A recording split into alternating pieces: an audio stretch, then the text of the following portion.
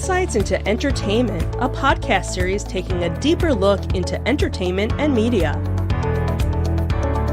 Our husband and wife team of pop culture fanatics are exploring all things from music and movies to television and fandom. We'll look at the interesting and obscure entertainment news of the week. We'll talk about theme park and pop culture news. We'll give you the latest and greatest on pop culture conventions. We'll give you a deep dive into Disney, Star Wars, and much more. Check out our video episodes at youtube.com/insightsintothings. Our audio episodes at podcast.insightsintoentertainment.com, or check us out on the web at insightsintothings.com. Insightful podcasts by informative hosts.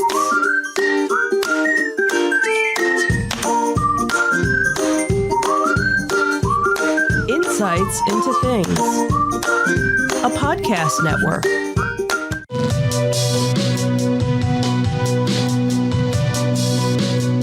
Welcome to Insights into Tomorrow, where we take a deeper look into how the issues of today will impact the world of tomorrow. From politics and world news to media and technology, we discuss how today's headlines are becoming tomorrow's reality.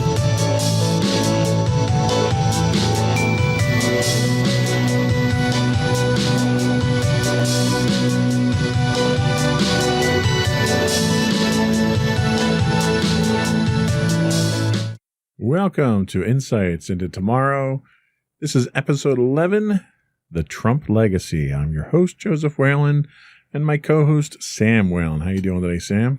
Doing good. It's been a little bit of a while since we've done a podcast, but looking forward to another great show. Yeah, we took a little time off over the holidays to redo the studio and so forth. In the process, we have a new president. So I thought it would be interesting. We had originally discussed doing a podcast on the insurrection on January 6th. And I thought that was probably, while it was a worthwhile topic, it might be a little too focused. I think it would be probably more interesting and more helpful to look at the Trump legacy in a more general sense. I'm trying to be as fair and impartial as possible. I don't want to just look at the negative stuff from Trump. And I think the insurrection reflects very poorly on him. So today we're going to look at what some of his notable accomplishments were over the last 4 years. We'll look at some of his failures. And then we'll have kind of an open discussion about what the lasting effects of Donald Trump on the U.S., the world, the presidency, and so forth are. And then just a candid talk about where we think the future is under Joe Biden for the next 4 years. So, ready to get into it? All right.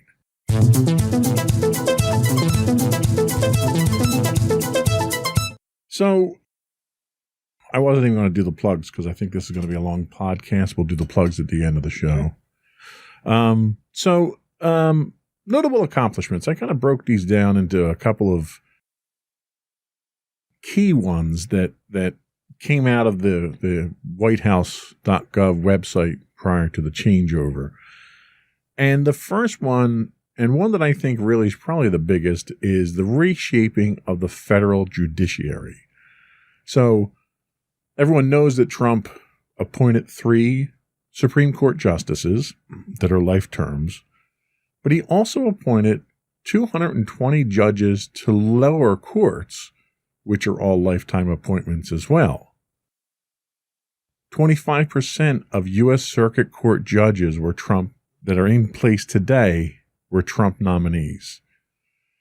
And Trump's influence as a result of that will live on through the judiciary for the foreseeable future. Do you think that is a good thing, a bad thing, indifferent thing? What are your thoughts? I think it depends on what these judges are going to be ruling on in the coming years. And especially since it's impressive as a president to be able to do that in only 4 years to appoint that many judges and 3 Supreme Court justices as well. So whether or not the judges will, rule on certain things in the coming years, it's still, it's something that'll be in a history book looking back at the presidency of one of his accomplishments. Absolutely. And I think the one thing that we've seen so far is the 3 Supreme Court justices did not tip the balance of power in the Supreme Court at this point in time, given the number of cases that Trump brought to the Supreme Court during the election phase that did not go in his favor. So I think, if nothing else, the impartiality of the Supreme Court seems to still be intact, which is a good thing. The next thing that we look at is Space Force. Space Force is the first new branch of the U.S. military since the U.S. Air Force was created from the Army Air Corps after World War II. It's supposed to be a more centralized version of the military missions in space. Now, that's not fighting aliens or anything like that. What they do is they handle satellite surveillance.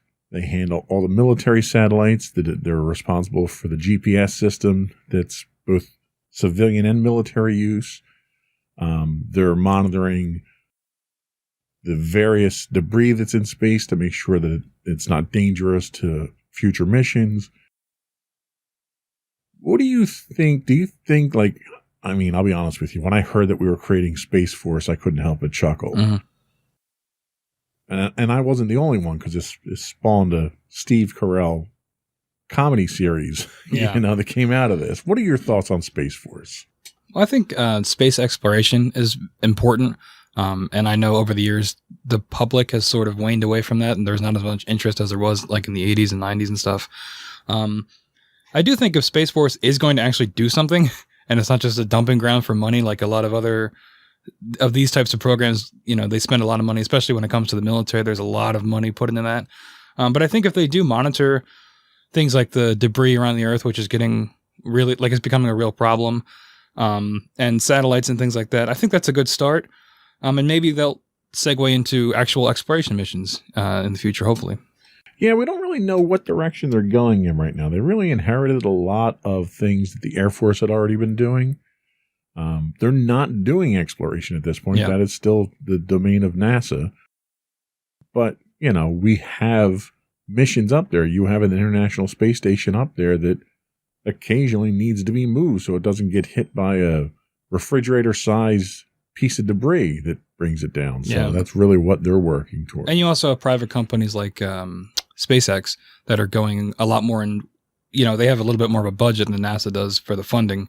So they're able to do a lot more missions into space. Sure. Yeah. In fact, speaking of space junk, one of the things that's really starting to crowd the low Earth orbit are these new internet-enabled satellites. SpaceX, Elon Musk is putting a huge constellation of satellites, some 400 or 500 satellites up there, all of which are moving obstacles that are flying at 17,500 miles an hour. So it's not a small job monitoring that stuff for safety. What's the next thing that we have? So next up, we have the tax reform. It was the biggest overhaul of the nation's tax code in 3 decades. It slashed corporate tax rates from 35% to 21%. Some critics argue it was a windfall for massive corporations at the expense of the middle class. Administration officials predicted GDP boost by 3 to 6%. Now, we haven't seen the GDP boost that they expected so far. However, I can say, at least in my experience, that slashing of the corporate tax was enough of an incentive for my company to give more back to its employees. I think my company is an exception to that rule. I think a lot of companies take that as a windfall and they absorb the profit themselves. Right. This kind of goes back to the early 80s with Reagan economics of trickle-down economics, where, give the rich people more money and then it'll trickle down to other people. Which I don't think that worked then, did it? That has never worked in the history of mankind, Yeah. actually. Turns out the rich just get richer. You don't get rich by spending it, that's for sure. So the tax reforms definitely are there. A lot of those went in place before the COVID pandemic happened. And I think a lot of the benefits that happened from that tax reform are largely wiped out because of the debt the country has incurred as a result of a lot of these COVID relief packages. Yeah, but that tax plan, that corporate tax rate is going to stay in place until the new administration could put something together to overturn it. So it's something to think about. That's correct. Yeah. So the benefits will still be there for a lot of that. Let's talk about the reform of the justice system a little bit. So one of the things that Trump tried to do was address the mass incarceration in the federal prisons. For several decades, they've been severely overpopulated. A lot of it had to do with lower level drug arrests for minor infractions.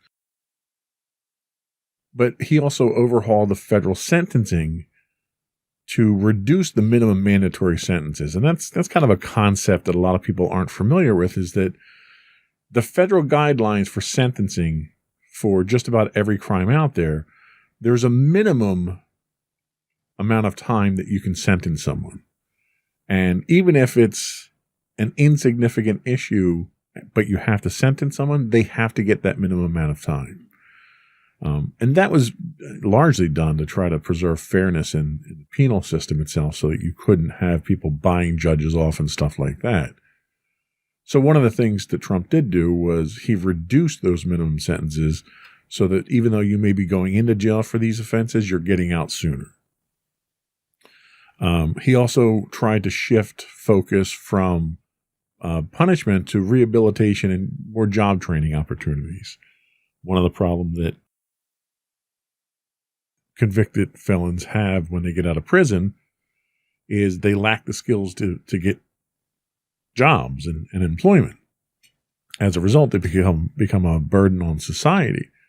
So the focus kind of shifted to try to prepare these individuals to get back into the workforce and become producing members of society again. And what's the last thing that we have to talk about for his accomplishments? Defeating the ISIS caliphate. Trump has falsely claimed ISIS is totally defeated. Though territory has been lost, there are still an estimated 18,000 fighters between Iraq and Syria.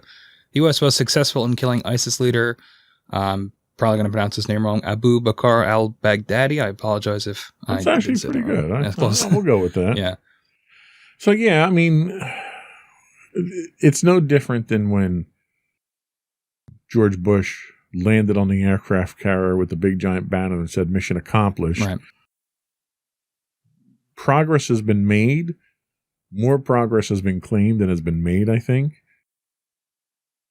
At this point in time, ISIS is lacking territory, but they're not lacking support. They're getting support through other countries like Syria and Iraq and Iran. So they're being funded by these countries, but they might not have the territory that they once had. Yeah, I think conflicts like this in this area of the world are always going to be this messy, and they have been since the U.S. began to get involved way back in the 70s and 80s. It's always been a difficult, not war, but difficult conflict to manage, whether through proxy or through direct involvement from the U.S. And I think that this is no different. I think, and it's going to continue to be this way because it's too difficult of something for us to manage and certainly not fix. Sure. Yeah, no, I agree 100%. One of the things that I didn't put in here that was related to this was the drawdown on troops in Iraq and Afghanistan, which Donald Trump has made significant progress there. He had wanted to get us out of that area completely, but because of the sensitive nature of that territory, we couldn't pull out entirely. Yeah. But the number of troops that are in that area have been reduced, ironically enough, to the point that we had more people in Washington, more soldiers in Washington for the inauguration than we had in Afghanistan and Iraq. Wow. Yeah, it's difficult because I'm obviously not like a general or anything, but it seems like we make the progress with the troops, and then the second the troops are gone, all that progress is lost, sometimes overnight. So it's a difficult call. It's easy to say we're going to get everybody out of here, but it's a sticky situation. It's not that easy. Yeah, and when you think about it, you figure this is the longest war the United States has ever been involved in. You know, the closest one to this was Vietnam, which was roughly 10, 12 years. But figure we've been fighting this war in that territory, this war on terror, since September 11th attacks. Yeah, and we could probably do a whole show comparing that to Vietnam. I mean, they're somewhat similar in terms of a difficult terrain, the language barriers, things like that, guerrilla tactics, and all that. It is just a mess. Absolutely. So that's some of the notable accomplishments that Trump had in office. Let's take a break. We'll come back and we'll talk about some of the failures that I think a lot of people have focused on.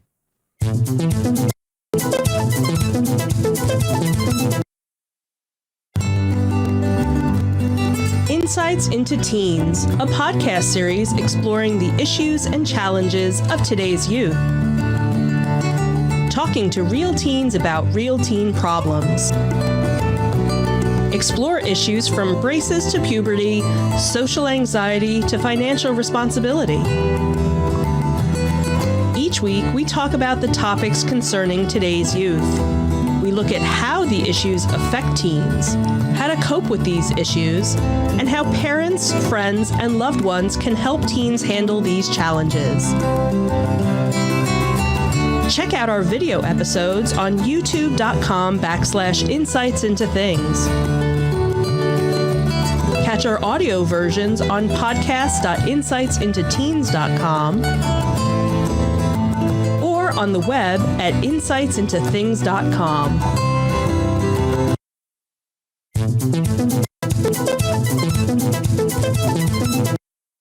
Welcome back to Insights into Tomorrow. Today, we are talking about the legacy of Donald Trump. We just went over some of his notable accomplishments. I think it's prudent for us to talk about some of his failures at this point in time. So the first one that I have here is the incident in Charlottesville related to George Floyd. So during this entire process, Trump really blamed, quote, many sides for the violence at the rally for George Floyd. And at the time, he claimed that there were, quote, very fine people on both sides. One side being the Black Lives Matter group who were protesting the death of George Floyd. The other side being made up largely of white supremacists and the KKK. This statement itself really stirred up a bit of a hornet's nest here when he was describing these white supremacists as very fine people. And he took criticism from both Democrats and Republicans, including traditionally staunch supporters like Lindsey Graham. What are your thoughts on this particular failure of Trump's? I think it seems like such a simple thing, right? You see white supremacists and KKK leaders on one side. You just have to condemn them. And he couldn't do it. And he was directly asked, I remember multiple times by reporters, to just condemn them. And he wouldn't do it. And it makes you wonder why that is and what is going through his mind and his administration's mind, why he simply would not come out and condemn them. And you saw that again recently with the insurrection at the Capitol, where he said, go home, we love you. Very kind words to people that were attempting to storm and succeeded in storming the Capitol building. And it just makes you wonder. Yeah, well, and the thing is that when this happened, there was a lot of research that came out about Trump's history and the Trump family history, and information came out at this time that his father was a member of the KKK. He was arrested in the early part of the 20th century at a KKK rally for crimes that were committed at the time. So it was very disturbing to see this side of a president come out where he was openly endorsing white supremacists. And that was a pattern of repeated alarmist type behavior that we saw the last at least 2 years of his presidency where we've had these issues. What was the next thing that we're pointing out here? So we're taking a look at America's global image under the Trump presidency. America's global image has declined significantly under Trump. I think that anybody that reviews the last 4 years can probably put that together. Trump repeatedly insulted key U.S. allies while cozying up to dictators. Trump pulled the U.S. out of key international agreements, like the Paris Climate Accords. Surveys show the majority of citizens from 32 different countries have an overall lack of confidence in Trump to do the right thing on world affairs. And finally, Trump's handling of the coronavirus pandemic has left the U.S. embarrassed on the world stage and created a void in global leadership that China is rushing to fill in currently. Yeah, I mean, he left us really in a bit of a predicament. Yeah. So much so that immediately after the election, before the results were certified, you had allied nations that were reaching out to Joe Biden to congratulate him on the win before it was even official. Mm-hmm. I'm not sure what the long-term implications of that are, because I think a lot of the damage that he did, at least as far as our allies go, are things that can be built back fairly quickly with him out of office. Mm-hmm. My concerns center around more the relationships that he had with the adversaries of the United States, like the Putins and North Korea and so forth. You know, I mean, he really took the country in a direction that it never went in the past. What are your thoughts? Yeah, I mean, there's multiple instances of him talking about how he admires Vladimir Putin and things like that. And it's not a great look, right? I mean, on paper, Americans supposed to be like this bastion of freedom, which obviously in practice is not necessarily the case. But when you're on the world stage cozying up with known dictators, borderline admitted dictators who have, of course, never been proven, but have, eliminated political rivals through, various means or subjugating their own people. When you see the leader of the free world being friendly with them, it sends a disturbing message to other countries, not to mention the people of America as well. Yeah, absolutely. It's kind of scary when we get to that point. So the next thing we talk about is immigration, which was one of the things that Donald Trump had campaigned on. His promise to build the wall, to stop illegal immigration coming in, to deport the people that were in the country already that shouldn't have been here, in his opinion. Trump has been accused of human rights abuses and violating international law by the UN for his treatment of undocumented immigrants. I couldn't tell you the last time an American president was accused of human rights violations. Trump policies had led to the separation of at least 5,500 families and saw children placed in cages for the world to see, which was another embarrassing moment that the press really hammered him on. 445 of those children still are left separated from their parents. So it's a continuing problem where they can't find these parents for the children. The president of the American Academy for Pediatrics labeled Trump's policies nothing less than government-sanctioned child abuse. Yikes. What are your thoughts on his immigration policy? I mean, we've got a lot of the wall done, right? So is that a good thing or a bad thing? I don't think the wall was a great idea. I mean, it for people that think that we should take a strong stance on immigration, I think it's a very good physical thing to see. But I think in practice, I don't know that the wall really works. And not to mention, speaking back to the ICE situation, we actually talked about doing a whole episode on ICE. But doing the research, we found it would be better to just lump it in with this. But the fact that 545 children don't have their parents or any real person to take care of them still, and for this long is horrifying. And the fact that it's still happening. Yeah. Yeah. And Trump tried to defend his actions by claiming that a lot of these children were not brought over by their parents. They were being brought over by criminals and mules and, people that were trying to get into the country illegally and using the children as a means to get into the country. And there just wasn't any facts to back that claim up. As with a lot of the things that we deal with Trump, there's a lot of misinformation. There's a lot of what the Trump administration has labeled alternative facts. And I think you have a difficulty in sifting through. There's so much misinformation thrown out about these things that it takes an effort to sift through that you shouldn't have to make such an effort to do. Yeah, I think that, I mean, we'll probably touch on it more later in our concluding thoughts, but I think that's part of the plan, is to put as much false things out there that you question what is real and what is true. And then from there, you can make your reality whatever you want. Right. So what was the next thing that we're going to ding him on here? So the handling of Iran, Syria, and Afghanistan, we touched a little bit on this with the troop withdrawals. Trump's decision to withdraw from the U.S. from the 2015 Iran nuclear deal induced chaos throughout the Middle East. It remains one of Trump's most unpopular decisions in the global arena. Trump has failed to thwart Iran's aggressive behavior through his maximum pressure campaign. He exacerbated the situation by ordering the killing of Iran's top general, another name I'm going to probably mispronounce, Qasem Soleimani, which was huge when it happened. I remember we talked about it on one of the previous shows, about how insane that was. And it's almost like we forgot it happened, but here it is again, looking back at everything. Iran has since abandoned the nuclear deal and is actively working towards nuclear weapons. Again, Trump pulled U.S. troops out of Syria, abandoning U.S. allied Kurdish forces.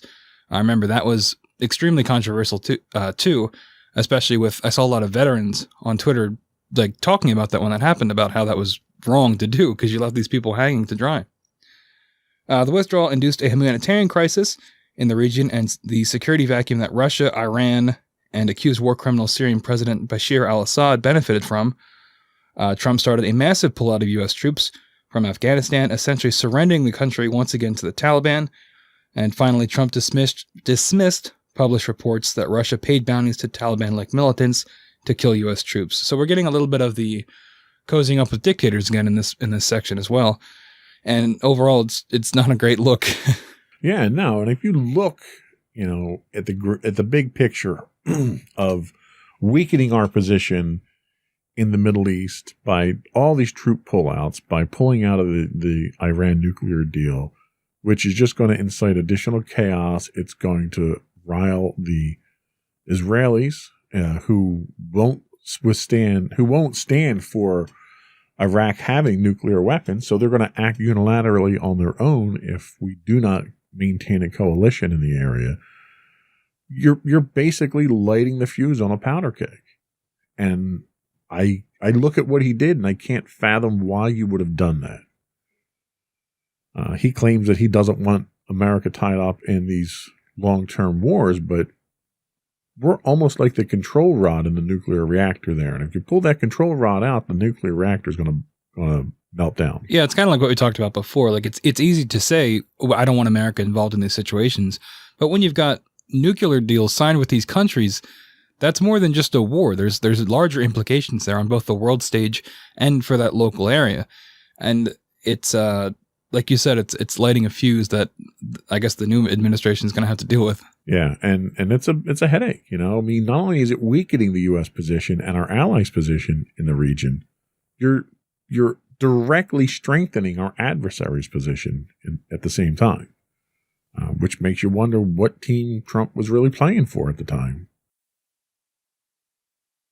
So the next big one that Trump has been trying to take care of since day one was the repeal and the replacement of Obamacare. Trump lost the vote for a full congressional appeal, thanks to, at the time,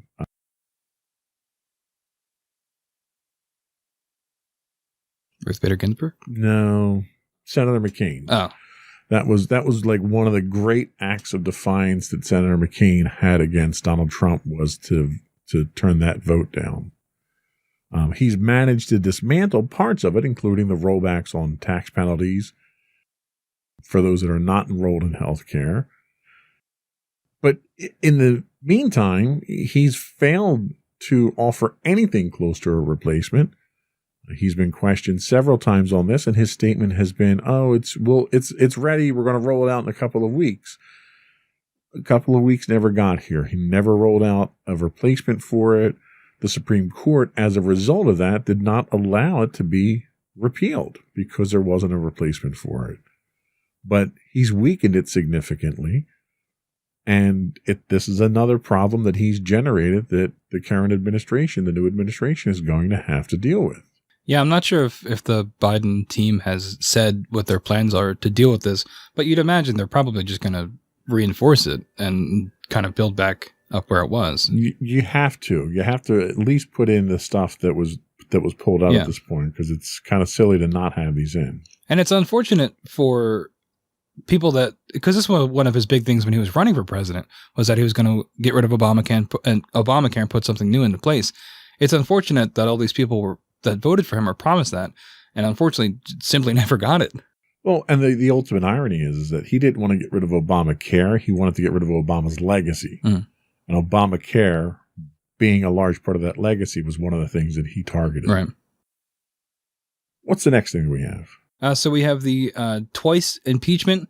This has been obviously in the news recently. Trump is the first U.S. president to be impeached twice while in office. Trump's first impeachment was for abuse of power when he attempted to solicit outside foreign interference in a U.S. election. I believe that was Ukraine, correct? Correct. Trump withheld $400 million in congressionally approved military aid from the Ukraine to pressure them into investigating Joe Biden's son for corruption.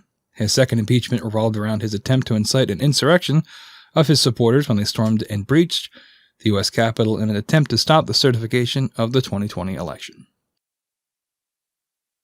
Yeah, we're not talking about flimsy things here. No. We're literally talking about two treasonous acts that the President of the United States, who's sworn to uphold the Constitution, has been accused of.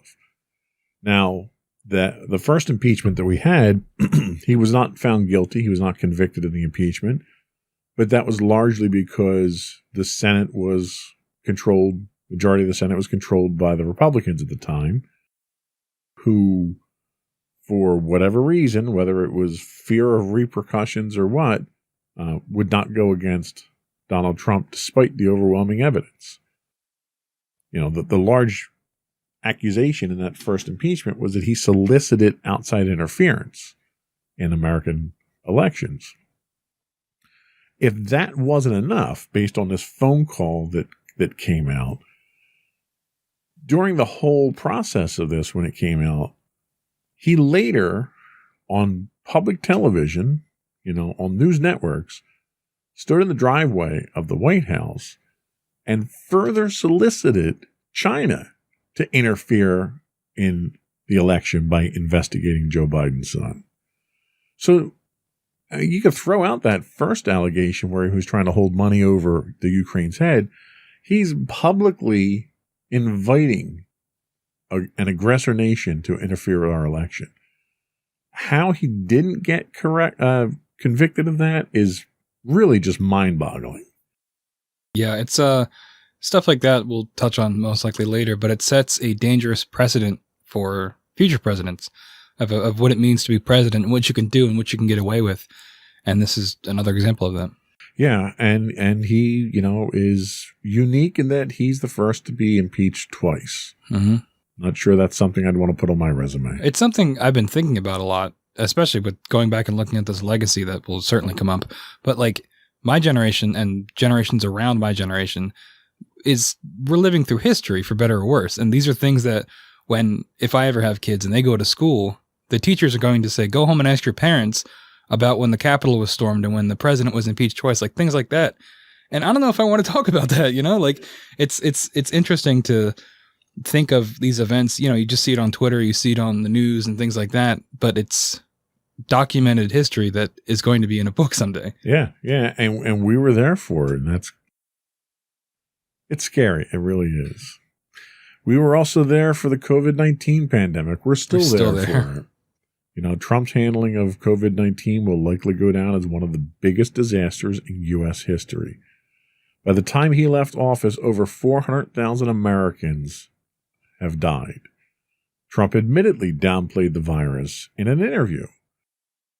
He later ignored it completely as he struggled with the election. I mean, from the November election until the day he walked out of office, Trump ignored everything to do with the pandemic, and ignored a lot of his responsibilities as president, because I really think he just had a breakdown at that point. More U.S. citizens have died of COVID than all U.S. soldiers killed in combat in every war since 1945. I saw that when I was looking over the notes. That is insane. Yeah. More are dead from COVID than from Vietnam. And Trump completely and repeatedly downplayed the virus. He contradicted top public health experts. He flouted recommendations from his science advisors and his own White House coronavirus task force. He refused to accept responsibility for the pandemic, blaming it even up until his farewell speech on the 20th on China, calling it the China virus. He still won't accept responsibility for it. Yeah, I mean, at that point, it's like you just got to commit, right? Like, right. Because at that point, if you're going to admit that you had any fault, you admit to one thing, you got to admit to it all. But I think, and this is a discussion that's happened a bunch of times by now, but every president has like one or two really big crises in their administration, right? Yeah. And this was definitely one of his, and his handling of it was poor. Yeah. Regardless of how you fall on the political spectrum, it's hard to disagree with that his handling was terrible and lives were lost because of it. Well, and it's almost like had he done absolutely nothing, that would have been better than what he did, because he contradicted medical professionals' advice. He made fun of and mocked people who were taking advice from medical professionals to wear masks and social distance. He deliberately exposed his Secret Service detail when he himself contracted COVID so that he could have a publicity stunt driving around the block for the press. Then he returns to the White House, still infected, and makes a show out of taking his mask off and working in the White House with everybody else and exposing everyone else. Yeah. It's, and I don't know if we have it here, but also pulling out of the World Health Organization was really bad in the middle During of a pandemic. Yeah. Yeah. And I think we talked about that on another show as well. We're repeating ourselves, but like just the headline makes itself, right? Trump pulls out of World Health Organization in the middle of a pandemic. Like, why would you do that? Exactly. Well, and he wasn't taking anyone's advice anyway, so it wouldn't have mattered if we stayed in there. So what's the next thing that we have? Because it sounds like we got a lot more bad than good here, but yeah, this section is a little long in the tooth, but I feel like we're doing our best here. So the next section is about the U.S. economy. Trump took credit for a robust economy that he inherited when he took office and had shown nearly 10 years of steady growth prior to his election. The U.S. now faces one of the worst economic crises in history, linked to his disastrous response to COVID-19, which we just talked about. Over 22 million jobs were lost. Unemployment is at 7.9%, more than double the 3.4% of the pandemic. The national debt is at the highest level since World War II. And the economic growth of the U.S. will average just above 0% for the first Trump term. Trump made it quite a measure of success by citing the growth of the stock market throughout his presidency. And the funny thing is if you look back over the last 10 years, if you look back over the last two administrations, the Bush and the Obama administration, we had the recession that hit during President Bush's term. Then you had all the bailouts, the controversy over corporations that were too big to fail and the government bailing them out and so forth. But then we went on a steady increase in the economy that grew at a pretty consistent pace year over year, despite what Trump did. You didn't see any spikes in growth under Trump that would mark something significant that he did. But what you did see was all the controversies that came out with Trump. The economy continued to grow. And it grew not because of Trump, but in spite of Trump. Because typically any other president who would have gotten tied up in some of the controversies that he did would have had a direct impact on the economy. And it was almost as though the economy and the world expected this sort of thing from Trump. So they sort of shook it off and it didn't affect the economy. But even then, what you had was the pandemic hit. Your unemployment soared. The country shut down for a period of time. and the country never fully recovered from that. Our unemployment today is more than twice what it was before the pandemic hit. So if there's a measure of success to look at here, it's what the recovery looked like after the crash. And after the last recession that we had, there was significant growth. We've yet to see that in this case here. So the economy, even though the Dow Jones and the stock market's up and that's all great, the economy itself, the jobs themselves that were promised, that Trump has touted over and over again, just haven't materialized. Yeah, and again, we go back to the we go back again to the incoming administration and how they're going to, you still have all the negative impacts of the pandemic, which is still going on, and how they're going to deal with that and how they can come back from that. It's a complex thing that is not as easy as, oh, I was president for 4 years. Everything that happened in those 4 years is cut off from what was before me and what is after me. This is what I did. It doesn't work like that. Right. And especially when it comes to the economy, which is obviously one of those hot button issues that people love to talk about when they talk about who they're going to vote for or who is a successful president. But it's not as black and white as, some people would like to think it is. Absolutely. So the last thing that we wanted to kick Donald Trump for here is damaging democracy. So Trump consistently eroded democratic norms during his tenure. Trump's constant attack on the media led UN experts to warn of raised risk of violence against journalists. He's threatened to deploy U.S. troops to American cities and demanded poll workers stop counting ballots to sway the election in his favor. Trump's constant dissemination of disinformation on the electoral process have led historians to draw parallels between him and Benito Mussolini. Trump has refused to accept the clear-cut results of the election and failed to provide any substantial proof to his claims for election fraud. The president is charged now with inciting insurrection at a rally and attempting to prevent a peaceful transfer of power. So now, since I wrote these notes up earlier in the week, additional information has come out that shows not only did Donald Trump incite and encourage his supporters to storm the Capitol, he also has financial ties to several organizations that were part of that shows he's financed those groups to do exactly that. I don't think democracy has ever been threatened like this since the Civil War. What do you think? Yeah, no, I completely agree. And the difficult part is these are all facts, right, that we've just stated, but I can still guarantee you that there's somewhat half of the country that would disagree with this. And that's where the real damage is, the erosion of a common reality that we all have, right? Because, and I think that is, and I mentioned it before, but I think that that's part of the tactic, is to put so much information, false information out there, and to do all these things that for any other president, any one of them would have got them out of office, most likely, or a terrible scandal.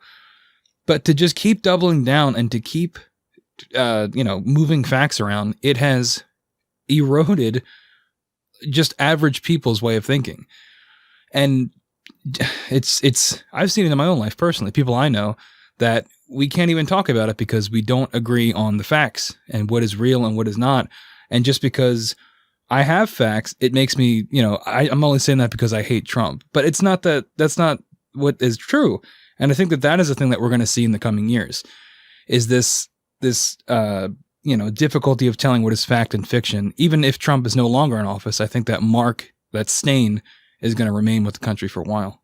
Yeah, you could have your own opinion. You're entitled to your own opinion, right, but you're not entitled to your own facts. The facts are the facts.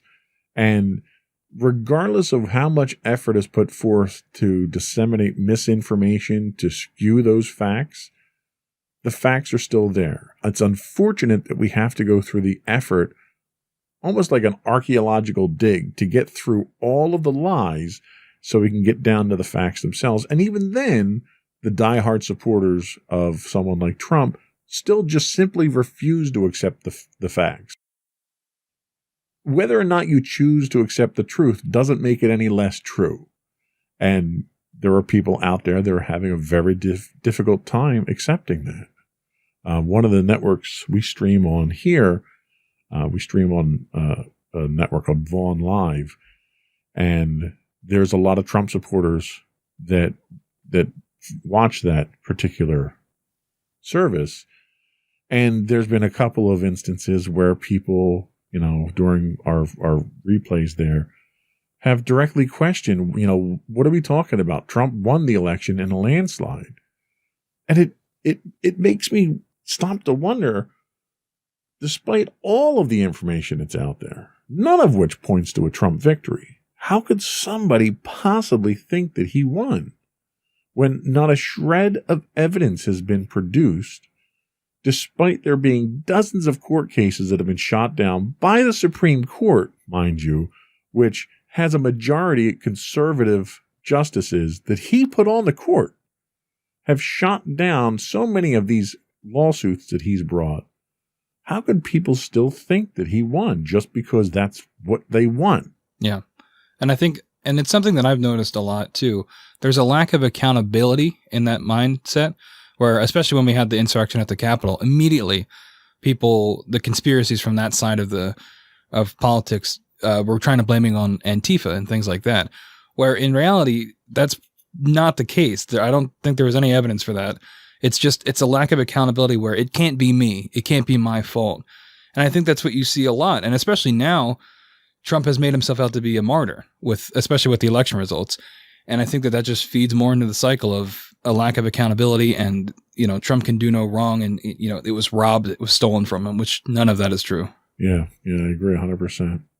Well, let's take another quick break. We'll come back and we'll have a kind of an open discussion about the lasting effects of Trump and what the future under Joe Biden is going to look like.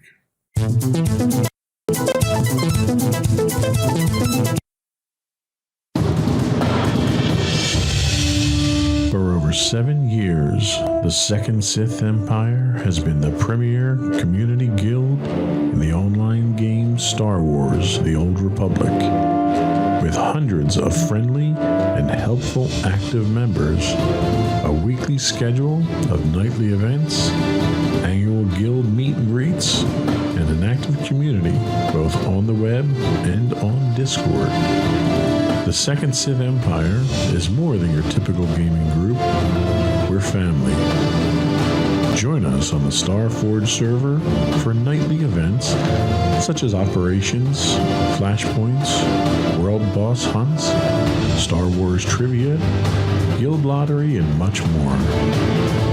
Visit us on the web today at www.thesecondsithempire.com.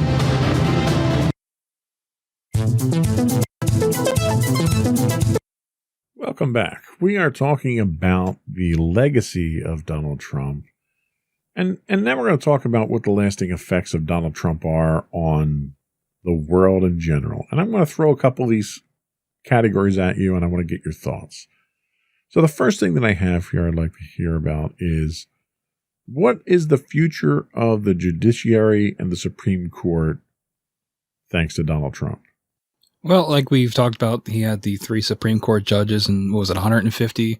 250 other judges appointed. So that's definitely a lasting impact. I think it's really going to come down to, which is what I said during that segment, was how these judges are going to come down on a lot of decisions. I mean, we saw they don't always just toe the party line like you'd expect with certain things that Trump was trying to get them to do. We just talked about it. I forget what it was, where they well, for the election. Yeah. So something like that, if the fear is that they would just follow his orders, that was proven to be false. So I think that shows somewhat of a hopeful thing where they are impartial, which is what you want from your judges. So hopefully we'll see that continued impartiality. The one thing that does concern me, though, is you have a man who appointed several hundred judges to lifetime appointments that will affect the judiciary moving forward. And this is the same man who was such a terrible judge of character appointing cabinet members that he had a revolving door on his cabinet and couldn't keep cabinet members. And he had positions where he had 3 and 4 replacements over the course of 4 years. which makes me wonder, how competent and qualified is he to choose a justice that's there for life? Is that something that concerns you at all? Yeah, I mean, that's a fair point, and hopefully, yeah, he has not been great at picking people, but based off their character. But hopefully, out of those 250, we'll get a third that are good at their jobs, best, for the hope. But if not, then hopefully the system will do its job, and they'll resign, or we'll find replacements. Hopefully, that's being very optimistic. Okay. Well, we're always so doom and gloom, I try to think positively. How about foreign affairs and our allies? What do you think the lasting effects are going to be on that? Well, I think initially it's probably going to be negative, but luckily we have the benefit of Joe Biden already having a working relationship with a lot of these people, most likely because of his time as vice president. So I think that is going to help rebuild a lot of the ties that Trump might have severed or damaged or tried to sever. And I think, having Joe Biden as the president might, the rest of the world will see America sort of back on track, hopefully, as having a functional government, a more, not traditional, but a more professional government. And I think that'll hopefully be a good thing for, our allies. And I agree with you 100% on those points. About the economy and taxes, what do you think we can see long term for that? Well, we talked about that corporate tax slash. Hopefully that is at least adjusted. I think that's way too much of a slash for corporations.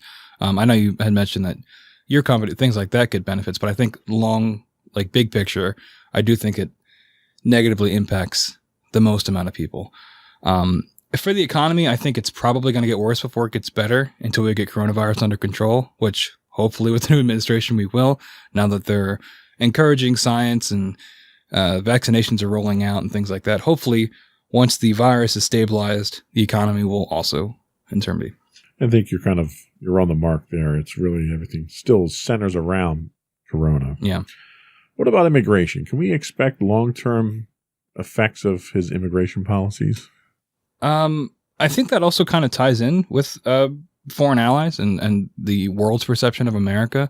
Hopefully, Biden will be able to be a little bit more welcoming and to immigration. Now, I know some people are very against any kind of immigration, but I think that taking the stance that Donald Trump did of almost xenophobia, or not almost, xenophobia, is not the way to go about it. And I think even if Biden's going to come down strictly on it, I'm not sure he's going to be as vocal about it. Sure, yeah.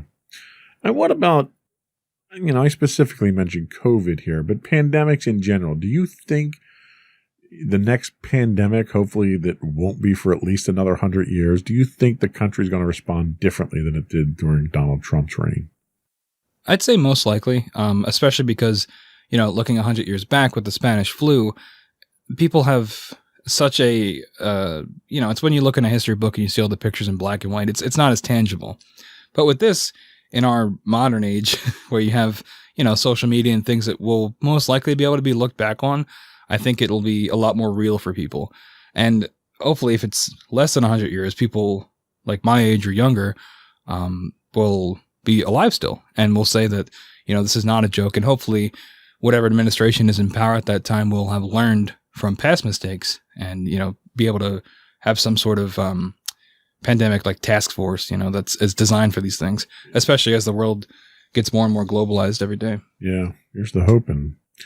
And finally, what do you think the long-term impact on the presidency itself is going to be? I mean, we just had a president who challenged every norm and every check that's been put in place on the power of the presidency. Do you think there's going to be a lasting effect on the presidency? Absolutely. And I think that Trump testing all of those limits is going to set like I said before, a dangerous precedent going forward. And I think that even the Biden administration will probably take some liberties with that as well, with what a president can do with things like executive orders or pardons and things like that.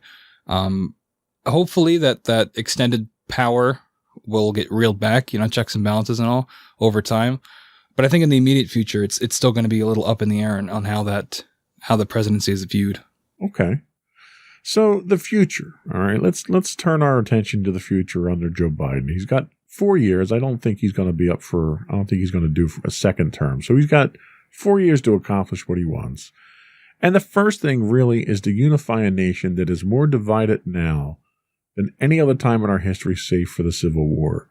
Do you think Joe Biden has what it takes to unify the country, given the staunch support of 70 million people who voted for Donald Trump? Honestly, I don't know. Because it's just, in his speech during the inauguration, he talked about it not being about parties, which I feel like every president says, but that doesn't work. It's not how that works. And in my experience, I don't think that that's possible. I just think that, and I don't know what it is, but I think people are much too focused on their political parties, and that divides us so much. And I'm not really sure how you can fix that. I think the best way to go about fixing it would be in the government, seeing, handshakes from both parties, agreeing on things. But if that's not going to change, then I don't see how that's going to change for the public either. I agree. Handling of COVID. So there's been a number of things in the first couple of days of the Biden administration that he signed by executive order to address COVID. Do you feel more confident in Biden's ability to handle COVID than Trump's? Do you think we're going to get ahead of this? Where do you think we're going with this, and are we going in the right direction? Overall, I am more confident in Joe Biden. My only fear is that so much damage has already been done by the Trump administration, and how Biden is going to be able to, if he wants to be effective, if he'd be able to be as effective as he can, given the things that Trump has done. Hopefully, using those executive orders, like you said, he'll be able to reverse a lot of that and speed the process up and get vaccinations out, and get the resources to people that need it. Again, a lot of hoping. We'll see what actually happens. So, foreign policy. So you had mentioned already that Joe Biden has an established working relationship with a lot of our allies. Over the 4 years that he was in office, Trump did a lot of damage to those through insults, through pulling out of treaties and military movements and various things. Do you think Joe Biden has it within him to rebuild those alliances in the short time that he's probably going to be in office? I think, yes, I do. And I think part of that comes from, and it's one of the criticisms people might have of Joe Biden of being a career politician. But I think that when it comes to foreign policy and foreign affairs, being a career politician can be a good thing, because, you saw Trump, who's not as experienced of a political leader, how that worked out dealing with other world leaders. So I think having someone that was already vice president and has met all these people, but has also been in the quote unquote business for his entire life, I think that you pick up some skills along the way that make you a better diplomat, and hopefully that those skills are put to use. Very good point. So some of those executive orders that Joe Biden has signed into law at this point dealt with undoing some of the things that Donald Trump did. Do you think that Biden should be focused on erasing the Trump legacy, or do you think his efforts would be better focused elsewhere? Well, I think it's kind of a double-edged sword, because erasing the Trump legacy will also benefit a lot of the American people, especially when it comes to things like the COVID-19 pandemic, because part of Trump's legacy was hindering the process of getting people vaccinated and the resources, like I said, that they need.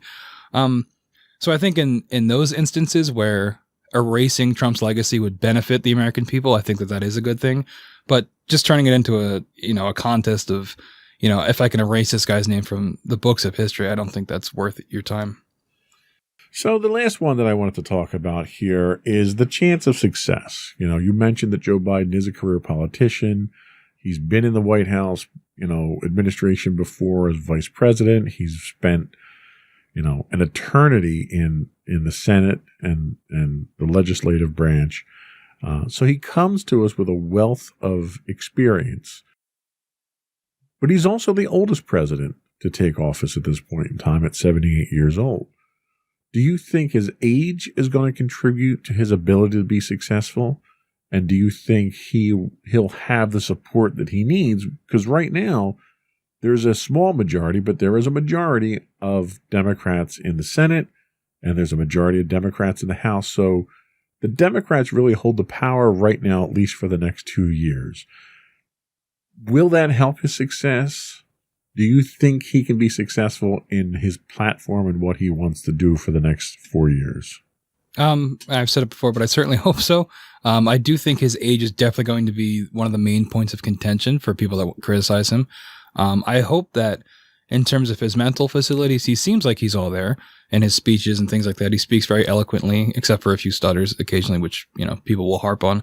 But I think in terms of leading, I think he'll do what he needs to do.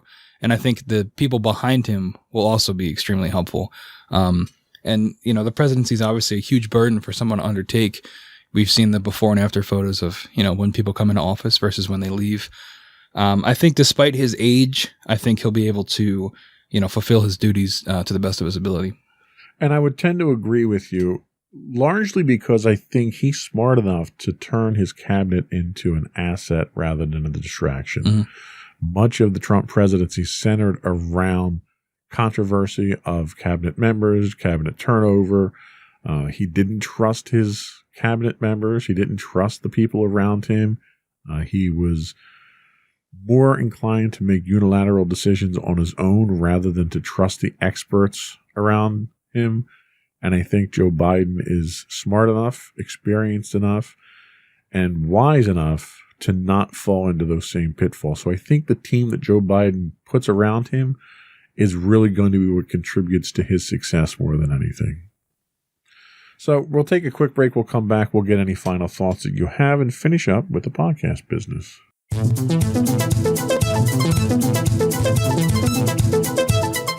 Go for your final thoughts.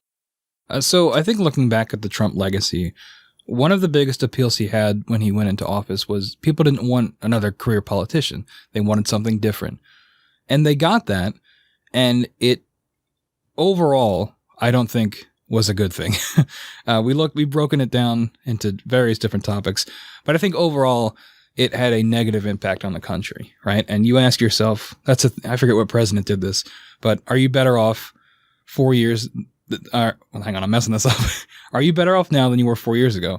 And I think most people would say no, whether it's for economic reasons or the impact the coronavirus had on them. And obviously you can't blame all these things just on Trump. However, he was the president and he's supposed to be the leader. And I think it's hard to disagree that he failed as a leader. And hopefully, there's obviously detriments to having a career politician in power, but I think now that is what the country most likely needs. Yeah, I think this was a case of we got what we asked for, and what we asked for was not what we needed. It was a learning experience, I think. The country will continue to feel the effects of for years to come, but I think it's a learning experience that we won't make that same mistake again. That was all we had for today. Thank you for your time. I appreciate you coming to talk about this volatile subject.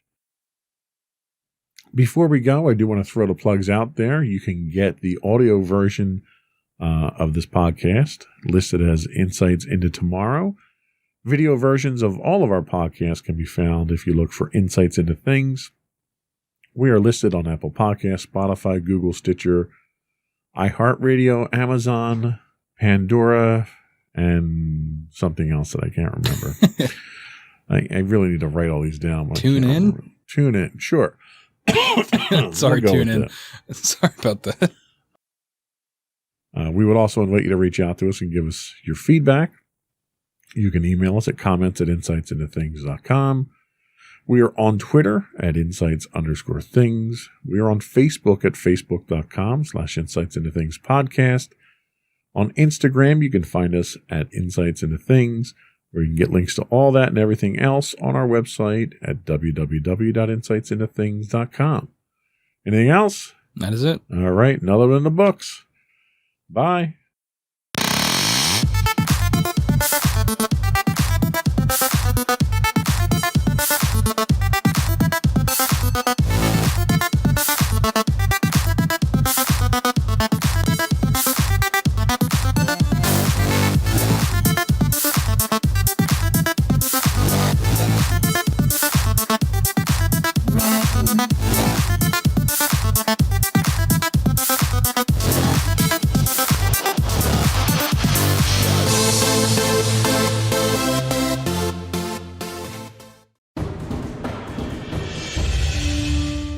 7 years, the Second Sith Empire has been the premier community guild in the online game Star Wars: The Old Republic.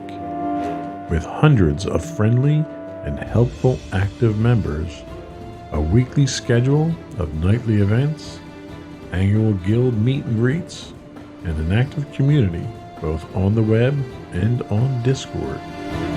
The Second Sith Empire is more than your typical gaming group. We're family. Join us on the Starforge server for nightly events such as operations, flashpoints, world boss hunts, Star Wars trivia, guild lottery, and much more. Visit us on the web today at www.thesecondsithempire.com. Insightful podcasts by informative hosts.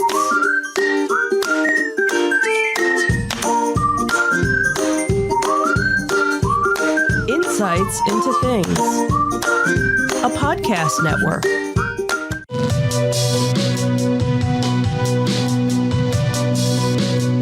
Welcome to Insights into Tomorrow, where we take a deeper look into how the issues of today will impact the world of tomorrow.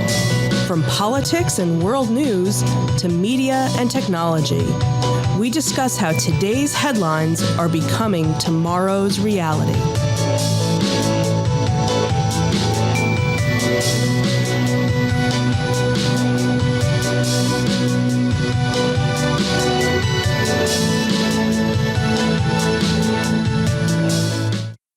Welcome to Insights into Tomorrow. This is episode 12, The Cryptocurrency Conundrum. I'm your host, Joseph Whalen, and my co-host, Sam Whalen, today. Hello, everybody. How you doing today, Sam? I'm doing okay. So today we're going to be talking about crypto. Do you own any crypto? I did for a little bit. I had Dogecoin when that was like a joke. Yeah, it still is, by the way. Yeah, but it's kind of settled out because I was using, we'll talk about it, but I was using Robinhood to get it. Yeah. And I think my friends and I all started doing it as a joke. But yeah, I had a little bit of Doge for a while. Not anymore, though. Okay. Doge actually is not that difficult to generate. It's not like your Bitcoin and stuff like that where it's finite and crypto complicated. Yeah, I don't know how any of it works, though. That's the point of this show. You'll explain it to all of us in great detail. Yes, I will, hopefully, in terms that we can all understand. But before we do that, I would suggest folks subscribe to the podcast itself so you get it first thing Monday morning at 8 o'clock when they come out. You can subscribe to the audio version of the podcast by looking us up as Insights into Tomorrow. The video versions of the podcast and all of our network podcasts are listed as Insights into Things. You can get us on Apple Podcasts, Spotify, Google, Stitcher, pretty much any place you can get a podcast these days. I would also invite folks to give us your feedback. Email us at comments@insightsintothings.com. Let us know how we're doing on Twitter at insights_things. You can give us feedback on Facebook at facebook.com/insightsintothingspodcast. Shoot us a note on Instagram at Insights into Things, or you can reach out to us on our website at www.insightsintothings.com. So today, what we're going to be doing is we're going to take a look at what cryptocurrency is. We'll understand a little bit about what blockchain technology is. Then we're going to take a look at some of the real-time or real-world impacts that cryptocurrency is having on today's economy and whether it's worth investing in. And then finally, we'll wrap up by looking at how cryptocurrency is changing the world and what the future of crypto looks like. And we'll talk a little bit about a new phenomenon in crypto called NFTs. So hopefully by the time we get done here, we'll all have a good understanding of what crypto is. And we'll be dumping money into the market to buy some. Shall we get started? Yes. All right.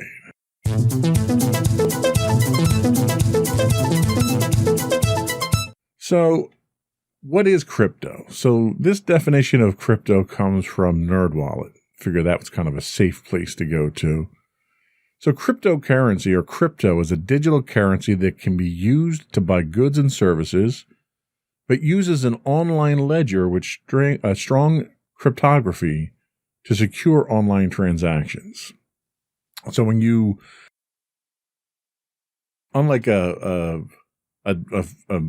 nationalized currency, there's no borders to crypto at this point. It exists entirely online, and it's basically tied up inside of a cryptographic algorithm.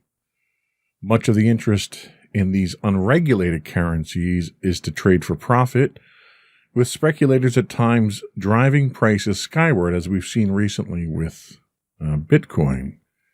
Many companies have issued their own currencies, often called tokens, and these can be traded specifically for goods or services that company provides. Everyone's familiar with microtransactions, and nowadays you can buy currency with a company that you then use to buy things inside that company. It's no different than when you used to go to the arcade, and the arcade machines didn't take quarters, they took tokens. So you put a dollar bill in a machine and got 4 tokens out instead of 4 coins. And that kind of kept that money tied up inside of that establishment. So cryptocurrencies also use technology called blockchain. So we'll talk about blockchain in a second. That's really the driving technology behind blockchain.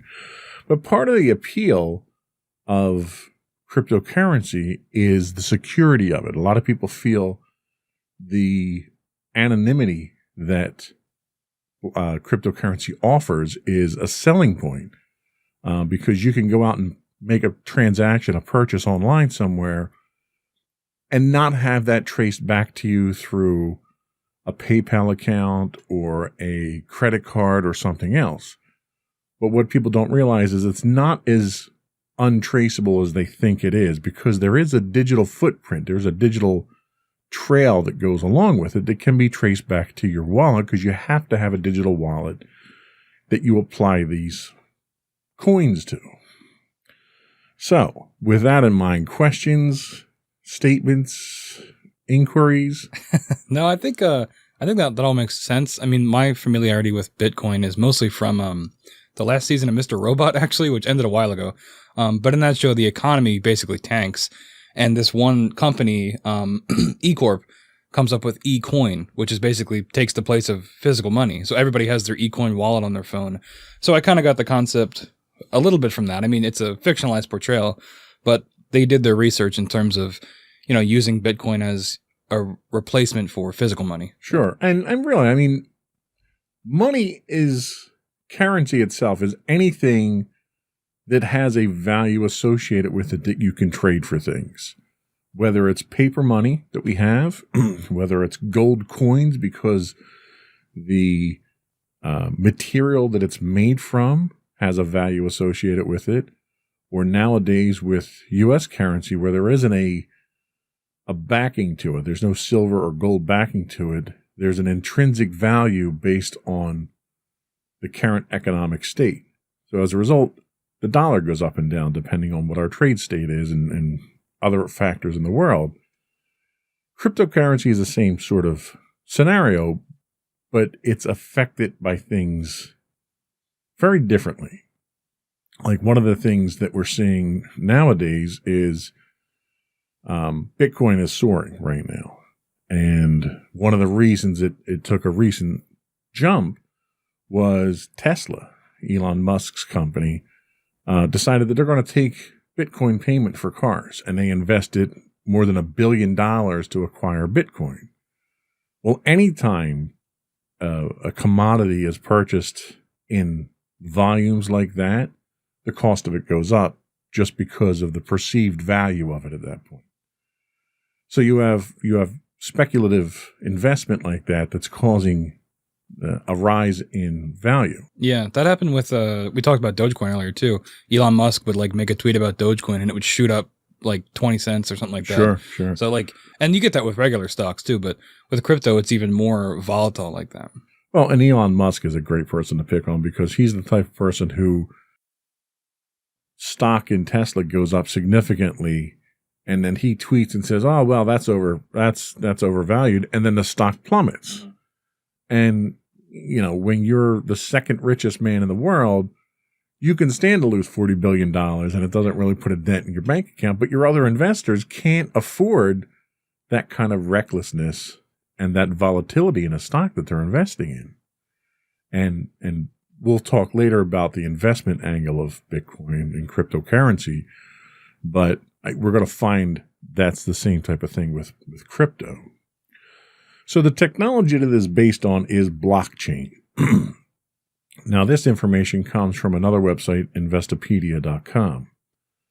Blockchain is a decentralized technology spread across many computers that manages and records transactions.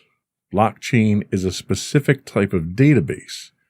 It differs from a typical database in the way it stores information. Blockchains store data in blocks that are then chained together. Blockchain. I get blockchain.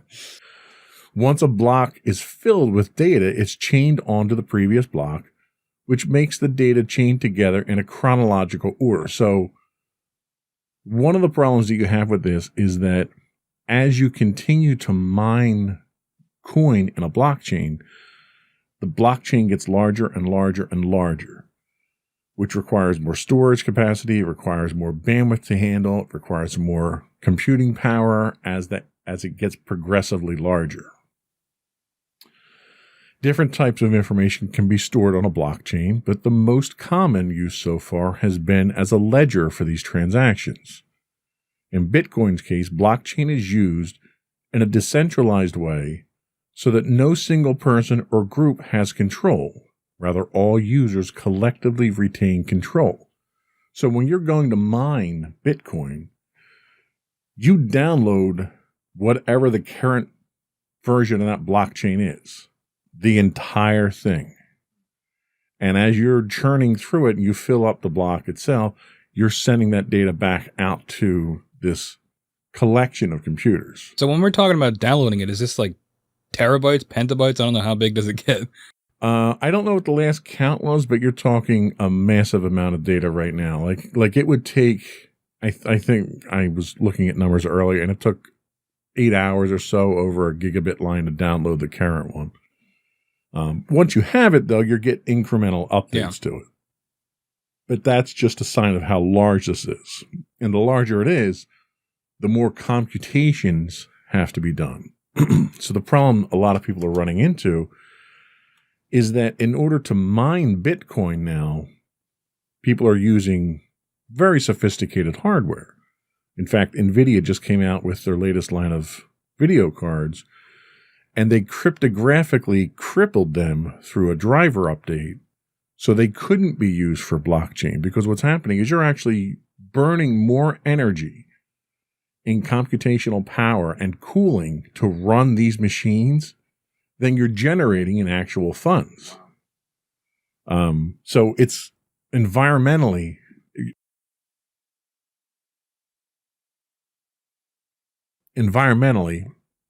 it's not a good thing. I mean, we're not drilling another hole in the ozone or anything, but this is not going down the right path. So in Bitcoin's case, the blockchain's used as a way to store the ledger on here, and the decentralized blockchains are themselves immutable, which means that once the data is entered, it can't be changed. And for Bitcoin, this means that transactions are permanently recorded and viewable to anyone. And that's where that lack of anonymity comes from. Because in order for this whole system to work, you have to use a shared database for these transactions. Now, your existence in here is probably some, 64 character long random GUID number, not Sam. So there's that level of anonymity. But it also records origins of these. So it can tell geographically by your IP address where it's coming from. So when you process something on the blockchain, it knows what your ID is. It might not know who you are, but it can see where you're at. So a lot of cyber forensic analysis is going into some of these, because a lot of people in the criminal underworld are using Bitcoin to fund their terrorist organizations and criminal organizations because of that level of security. So as a result, federal authorities and government authorities around the world are developing new tools to try to de-anonymize some of these transactions to track it down so that they can generate evidence against criminals. So that's really what blockchain is. It's the technology behind, it's the database behind cryptocurrency. Questions, comments? No, I mean, it seems relatively straightforward so far. Yeah, so my only thing is, like, how does this translate into actual value? Because, like, I understand how you get it and how it's made, but, like, is it just because there's so much of it that it gives it value? It's not that there's so much, it's that there's so little. So, for instance, if you look at Bitcoin, the way that you compute or the way that you mine Bitcoin computationally, there's a finite number of Bitcoins that are out there. And the more that are found, the fewer that can be found. So it's almost like, think of it like a baseball card. 10 Ricky Henderson rookies are made. That's all that will ever be made. And they're all in packages that are sitting in stores. So when the first one gets purchased, it's worth, say, $1,000. But when the second one gets purchased, you know that there's only 8 more out there. So the value of the ones that are found go up until all 10 are found. And then there's a fixed value because they exist. They're the only ones that are going to exist. So that's why you have Tesla getting a bunch of it. Exactly. And then it skyrockets. The problem that you run into is as people trade it and buy and sell and companies start to adopt it as an actual currency, it gets more precious because you have a finite pool of resources now that are now being traded in large blocks. So people fight over it and then... Exactly. Then you have governments. Like, for instance, Russia has outlawed Bitcoin. So you can't use Bitcoin in Russia to do anything. Where in the United States, I could spend Bitcoin to buy a pizza. It's literally that simple. And in the early days of Bitcoin, it was used very frivolously. It was generated a lot in colleges because a lot of college students would use computers on campus because of the computational power to generate these. So you'd have students that would have 10 Bitcoins that would generate overnight. Then they'd want to order pizza. Well, they didn't have any cash, so the local pizzeria would accept Bitcoin. So you'd spend 2 Bitcoin to buy a pizza. And 1 Bitcoin now is worth like $10,000 or something like that. Right. So you have people that spent over $20,000 on pizzas when they were in college.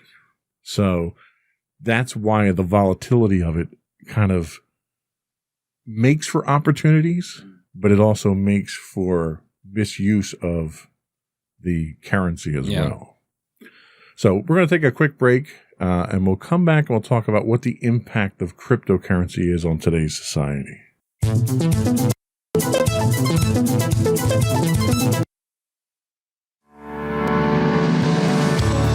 Insights into Entertainment, a podcast series taking a deeper look into entertainment and media. Our husband and wife team of pop culture fanatics are exploring all things from music and movies to television and fandom. We'll look at the interesting and obscure entertainment news of the week. We'll talk about theme park and pop culture news. We'll give you the latest and greatest on pop culture conventions. We'll give you a deep dive into Disney, Star Wars, and much more. Check out our video episodes at youtube.com/insightsintothings. Our audio episodes at podcast.insightsintoentertainment.com, or check us out on the web at insightsintothings.com.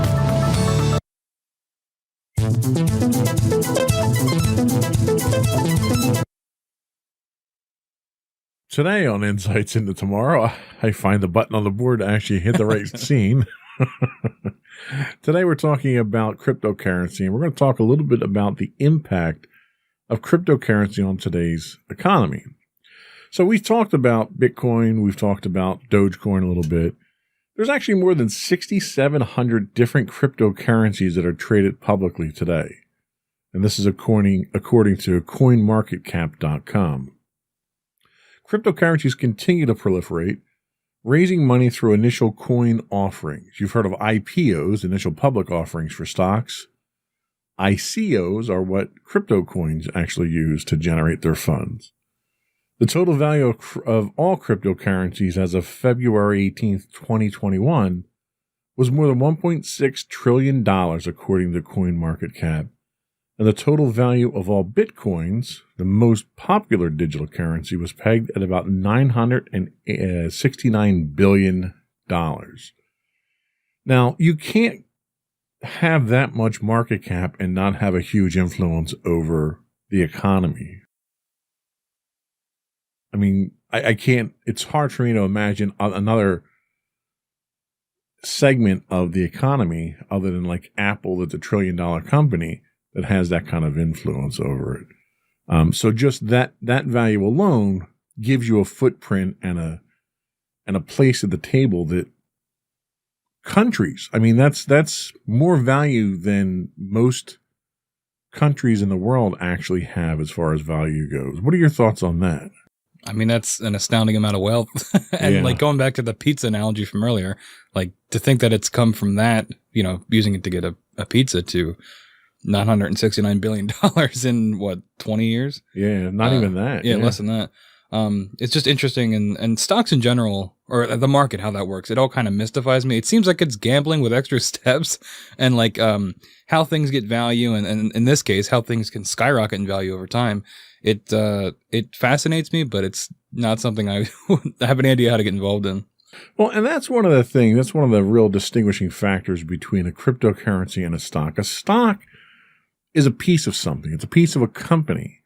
And its value is based on the value of that company, its revenue, its profit, and how that company is being run. And all that information, when you're a publicly traded company, is publicly available. So you want to go do the research on Intel and see how much Intel is worth. You can see what their assets are, what their liabilities are, what their profits are, what contracts they've landed over the last 12 months. You can do all that research and find all that information. And largely that's what, you know, analysts and stockbrokers do for you. They do all that work for you and come back and say, okay, buy Intel because they're worth it. But you have the freedom to go get that information yourself and do it. You lack that information for the most part when it comes to crypto. I mean, crypto isn't representative of anything substantial. It's literally data that's being passed around. And a lot of people have a very difficult time wrapping their heads around that. It's hard to understand why you would need something like that. Granted, you can have a currency that doesn't have borders. So, for instance, you know, you have the euro versus the dollar. And the euro traditionally trends a few cents higher in value than the dollar does, depending on what's going on from a geopolitical standpoint. But that currency itself is based on gross domestic product. It's based on manufacturing output. There's a measurable metric that you can look at for it. So you can kind of predict, okay, well, you know, we know that everyone's being hit by the pandemic right now. And Europe, sections of Europe are being hit worse than others. So the chances are their economy is going to be impacted by that further. So maybe now is not a good time. And I'm saying this strictly from a theoretical standpoint. I am not an investment broker, or am I qualified to comment on any of this stuff? But you can see these signs, these trends, and determine that that might not be the investment that you want because the euro may go down as their economy is impacted. You can't do that with Bitcoin. Tomorrow, Bitcoin could lose 30% for no apparent reason. Or it could gain 30% for equally no reason. It's volatile. That is it's incredibly, the buzzword, yeah. incredibly volatile. So why do people like cryptocurrency?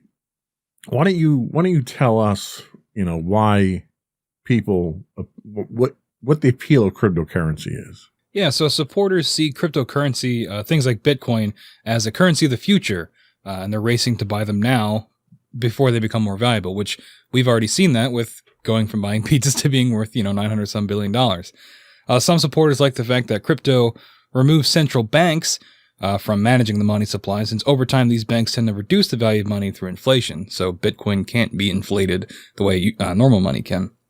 Other supporters like the technology behind crypto, like the blockchain, which we talked about earlier, because it's decentralized processing and recording system and can be more secure than usual payment options. And then finally, some speculators like crypto because they're going up in value and have no interest in the currency's long-term acceptance as a way to move money. And that's a very good point, is that if you look at it from a long-term standpoint, it's so volatile and traded so frequently that people aren't looking at it as a long-term. Like people buy Disney stock and they hold on the Disney stock for 30 years and they continue to increase in value. They may get dividends from it, but ultimately it's a long-term thing that someday you'll sell that and it's an investment. Whereas cryptocurrency is almost like day trading. Yeah. I'm buying it this morning because I know this afternoon, chances are it's going to be 30% higher and I'm going to make a fortune off of it. That's essentially what I was doing. Me and my friends, when I talked about Dogecoin earlier, that's what we would do.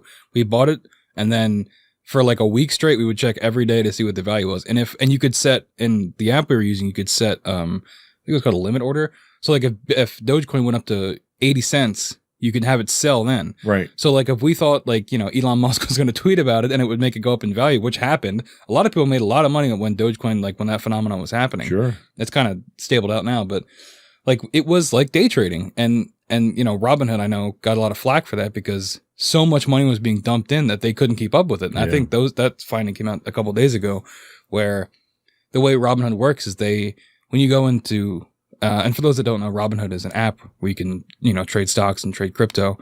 When you go to buy something through them, they actually wait and basically give you an IOU so that if they can get a better value for it, they can then take that and then you also get the stock. They take off the top. Right.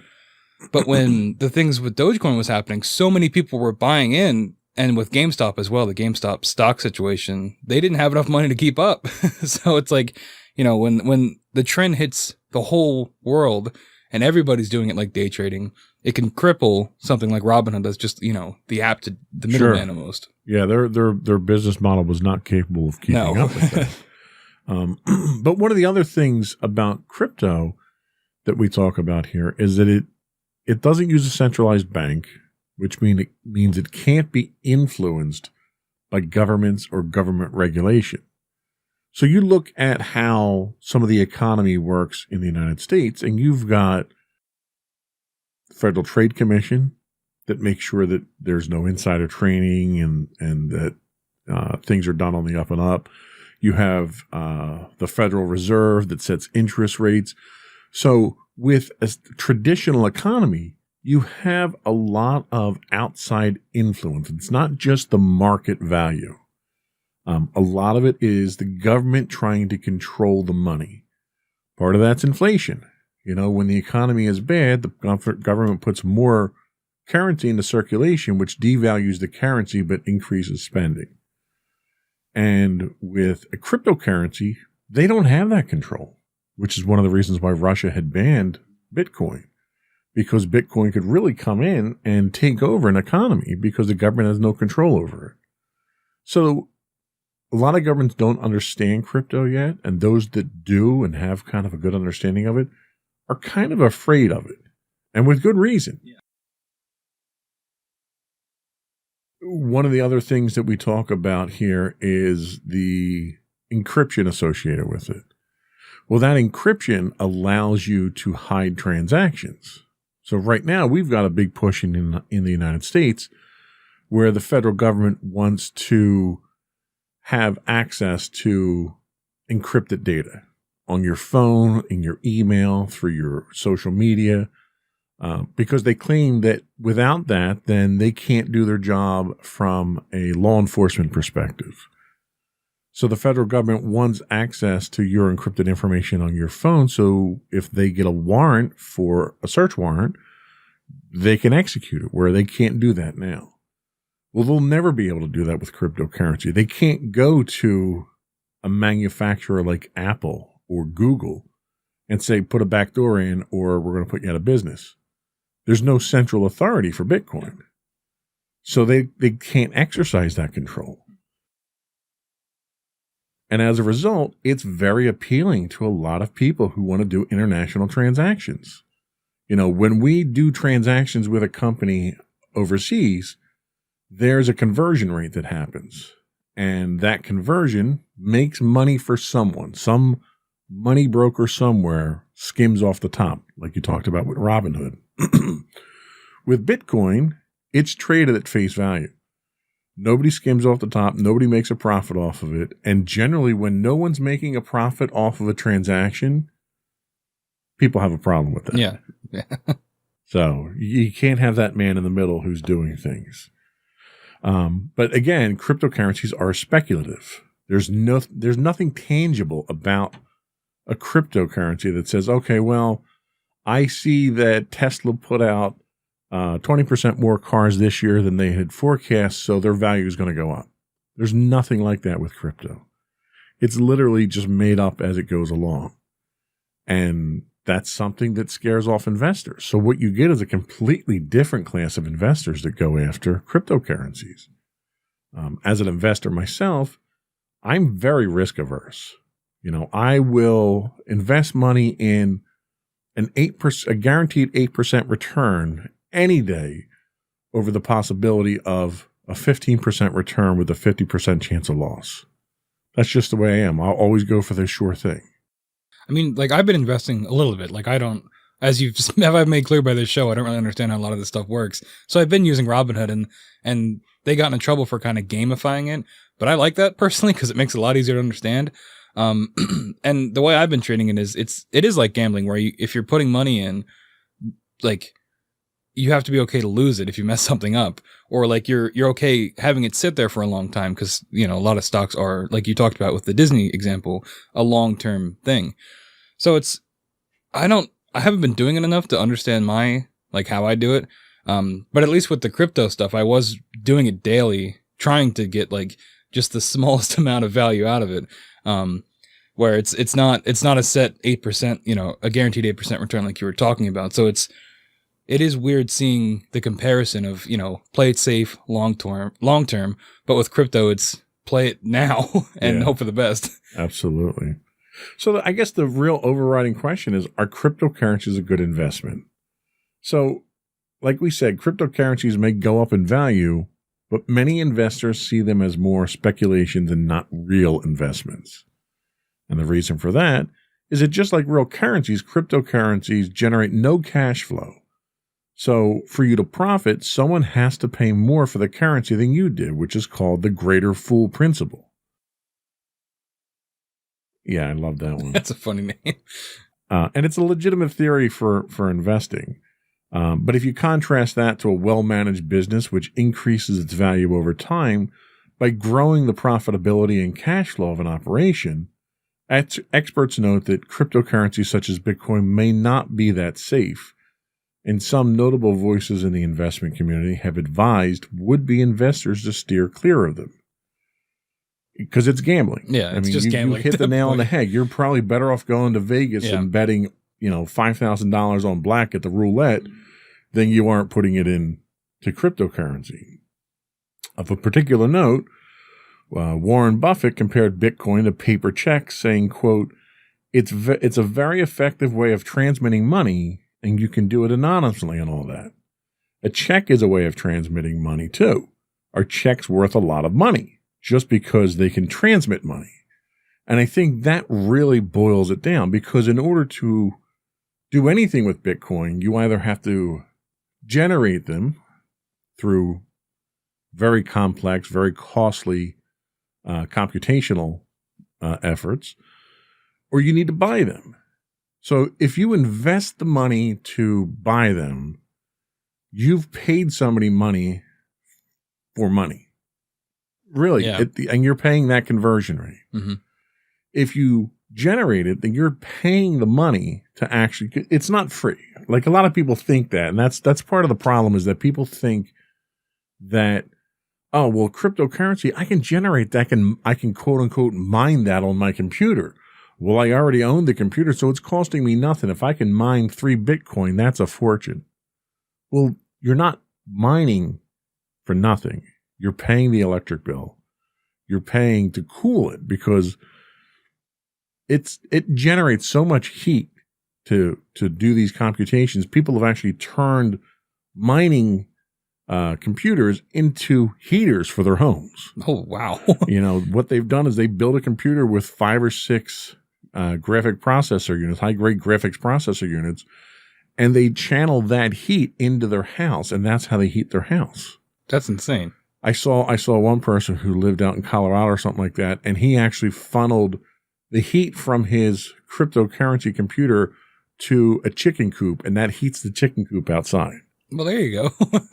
But that's no different than, because you're still paying to use that power. One of the latest trends now is they're putting a lot of crypto mining farms in Alaska so they don't have to pay for the cooling costs. So they're just pulling, put them in the ice. Yeah, they're pulling outdoor air in, and that's cooling these machines off. Yeah, I know there was this was a while ago, probably like a year ago, but the Nintendo Switch had a thing, the gaming console, where people couldn't figure out why when they played this one game, it was like some cooking game, why their Switches kept overheating. And it was because they were using it to mine Bitcoin in the background for the game. So people's Switches would overheat and turn off, and they couldn't figure out why, because it's not like, the Switch is like that big. It's not like it's a PS5 or something. Yeah. So people were like, what's going on here? And they looked into it, and they were mining Bitcoin in the background when you played the game. It was insane. Yeah. Yeah, it's scary. It really is. Yeah. For those who see cryptocurrency such as Bitcoin as the currency of the future, it should be noted that a currency needs stability so that merchants and consumers can determine what a fair price for goods is. So let's take the instance of Tesla. So they're going to be selling a car, and they're going to price the cost in Bitcoin out to what the equivalent dollar value would be. So let's say, for instance, you buy a Tesla for $80,000. Let's say that's, for the sake of easy math, that's 8 Bitcoin. All right. Say Bitcoin's at $10,000 each. Well, if Bitcoin drops in value at any point in time while you're still paying for that car, then you just got, like, if it drops to 5,000 per Bitcoin, you just paid half price for that car. What merchant is going to deal with a currency that's that volatile and that prone to have them lose money? Like, it just, for Tesla to go that route, I think puzzled a lot of people. Do you think that it's going to end up becoming regulated if enough businesses get involved? Do you think it's just going to sidestep the government and they're just going to regulate it themselves? Especially if they have the majority of it, like a Tesla or another big corporation? Well, and that's actually a very interesting proposition. You can't regulate it. You can't, because of its decentralized nature. So even if you own the majority of it, like owning the majority of a company, you control that company. If you own the majority of Bitcoin, you can't dictate the price of Bitcoin, because Bitcoin is only worth what the market will bear. So if Tesla owned 60% of the available Bitcoin out there, they could ask whatever they want. But if nobody wants to pay that value, then it's not worth that, right? Like, think of selling on eBay. Oh, I can put my Star Wars figures up on eBay and ask $5,000 for them. Doesn't mean they're worth $5,000 if nobody's going to buy them. And that's what you're looking at with Bitcoin, is that you can't deregulate. So I don't know why at this point in time someone like Elon Musk would get into it, if for no other reason than just for publicity. I'm pretty sure he had an SEC filing the other day where they have to call him like Crypto King now or something like that. Yeah, I saw that. Which one of my friends, it was half joking, but he was like, well, that's so they don't have to say he's a CEO. So when he does dumb stuff like this, he can say, well, I'm not CEO, I'm the Crypto King. Right. It's different. Right. But I don't know. He does things like, I mean, this is the man who sold flamethrowers to promote his boring company, his mining company. So we could do a whole show on him if we wanted to. Yeah. He's like Tony Stark, but not as cool. But as we said, Bitcoin and other cryptocurrencies have been anything but stable through much of their history. For example, while Bitcoin traded close to $20,000 in December 2017, by 2020 it was trading at record levels. It dropped as low as $3,200 later that year. That's 70% of your value. That's ridiculous. to have a drop like that. And then by 2020, it was back at record levels again. So the price volatility creates a conundrum. Hence the title to the show. Hey-o. See, you made fun of me for the title. I did make fun. It was funny. If Bitcoins might be worth a lot more in the future, people are less likely to spend and circulate them today. So I'm going to stop buying pizzas with my Bitcoin. I'm going to hold on to them, making them less viable as a currency. So think of it almost like a commodity, like gold. So gold rarely drops in value. And what happens is a lot of people buy gold and they hold on to it because it's a good investment because it doesn't drop in value. Nobody deals in gold as a currency anymore. It's not practical to deal in it. But because it's stable, people are going to hold on to that and use that to back other ventures. Because this is volatile and could drop or increase dramatically, people don't want to spend that because they don't want to spend $20,000 on a pizza. Even though it may only be $20 today, a year from now it could be $20,000. So it doesn't lend itself to being used to transmit money. And finally, they say, why spend a Bitcoin when it would be worth 3 times that value next year? And that's exactly what they're saying. It's more an investment gimmick, I think, than it is a real currency. So then do you think it will go by the wayside eventually? If people adopt this line of thinking that it's not worth the effort to spend it? I think Bitcoin has a very limited lifetime to it. I think cryptocurrency in general does. I think blockchain has other practical applications that can be used for more realistic things. I think what we're seeing right now with crypto is probably a fad because it's just too unstable. Yeah. Investors don't like instability. So you're going to find that it's going to probably lose its widespread adoption pretty quickly. Mm-hmm. But let's take a quick break and we'll come back and we'll look at what we do think of what the future of cryptocurrency is and how it's changing the world.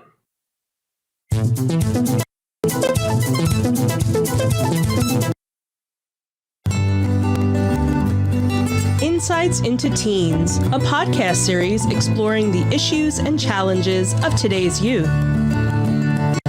Talking to real teens about real teen problems. Explore issues from braces to puberty, social anxiety to financial responsibility. Each week, we talk about the topics concerning today's youth. We look at how the issues affect teens, how to cope with these issues, and how parents, friends, and loved ones can help teens handle these challenges. Check out our video episodes on youtube.com/insightsintothings. Catch our audio versions on podcast.insightsintoteens.com or on the web at insightsintothings.com.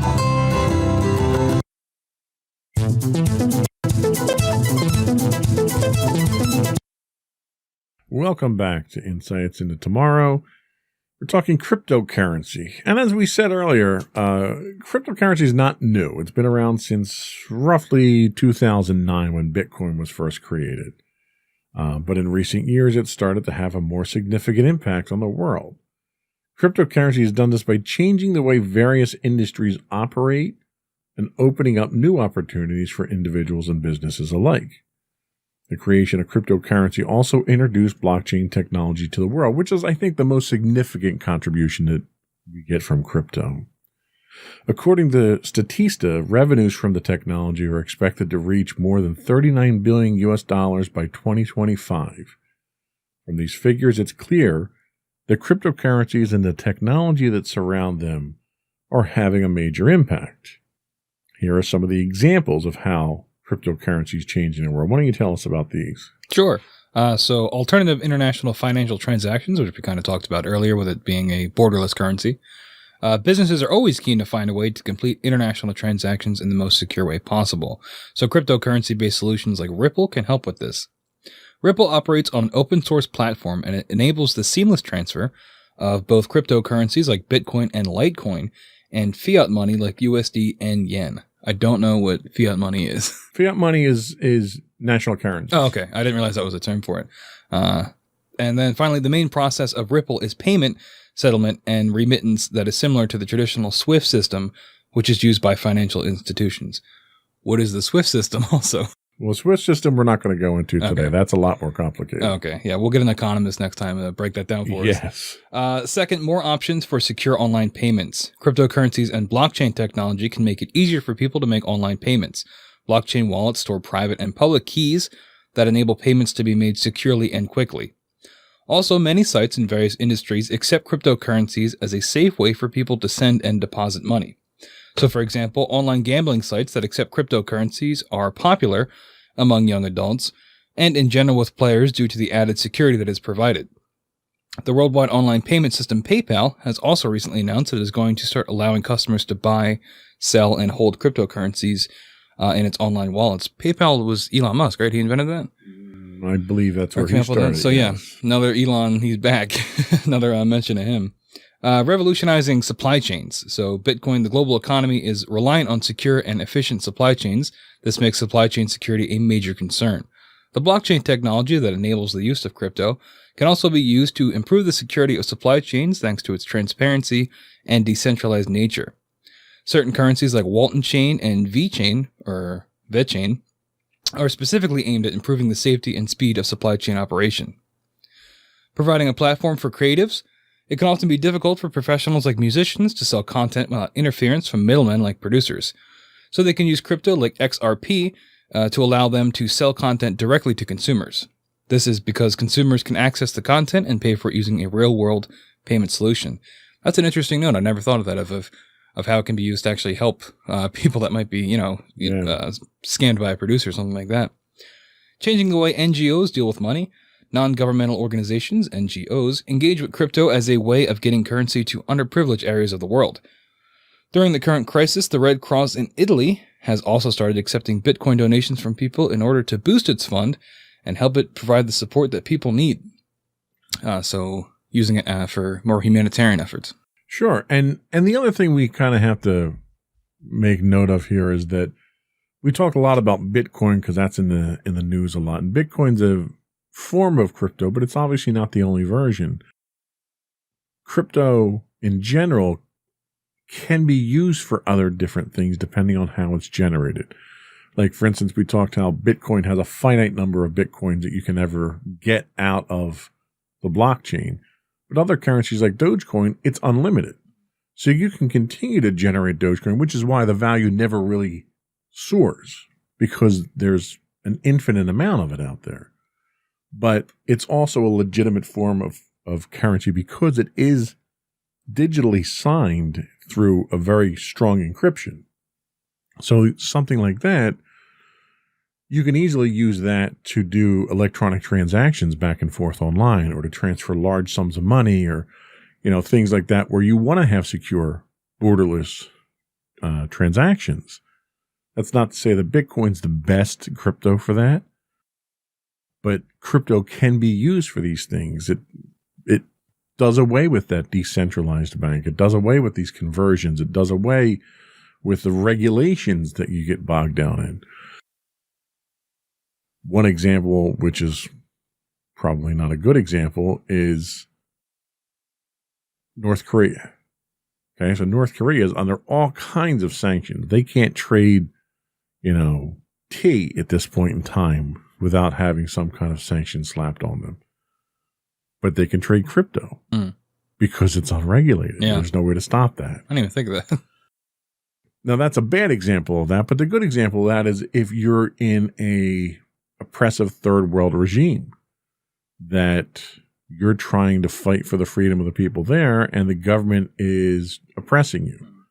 You can fund those operations through cryptocurrencies and still manage to get the funds that you need. Yeah, it sort of cuts out the red tape and the middleman and all that to just get the currency where it needs to be. Exactly. I think personally moving forward, cryptocurrencies themselves are going to be more of a medium than they are an asset or an investment. They're going to be used for transactions. Like a lot of business transactions use EFT fund transactions now, and you get a lot of hands touching that type of stuff through the banking industries. And I think cryptocurrencies eliminate a lot of that stuff. So I think there's a future for cryptocurrencies. I think it's very different than what we see today. I think we're going to see them take on a different role. I think we're going to see them be used by different people for different reasons. I don't think they're going to be a viable investment anytime in the near future just because of the volatility. But one of the things that we are seeing crypto use for, and again, this is a different use of blockchains, is something called an NFT or a non-fungible token.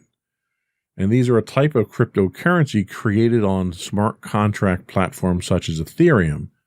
And they're unique digital objects that can be cool to own or even profitable to trade. Like it's World of Warcraft or something. Similar to that. I mean, you joke, Really? but it's similar to that. But for instance, Elon Musk's girlfriend was just in the news because she put up $8 million in artwork as NFTs. The NBA is involved in this. You can purchase an NFT, a non-fungible token of an NBA highlight, and you own that highlight. Like the footage? No, just the rights to the highlight. Okay. This is where it gets confusing. Yeah, I'm kind of lost. Think of it as, let's go back to the analogy of baseball cards. All right. So as a kid, I would buy baseball cards. You'd go out to the store, you'd buy a pack of them. You'd open them up and you'd see what card you got. And if you got a rookie card of somebody that you knew was good, you held on to it and it had value. I could take that to a trading card store somewhere and sell it. This is sort of the same type of thing, but you never get the card.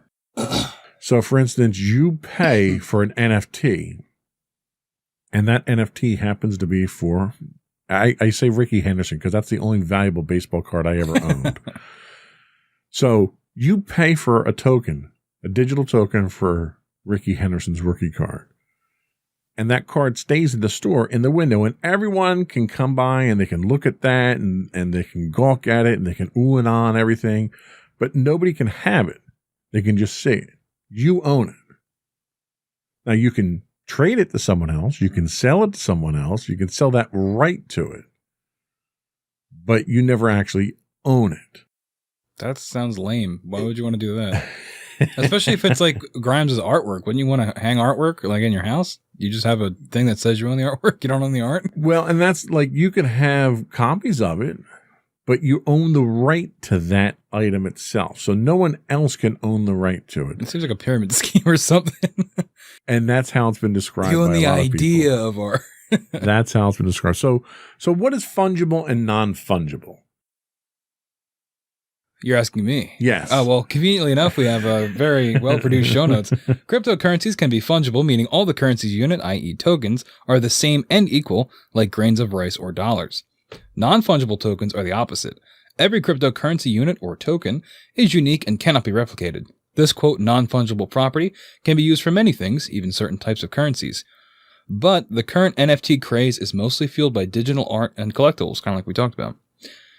People have figured out that a unique digital object can be interesting, cool, and even have a significant monetary value. It's why the space has recently blossomed, encompassing thousands of projects involving artworks, gaming, and sports. So how do NFTs work? So it really depends on the platform, right? So given the vast majority of NFTs that are created and traded on Ethereum, let's focus on that. So NFTs created on Ethereum's blockchain, which is immutable, meaning it can't be altered, like we've talked about all blockchains. No one can undo your ownership of an NFT or recreate the same one. They're also quote, permissionless. So anyone can create, buy, or sell an NFT without asking for permission. So if you're an artist, you can create your own NFTs. You don't have to license it through someone else. So how does that work with like the NBA? So the NBA creates their NFTs for these highlights. Okay. And they're the only ones that can create their NFTs. Right. Gotcha. They're the authority for it. Every NFT is unique and can be viewed by anyone, just like that card in the window. Anyone can walk by the window. So again, it's like the analogy I gave you with having a card that's forever available for people to use. I don't know why people would do it. Yeah. People are doing it. There's a huge budding industry, which is why I threw it in at the end of the notes here, because it kind of was an afterthought in my research in doing this. But I wanted to put it in here as another example of how blockchain itself is being used without it being technically a cryptocurrency. And I guess, let's take a step back and talk about where we think it's going to go. So we're going to take a quick break. Our last break, we'll come back and we'll talk about what the future of cryptocurrency is going to look like.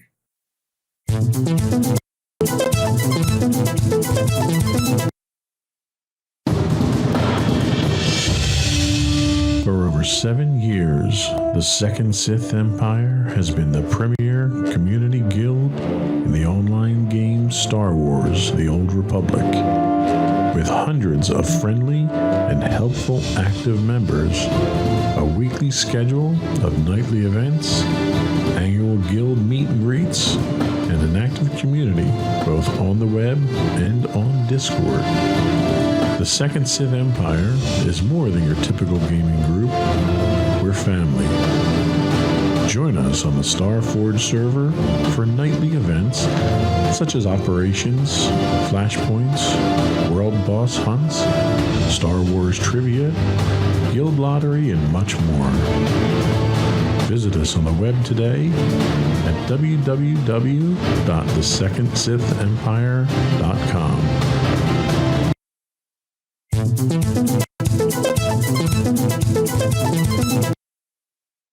Investopedia.com says that the economic analysts predict a big change in crypto is forthcoming as institutional money enters the market.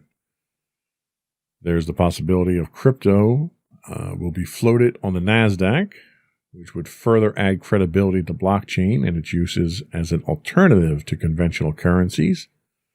Some predict that all crypto needs to be a verified exchange-traded fund, an ETF. An ETF would definitely make it easier for people to invest in Bitcoin, but there still needs to be the demand to want to invest in crypto, which might not automatically be generated with a fund. What do you think? Where do you think we're going to go with crypto based on the discussion that we had here? What do you think its future is?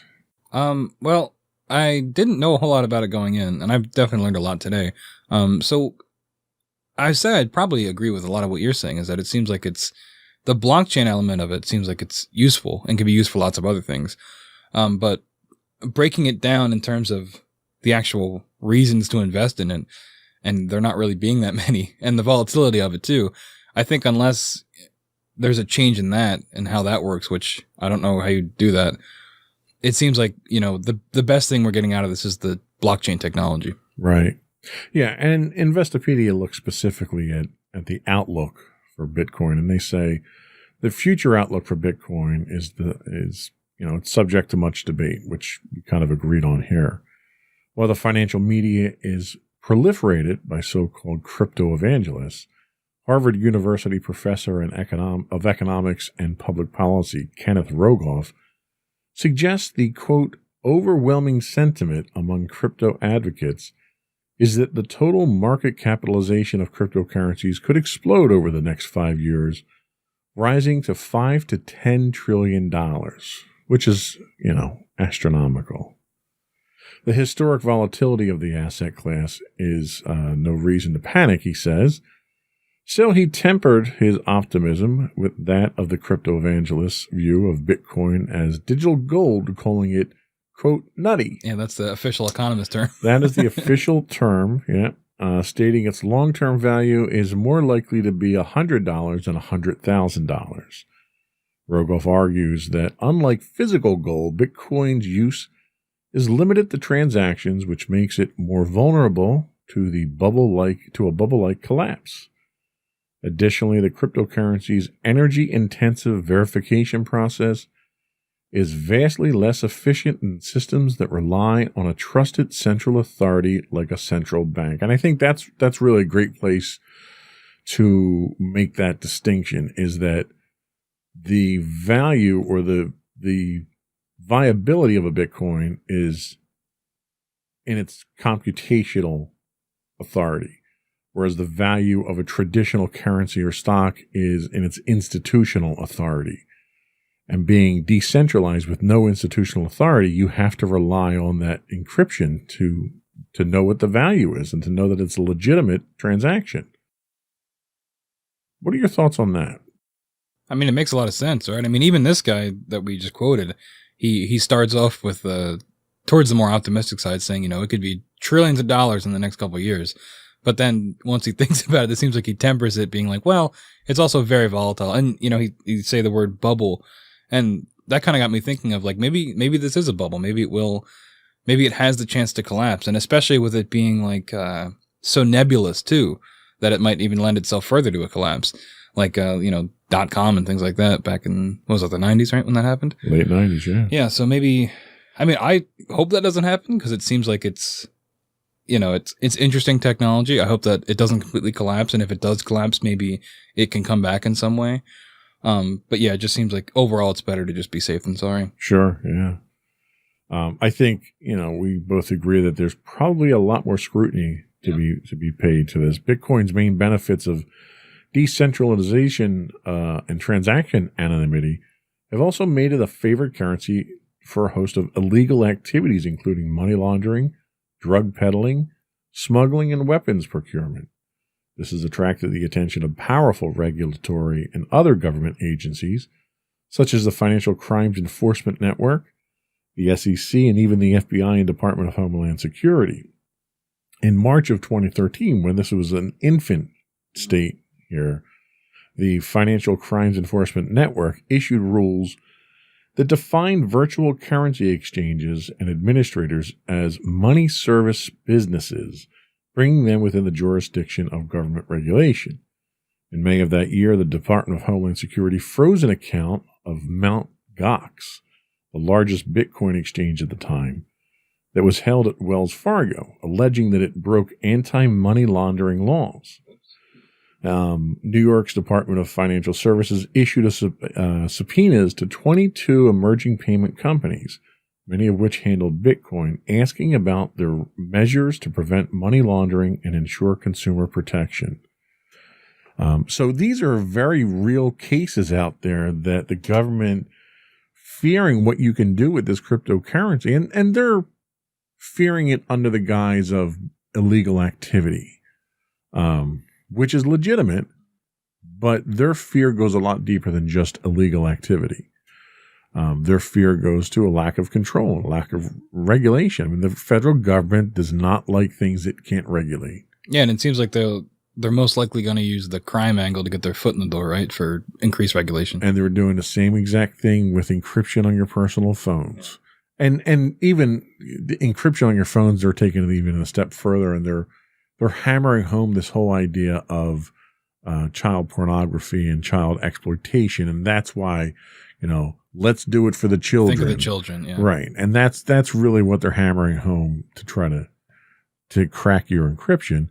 But we're looking at the same type of thing here. So I think unregulated currencies like Bitcoin that are speculative and have a potential for high value are much more likely to come under the scrutiny of the government than a transactional thing like Dogecoin, where people are using it for legitimate things, and it doesn't have enough power behind it to really warrant being used for illegal activity. Right. But again, in the end, I think it's really the technology that comes out of this that's going to be the winner overall.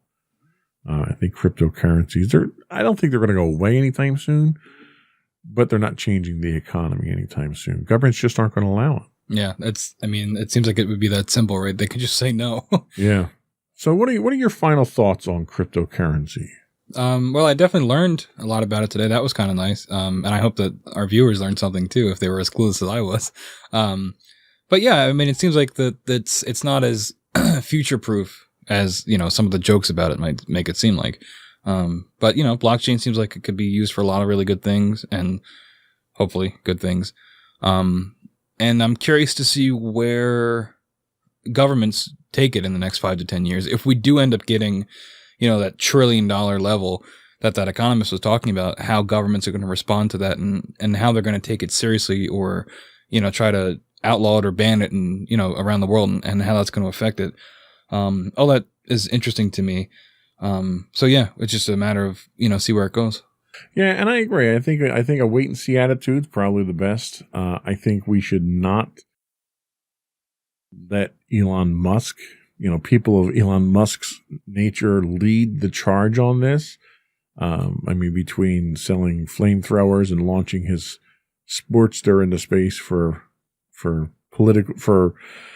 media gimmicks and stuff like that, I don't really think he's the authority that we want to use in this case here. I think it's probably best to, if you're interested in investing in it, I would suggest you do so very cautiously. I would not liquidate your 401k and dump it into Bitcoin, that's for sure.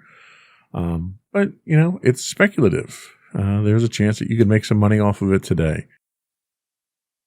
Why not get in on it like everyone else does if you do it smartly? So, but that's all we had today. Did you have anything else you wanted to discuss? No, I think we did it. All right. I think that is it. Before we go, I would ask folks once again to subscribe to the podcast.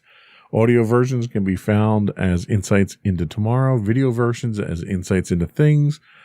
We're on Apple Podcasts, Spotify, Google, and any place you get your podcast feeds from. I would also ask you to give us your feedback. Let us know how we're doing. You can email us at comments@insightsintothings.com. You can get us on Twitter at insights_things. We stream 6 days a week on Twitch when I don't have technical difficulties like this week. On Twitch, we are at twitch.tv/insightsintothings. If you have a Amazon Prime membership, you do get a free Twitch Prime monthly. We would love it if you sent that our way. Helps us to keep the lights on around here. And we have a lot of really bright, hot lights around here we have to keep on. We don't use it to mine Bitcoin. I promise you that. You can get us on Facebook at facebook.com/insightsintothingspodcast. We're on Instagram at insightsintothings. You can get us on our website at www.insightsintothings.com. And that's it. We're done. Another one in the books.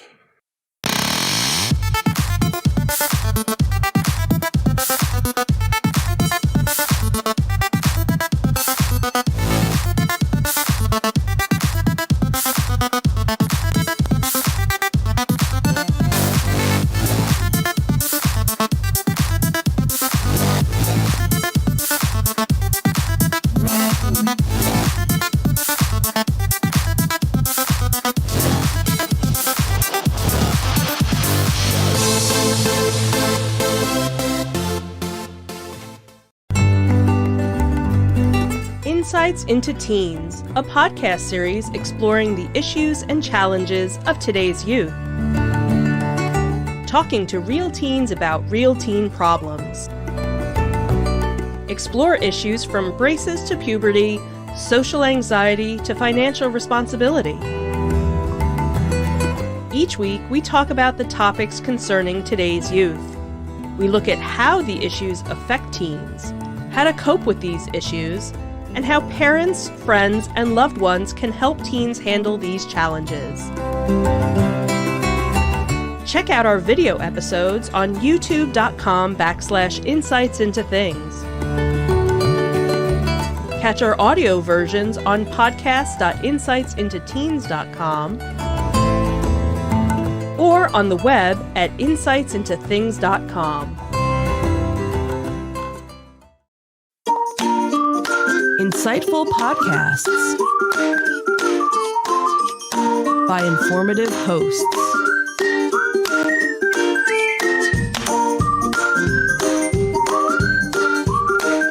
Insights into Things, a podcast network.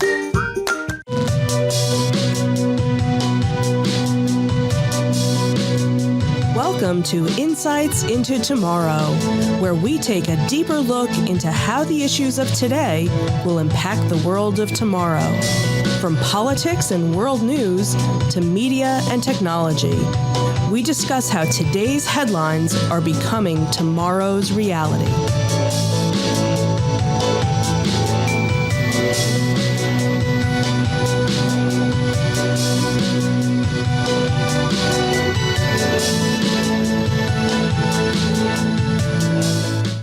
Welcome to Insights into Tomorrow. This is episode 13, Modern Monopolies. I'm your host, Joseph Whalen, and my co-host, Sam Whalen. How you doing today, Sam? Doing okay. How you doing? Doing all right. So today's topic is one that we've kind of been tossing around for a little while now, and it's in the news a lot lately with a lot of the tech companies and politics involved. It came to the forefront few months back during the Trump administration. They were kind of going up against some of the big tech companies, Facebook, Amazon, Google, and so forth. So I thought it was worthwhile to sort of take a look at this. So today we're going to discuss what monopolies are in the modern age. We'll understand what a monopoly is, how they operate, and why they're detrimental to a free and open market. Yet they're a unique product of capitalism.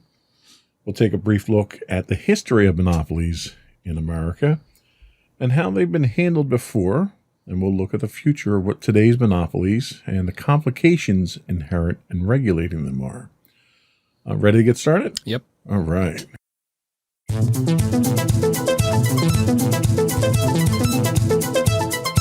So what is a monopoly? So in doing research for today's episode, I went to a couple of different sites, and this definition, I think, captured it best. It came from Investopedia.com.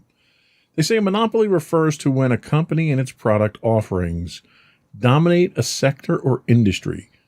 Monopolies can be considered an extreme result of free market capitalism in that, absent any restrictions or restraints, a single company or group becomes large enough to own all or nearly all the market, goods, supplies, commodities, infrastructure, so forth, for a particular type of product or service.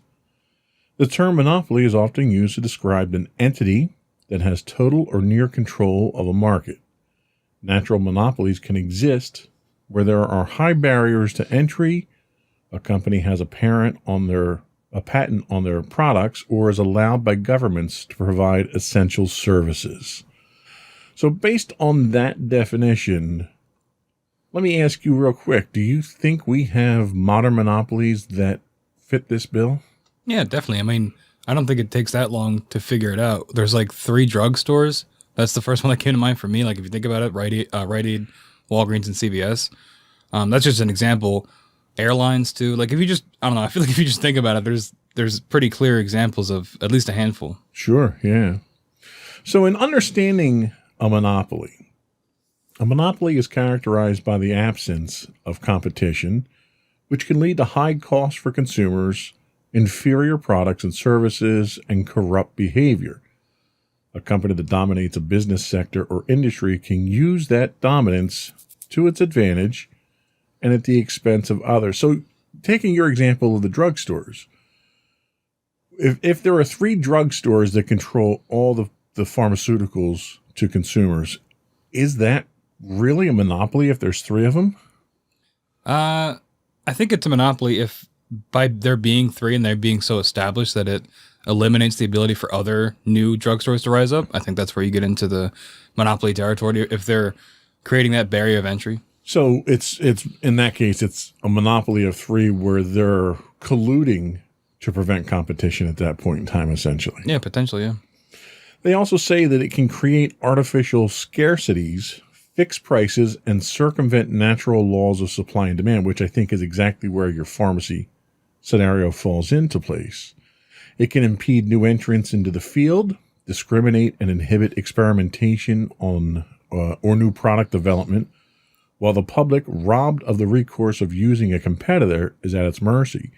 do you think, again, sticking with our pharmacy example, do you think that the consumers are at a detriment because of having three major pharmacies control the entire industry? I'm not so sure about that because I mean the medication is still, as long as the medication's effective from pharmacy to pharmacy, that's the important thing. I mean, it's not like you're getting like faulty products. Now, if say for example Walgreens had their over-the-counter allergy medication and it was defective, but there's only Walgreens in your area, that's where you run into some issues. But I think as long as the products are still working, then I mean, monopolies are still generally bad. But I think in that example, you could probably get away with it.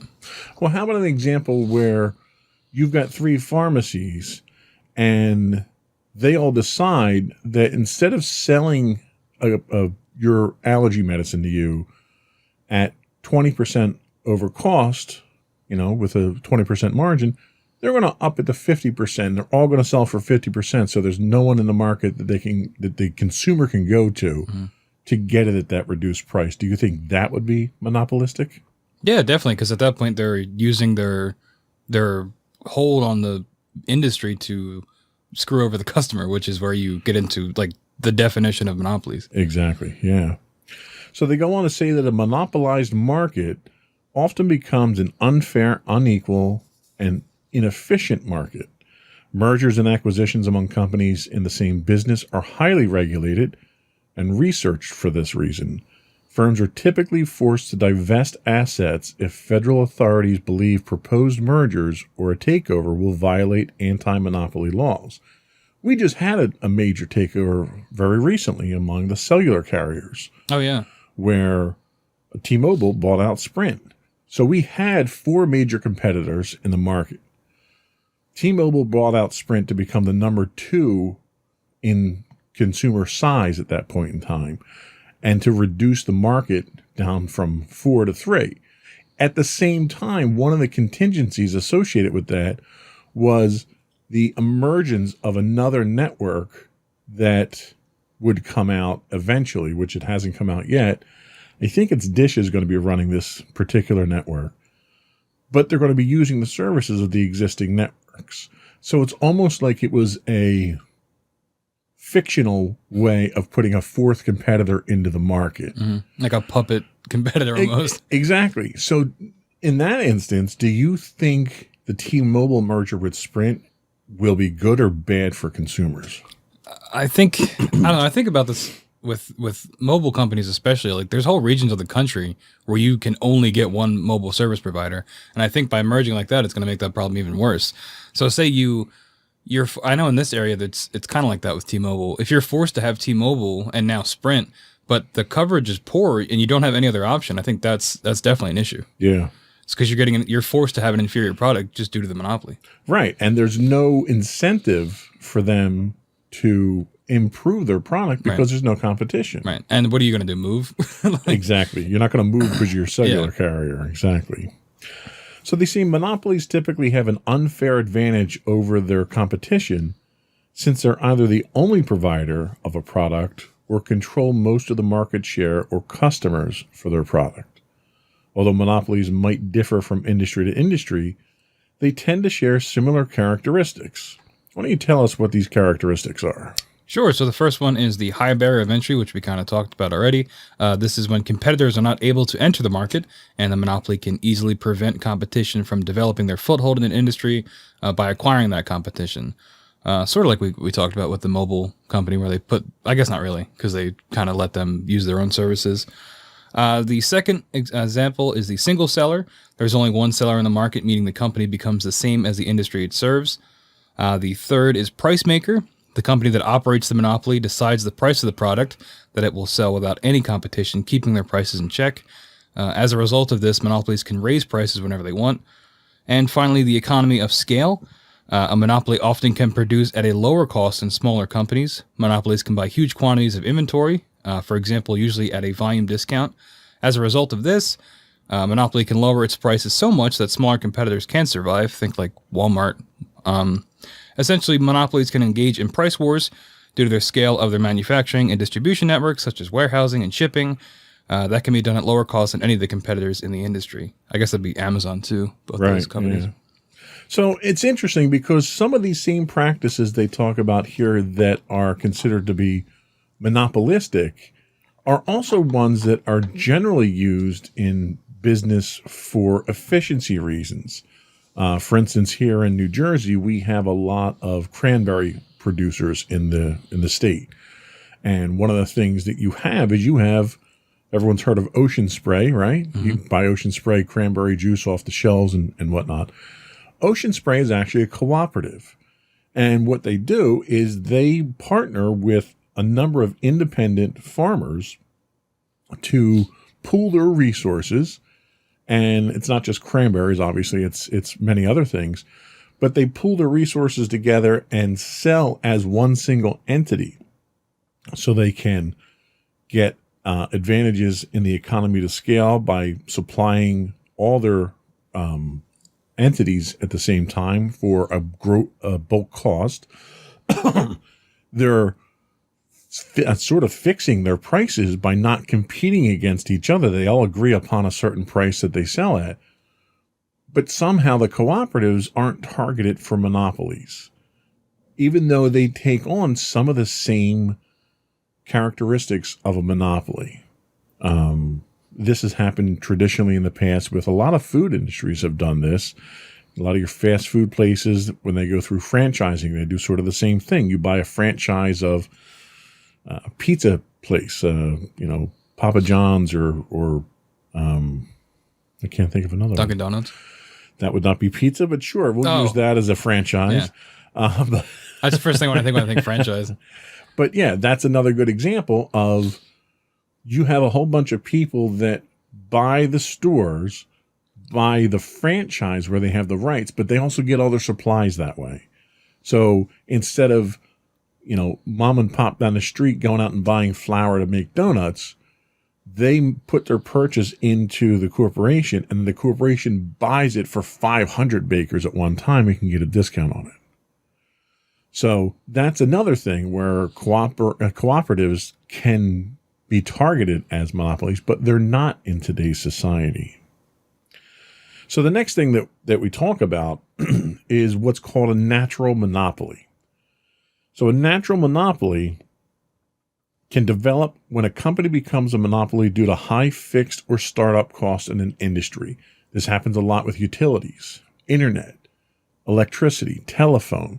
Because of the amount of money that you have to tie up in order to provide that service, the government is willing to allow you to become a monopoly. AT&T at one point in time had so much money tied up in copper. It was like 1/3 of the company's value was in copper, just in the wires that they had, because copper is a commodity. Wow. Also, natural monopolies can arise in industries that require unique raw materials, technology, or it's a specialized industry where only one company can meet the needs. Again, this goes back to AT&T. They were Bell, I guess at the time and they wound up getting broken up in the early 80s. Companies that have patents on their products, which prevent competition from developing the same product in a specific field, can have a natural monopoly. So a lot of these things here have traditionally been associated with the utilities sector. Your television, your cable, your internet, your electrical, your plumbing, things that aren't state-owned but offer private services. We just ran into an incident last week with the Colonial Pipeline, where they supply a chunk of refined fuels to a large sector of the country. They're a private company, but they have a monopoly on that because of how expensive it is to build a pipeline. So let me ask you, when it comes to natural monopolies where you have this investment or you own the technology, do you think that justifies monopolistic tendencies? I think that's a tough question to answer, because it reminds me of when we did our streaming services episode. We talked about something like Comcast, who's internet and TV and there's cell phones, and they're sort of expanding in that way too. But if, again, kind of like when we talked about with the mobile providers, if you can only have Comcast, but it's because Comcast controls all those resources. Is that a bad thing?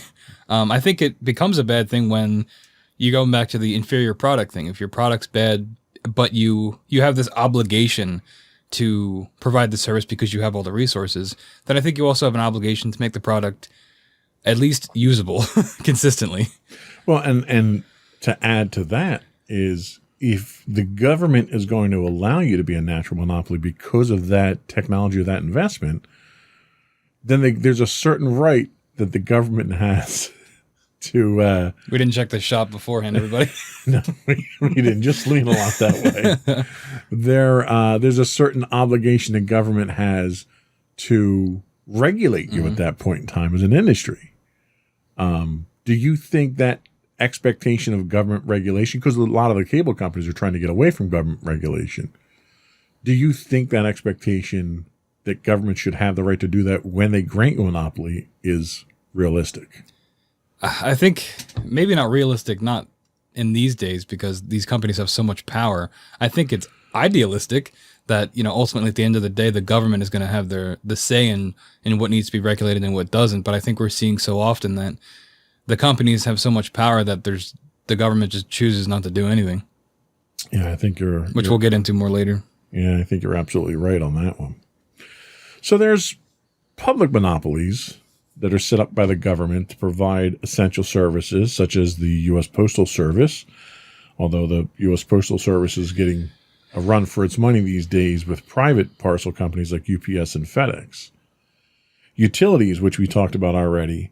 The utilities industry is where a natural government allowed monopolies flourish until the government doesn't allow it anymore. And it's kind of strange because this happened a few years back, where back in the early 2000s, we had a major power outage in the Northeast. And it turned out that power outage was a result of a mismanaged power network out in, I think, Ohio at the time.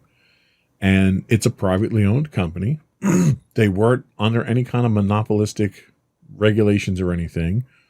But because of the problem that they caused that took down the rest of the network in the Northeast, the government came in and imposed sanctions on them and fines and so forth.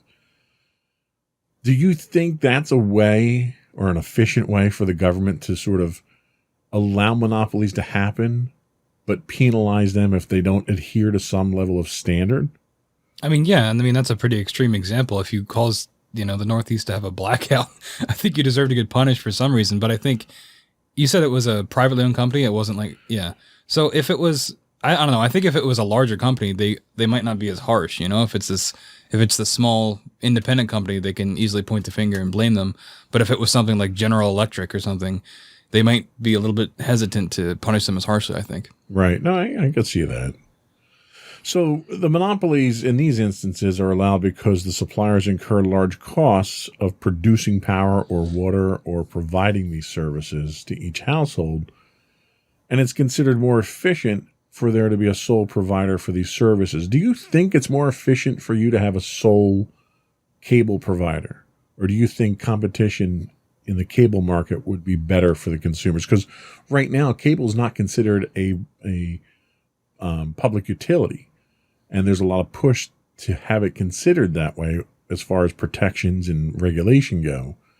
If they did, do you think having 2 or 3 cable providers would be better, or having a monopoly would be better? Yeah, definitely, because I think competition, it breeds innovation, right? Because you need to be able to beat your competitor, and you beat your competitor by making more money, which means having a better product in theory. So I think if there was only one company, then it would just stagnate. They would settle for whatever service they're going to provide. But if you've got that competition, I think that ends up benefiting the consumer in the long run. Yeah, and I think you're right. I think the only time you get innovation is when companies have to innovate. And the only time companies have to innovate is if the competition makes them, which is their number one motivation, because that's where their profits are, or if the government forces them to. And to a certain extent, the government did force a lot of these cable companies to innovate their technology because they were taking bandwidth back from them, which is why we have digital TV now. That was not because the cable companies were in competition for each other to provide better services. that was because the government mandated that. So you can, in certain circumstances, still have monopolies that innovate when the government forces them to do so, and still allow monopolies to exist in the country. So we're going to take a quick break, and we're going to come back and talk about some of the antitrust laws and a little bit of what the country has done to break up monopolies historically.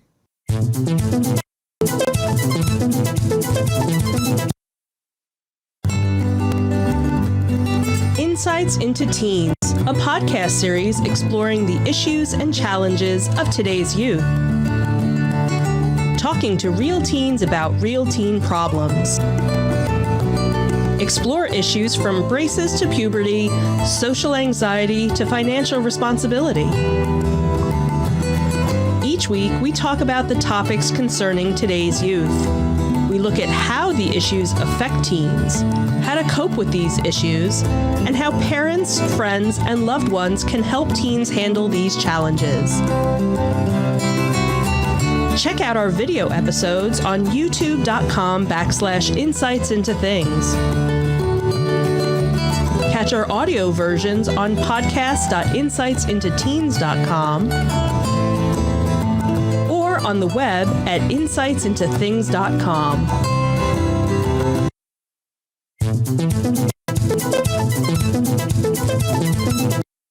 Welcome back to Insights into Tomorrow. We're talking modern day monopolies today. We're going to talk a little about antitrust laws, and you can't really talk about monopolies unless you mention at least the Sherman Antitrust Act. So in 1890, the Sherman Antitrust Act became the first legislation passed by the U.S. Congress to limit monopolies. It had strong support by Congress. It passed the Senate with a vote of 51-1 and passed the House unanimously 242-0. And that was put in place to regulate mostly the big industries at the time, which were oil, locomotives, your rail service, your steel industry, and so forth. Then in 1914, two additional antitrust pieces of legislation were passed to protect consumers. The Clayton Antitrust Act, which created new rules for mergers and corporate directors, and also listed specific examples of practices that would violate the Sherman Antitrust. And then the Federal Trade Commission, the Federal Trade Commission Act, which sets standards for business practices and enforces the two antitrust acts, along with the Antitrust Division of the U.S. Department of Justice. So the laws are intended to preserve competition and allow smaller companies to enter a market, and not to merely suppress strong companies. And I think that's a theme that I think resonates today, because a lot of what people are talking about today with our big monopolies is that they're not harming people because they're not producing a product or a service. And the biggest example of this would be social media and Facebook. So Facebook isn't harming anyone by not bringing new products to market. They're just a really big company. The same thing with Google. And the push today seems to be targeting, well, these companies are too big and they shouldn't be that big. And I think the point that I'm trying to make here is that's not something that the antitrust laws are designed to cope with. What are your thoughts on that?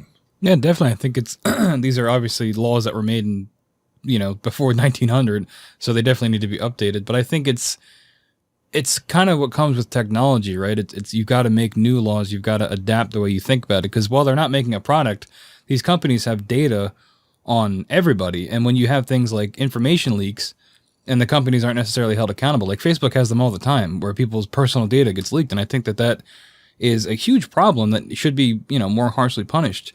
And I think that would come with a more modern look at, antitrust laws. Well, and I think I agree with you to a certain extent that the companies themselves have a certain obligation to protect the user's data. However, the users give the data up freely. So there's not I don't think there's really an expectation of privacy because it's a social network, right? Yeah. So when I post my information, my pictures and whatever, I'm posting them there for people to see. So I can't really get upset when Facebook leaks that to other people.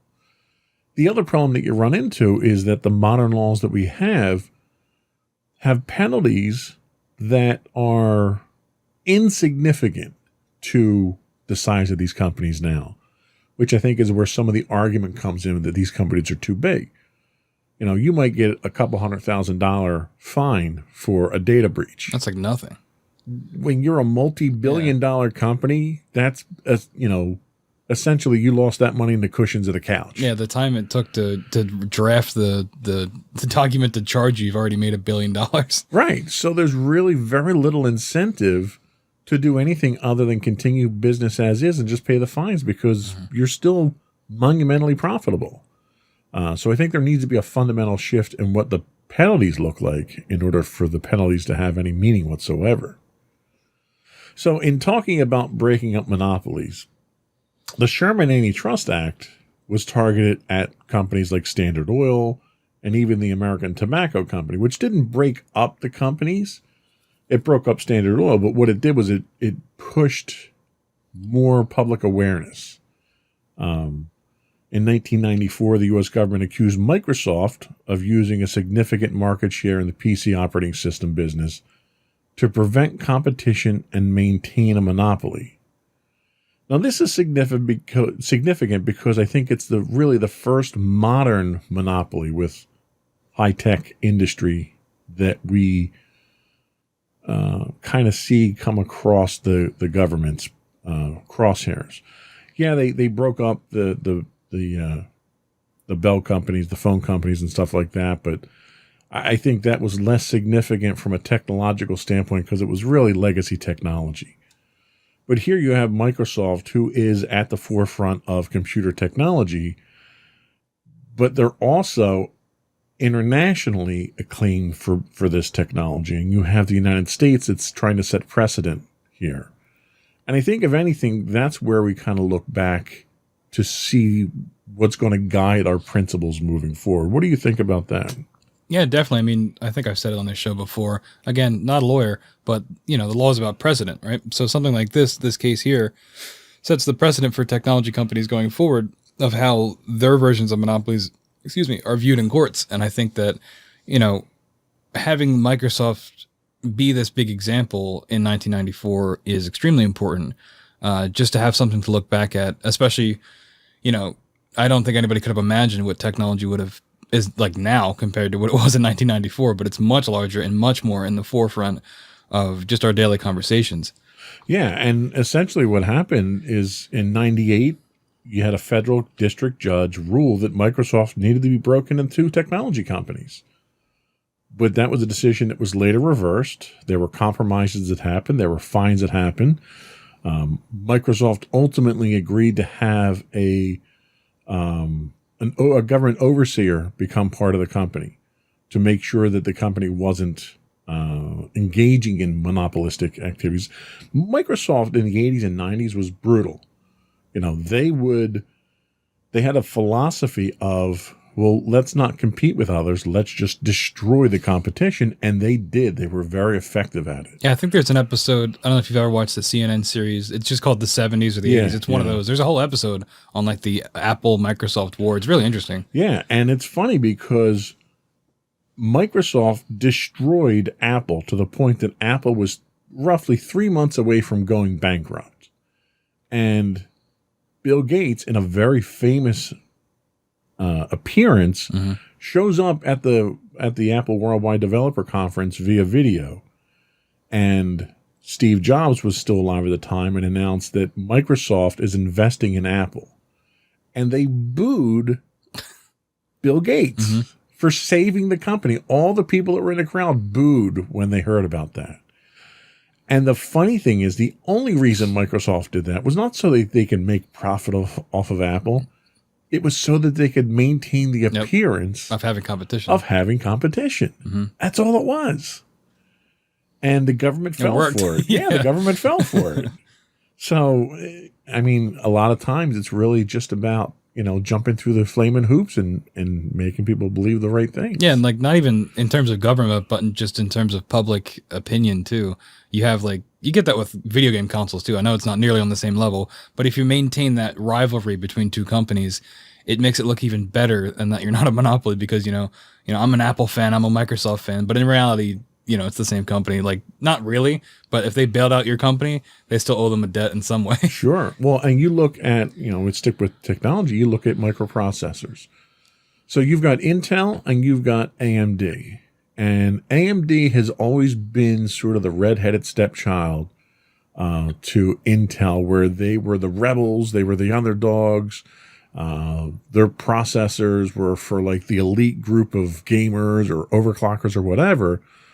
And you look at what happened to Intel, and Intel has, in recent years, been completely burned by their technology choices because of the shortcuts that they made that AMD didn't make. And AMD picked up a huge market share. And now you're seeing another fundamental shift that's detrimental to Intel, with Apple moving away from Intel processors in their computers now to their own designed ones that they're manufacturing themselves. So Intel's getting hit again with this. So this was an instance where Intel got very complacent in what they were doing, and now they've fallen significantly behind in the processor market, and the tables have kind of shifted. But at the time when Intel was dominant, Intel was actually supplying information and support to AMD to maintain that appearance of competition. Works every time. So again, it really is. It's just a matter of appearance sometimes to keep from getting hit with monopolistic charges. So we talked briefly about AT&T. The most prominent monopoly breakup in the U.S. history was AT&T. After being allowed to control the nation's telephone service for decades as a government-supported monopoly, the giant telecommunications company found itself challenged by antitrust laws. In 1982, after an 8-year court battle, AT&T had to divest itself of 22 local exchange service companies and has been forced to sell off assets or split units several times since. Now, the real interesting thing is, you had what were termed as baby bells during this. So you had all these certified local exchange CLECs, certified local exchange carriers pop up all over the country that were all part of the original one. And over the last 10 to 15 years, you've seen all those get swept up, and they're now owned by Verizon. So you went through that huge natural monopoly that the government allowed, to breaking them up when they thought the competition was stifled, to now mergers happening to get you back to that position where you have two people that are running the... Yeah, it's history in general is cyclical, and I think we're seeing that here too, right? So in maybe, 15, 20 years, we'll have another breakup and they'll all come back out again, and then in 30 years, they'll all get swept up again. I think that's just how these things work, and honestly. And I think that's kind of the point here is that's capitalism. That's how capitalism works, is that monopolies are a natural outcome of capitalism. And I think the best that government can hope in most cases is to try to keep it at bay as long as possible. And eventually they're still going to get gobbled up and get eaten up. Your pharmacies had the same thing. Your internet providers had the same thing. I remember back in the 90s when I worked for an internet provider, you had, just in our area, probably 10 different internet carriers. Now you can't get internet from anybody other than Comcast here. You had 3 different cable companies that you could get service from. So it's just a life cycle, I think, of business in a capitalist society. So we're going to take another break and come back and talk more about our modern monopoly problem in America.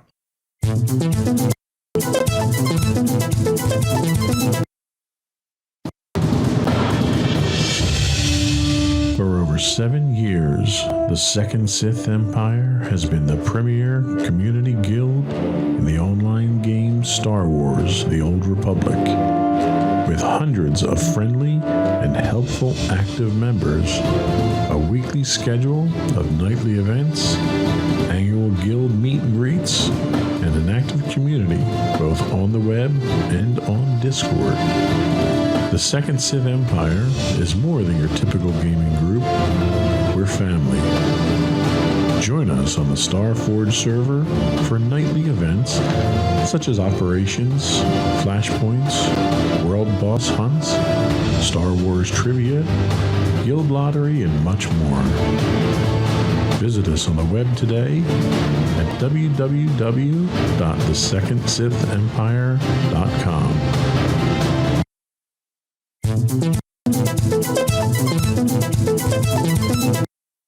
Welcome back to Insights into Tomorrow. We're talking modern monopolies. So Forbes did an interesting article about America's modern monopoly problem.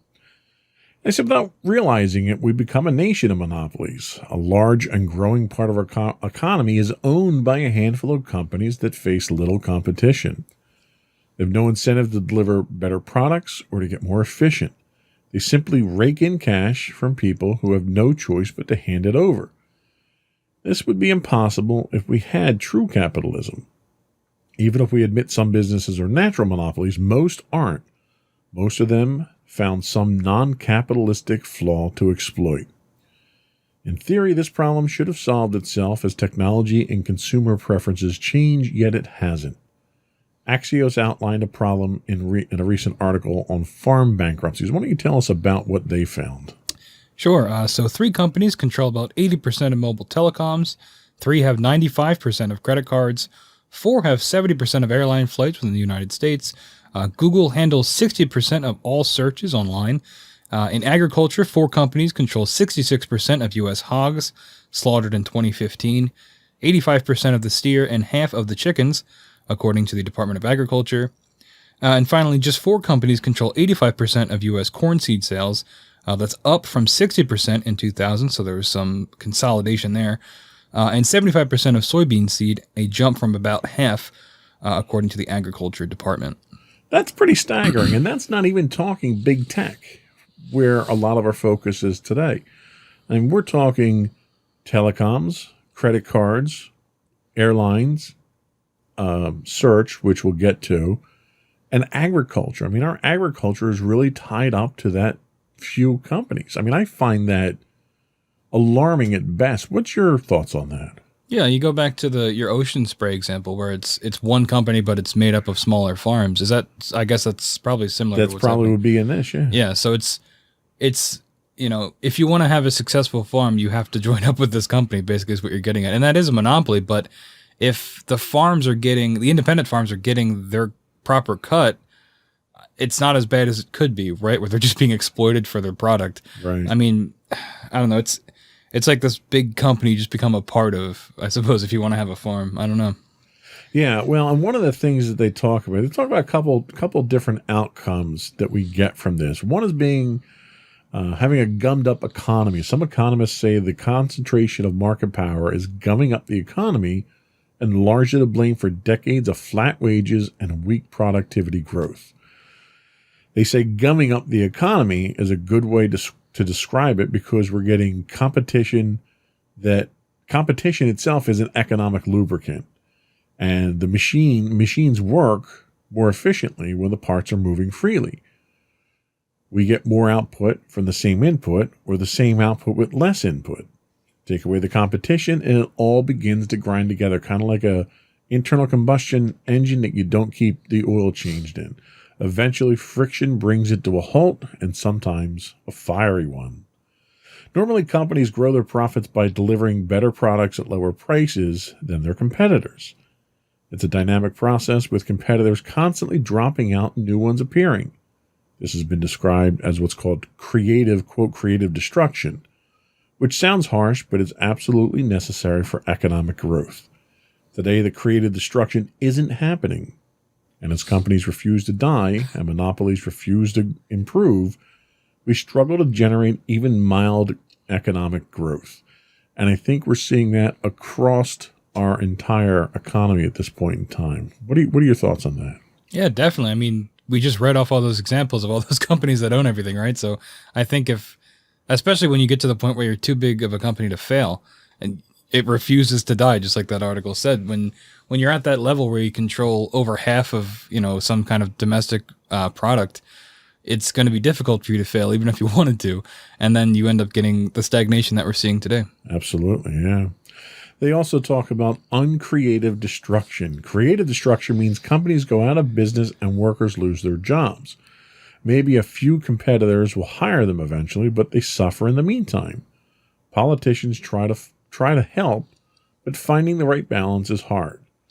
Greater blame should be assigned to the central bankers, not just the Fed, but its peers as well. For whatever reason, they kept short-term stimulus measures and near zero rates for far too long. The resulting flood of capital bypassed the creative destruction process. A lot of this happened under the radar. You've probably seen stories about the Lyft IPO and other unicorns that will soon go public. Unicorns being a type of wishful company going public with very high IPO. The news. This is news because it's now so unusual.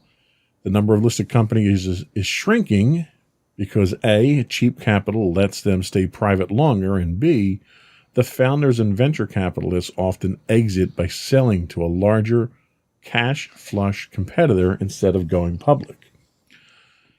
An economy in which it's easier and cheaper to buy your competitors rather than out-innovate them is probably headed towards stagnation.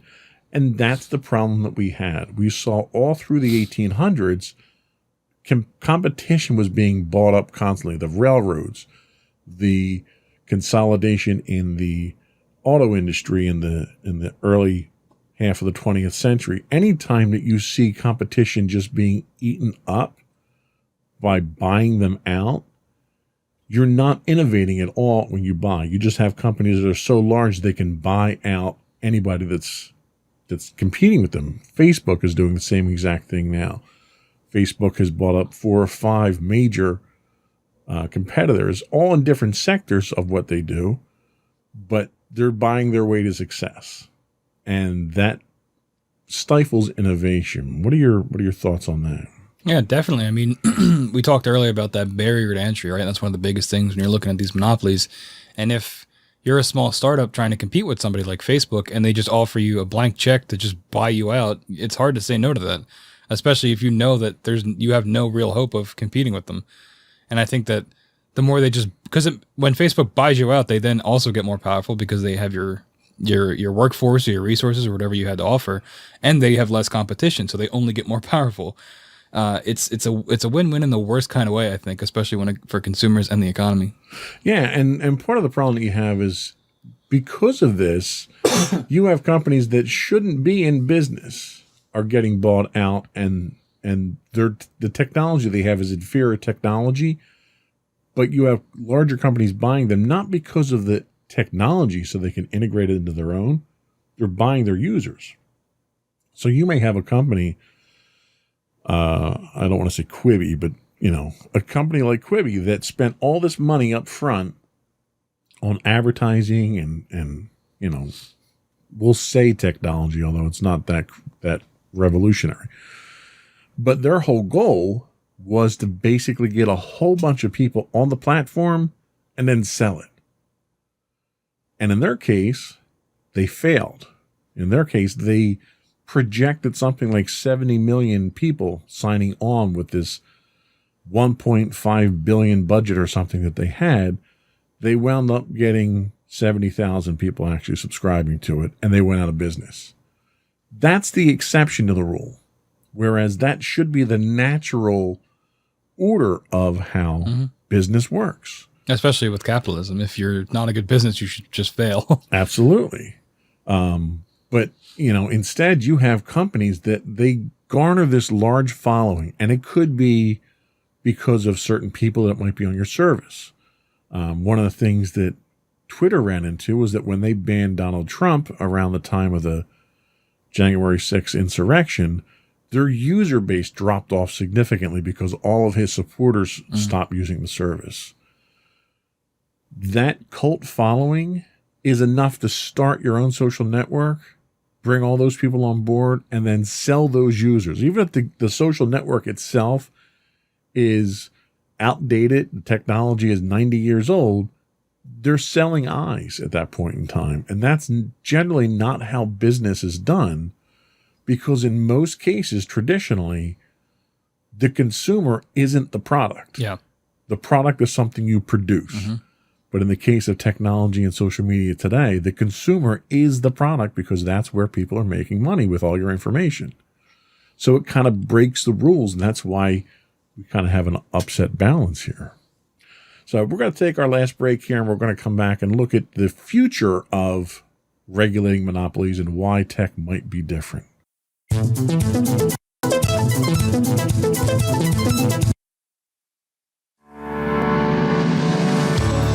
Insights into Entertainment, a podcast series taking a deeper look into entertainment and media. Our husband and wife team of pop culture fanatics are exploring all things from music and movies to television and fandom. We'll look at the interesting and obscure entertainment news of the week. We'll talk about theme park and pop culture news. We'll give you the latest and greatest on pop culture conventions. We'll give you a deep dive into Disney, Star Wars, and much more. Check out our video episodes at youtube.com/insightsintothings. Our audio episodes at podcast.insightsintoentertainment.com, or check us out on the web at insightsintothings.com.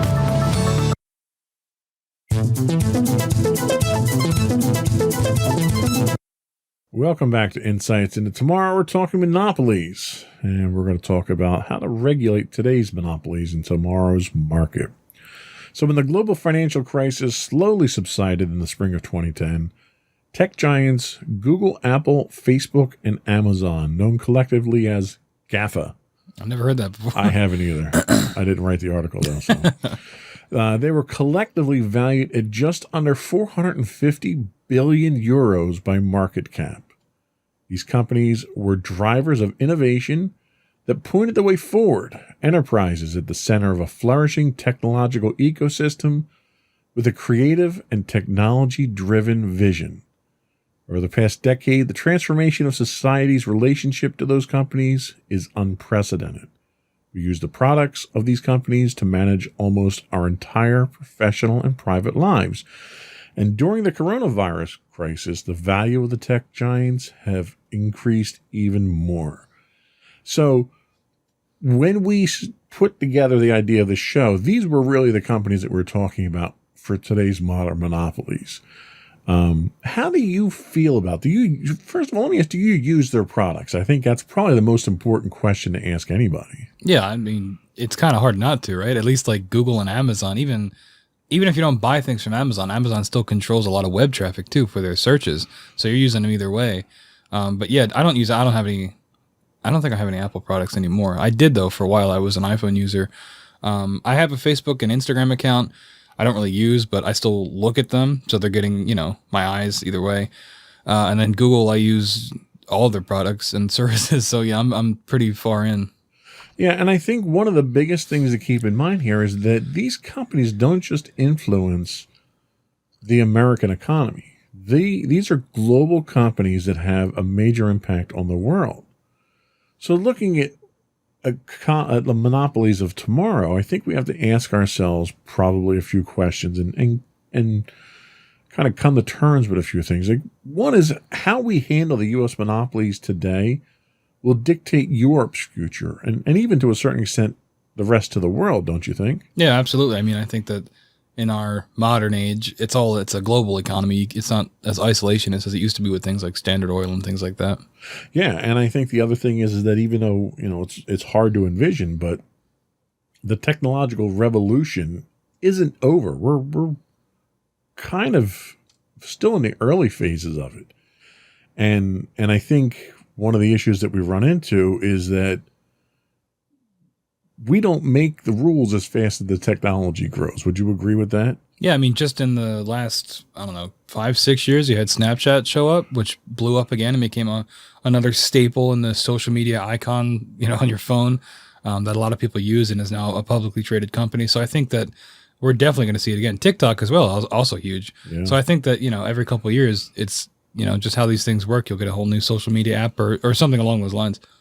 Yeah, and I think one of the issues that concerns me is that the room for maneuvering needed to figure all this stuff out is shrinking. The time that we have to put measures in place now to govern these things is running out rapidly. If we want to know what to do next, it's vital that we gain some in-depth understanding of the mechanisms by which the tech monopolies operate. And I think part of the problem that we have is that the people in our country, at least, that are making these laws don't have a clue about technology. Yeah. I mean, they really have no idea how it works, how it progresses, the impact that it has, the security. There's a lot of talk right now about cybersecurity because of the pipeline hack and all these, the Microsoft Exchange hack and the SolarWinds, all this stuff, this cybersecurity is in the news. And our politicians are trying their best, really, to pay lip service to it, but have no idea whatsoever what the technology means. Like, for instance, my biggest question, sticking with the pipeline incident, they got hit with ransomware. Well, why in the world was your pipeline network even connected to the internet? Absolutely no reason for that. And yet there isn't a single politician who's asked that question yet because they don't understand. They just think the internet is some nebulous piece of technology that connects everything. And these are the people that are making the laws. What do you think about that? I think that's definitely part of the problem. I think you saw it too back when any new technology, when it showed up, like TV, like blew people's minds and they thought it was going to give you the devil in you. So I think it's something like this too. And eventually they'll hopefully catch up. But I think the difference with modern technology is that it's progressing way faster than things like TV ever did. I mean, it's changing almost on a yearly basis what the norms are. So I think that the pace is much more accelerated. Yeah. So let's take a second to take a look at what the current tech monopolies are and why they're different. So I think the biggest thing, and we've touched on this already, is that tech monopolies survive on data and algorithms. That's their product. You as the consumer are their product. They take your information and they sell it for advertising. They're not necessarily selling you anything. Amazon doesn't make any money off anything that it sells from its store. It's literally a break even. It's a loss leader for them. They make their money on their Amazon Web Services, which everybody hosts everything through their Amazon Web Services, which ironically was kind of an offshoot for their own needs. They had to build out their own network to support the Amazon store. And they found out that they could rent space on their cloud and make more money. But Google, you're the product. They collect your data. Facebook, you're the product. Amazon, you're the product. With Apple recognized this, and now in the latest version of Apple's operating system, they implemented this new privacy feature where applications have to ask if you want them to track your movement outside the application. Which, if you think about it, is almost a no-brainer. Like, no, why do I want Facebook tracking me in other apps? But Facebook is actually fighting this to the point that they're threatening legal action because they're saying that it gives Apple an unfair advantage. So Apple has access to that information, but Facebook doesn't. So therefore, Apple has an advantage. I mean, I guess, but it's like, geez, guys. It's like just the two crazy billionaires yelling at each other for more money.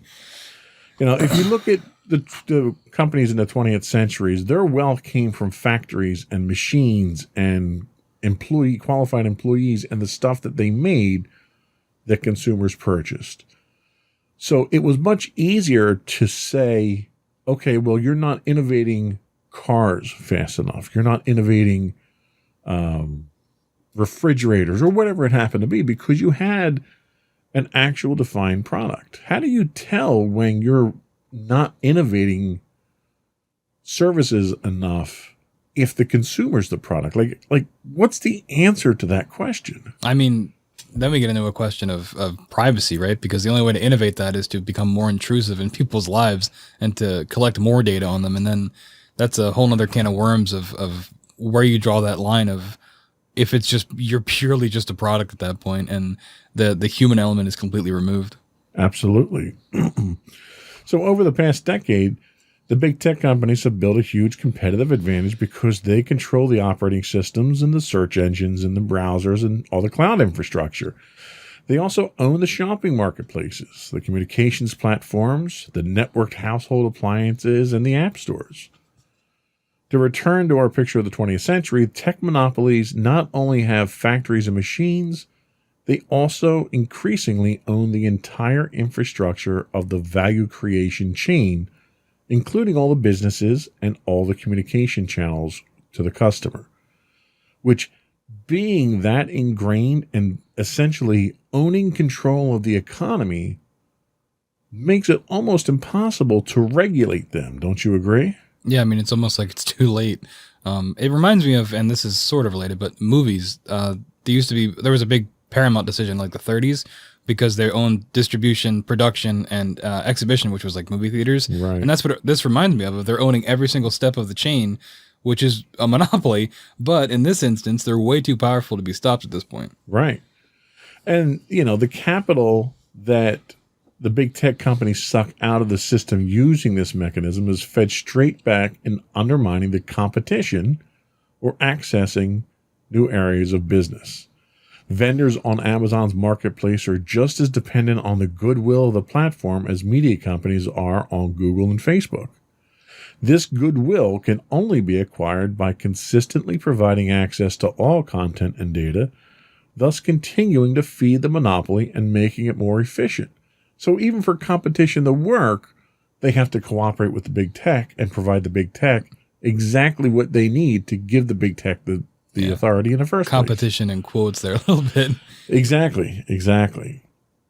So the enormous profitability of the infrastructure services allows the big tech companies to invest in new fields of business on a very long-term basis. To do this, the monopolists are willing to accept high losses for many years in order to weaken the competition and build up market shares. It's ironic what Amazon is doing because Amazon is doing online in the marketplace exactly what Walmart did. So Walmart had this reputation for buying everything in bulk and selling it very cheap with very little overhead. And they would come into a town and they would open up a mega store and they put all the other small mom and pop businesses out of business because they couldn't compete. Mm-hmm. They didn't have the economy of scale to compete with Walmart. Amazon now shows up, and they started out selling books at first, and they changed the way we bought books. Well, it wasn't long before they started selling everything. Mm-hmm. And now, not only do they sell everything, you can get it delivered in 2 days for free if you're an Amazon Prime member. You can get it delivered the next day if you're in certain geographic locations. They basically are putting companies like Walmart out of business because they can sell it cheaper than Walmart. Yep. And that's not even counting all the other services they provide too. Their video streaming services as a competitor to Netflix. I mean, they're omnipresent. Yeah. I mean, they're literally everywhere. They're in the music. Yeah. They're producing their own TV shows. They're producing their own movies that they're putting up for awards. They're selling goods. There's several situations Amazon's been involved in where they've had people on their service, because you can sell through Amazon. So they've had people on their service that were selling, I think one was diapers.com. Mm-hmm. They were selling low overhead diapers through Amazon. Well, Amazon decided that they were now going to sell diapers, and they would buy their diapers in much larger bulk than diapers.com could, and they would sell them at below cost. They could take the loss because they had plenty of other profit leaders elsewhere that they could absorb it through. And eventually they got to the point where they put this company out of business. And that's a practice that they've done over and over again. And it isn't like diapers.com was bringing in so much money selling diapers that it was a threat to Amazon. So there was no reason to put them out of business. Amazon simply wanted to own that business, and now they do. Yeah, I guess for them, even if there was a chance, a 1% chance that diapers.com could have taken over the diaper industry, they have to take that as an absolute certainty. Yeah. And they did. And that's really what the scary thing is with these monopolies today, is that they have that ability. They could literally give their products away for 6 months and put everyone else out of business so that they're the only one left after 6 months. They could absorb that loss. And now that bottle of water that cost you $1 before now cost you $10 because you don't have a choice, which is kind of scary. So let's talk a little bit about where we think the future of monopolies is going, and we can sort of sum up this discussion. So I jotted down a few talking points here. I want to bounce them off of you. My first point is that technology moves faster than legislation. Is that something that you would agree with? Yeah, we already talked about that in terms of, I compared it to television, but yeah, absolutely. Especially today, it's moving even faster than, people in charge of making laws and politicians can even fathom. Yeah. And today's monopolies are more complicated than railroads and telephones ever were. There's more of an international impact from today's monopolies than ever before. What kind of impact do you think that will have on regulating these companies that are too big to fail moving forward? I think we're going to have to change the notion of a product, right? Because it's not a tangible thing that you can get. It's data, it's information that's being sold. So I think that's going to be the first step in really making some serious change on how to stop these monopolies, is changing what we view as, the product. Do you think from a domestic standpoint that the U.S. government should be regulating these, or do you think we should be turning that sort of authority over to the World Trade Organization or something on a bigger scale? I think the U.S. government should step in and then do it, because these are United States-based companies, and I think that there's a degree of responsibility there. Now, in reality, that's probably not going to happen because they have really no reason to. Especially because, like we've said a bunch of times, that these companies are already way too powerful to be regulated. But maybe if, but the World Trade Organization and the U.S. government, teamed up, I don't really know how that works in terms of law. But perhaps, that level of force would get something done. I could certainly see that. I could see, even if you go regionally with things like the European Union and stuff like that, where you might be able to regulate that. Let's talk penalties for a minute. So we already kind of talked about the fact that the penalties that are being imposed on these companies are really insignificant. How do you punish a company for monopolistic practices when they have economies larger than most countries in the world? It's really hard to. I was thinking of something like when they broke up AT&T, but how are you going to break up Amazon, right? I mean, I guess you could do it where like they own Whole Foods, so Whole Foods would then become its own company again. Maybe something like that would work. Or all the different independent sellers that they've tried to acquire, like our diapers.com example, breaking those up and making them their own independent companies. But then logistically, they're not going to succeed because they're not on the Amazon app, which is what everybody's using. So it's a very difficult thing that, I'm not an economist, so I have no idea how you'd even begin. I mean, more money would be ideal, but like you said, they're bigger than some small countries. So how much money can you realistically find them? Right. And the last thing that I want to throw out there is one that it seems to seep into every conversation that we have, and that's politics. You have governments that benefit too much from monopolies. The number of people that Amazon employs, the impact it has on the economy and the unemployment rate, and the amount of tax dollars that they get from these companies is vast. You have politicians whose constituents are benefiting by having, Amazon recently had a big competition about where they're going to put their new headquarters. And you had cities rather, that were vying for it, offering up, tax incentives and everything, almost like it was the Olympics and you had people vying for the Olympics. They were politicians falling all over each other to try to get Amazon in their districts.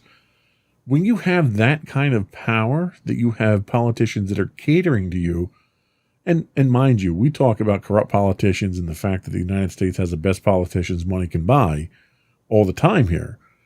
But when you have politicians that are falling all over themselves without you even gracing their palm with any money, just the fact that you're bringing that kind of business and economic benefit to their districts, how are you going to have these same politicians now regulate these companies and break them up and try to push some control over them? How do you get past the politics of it? I mean, you don't really. I mean, this reminds me of, we studied a lot of around the Sherman antitrust time, those politics of that time in high school. And there was a lot of cartoons of like a big octopus that was Standard Oil that would like have its tentacles in politics. And this is kind of what that reminds me of.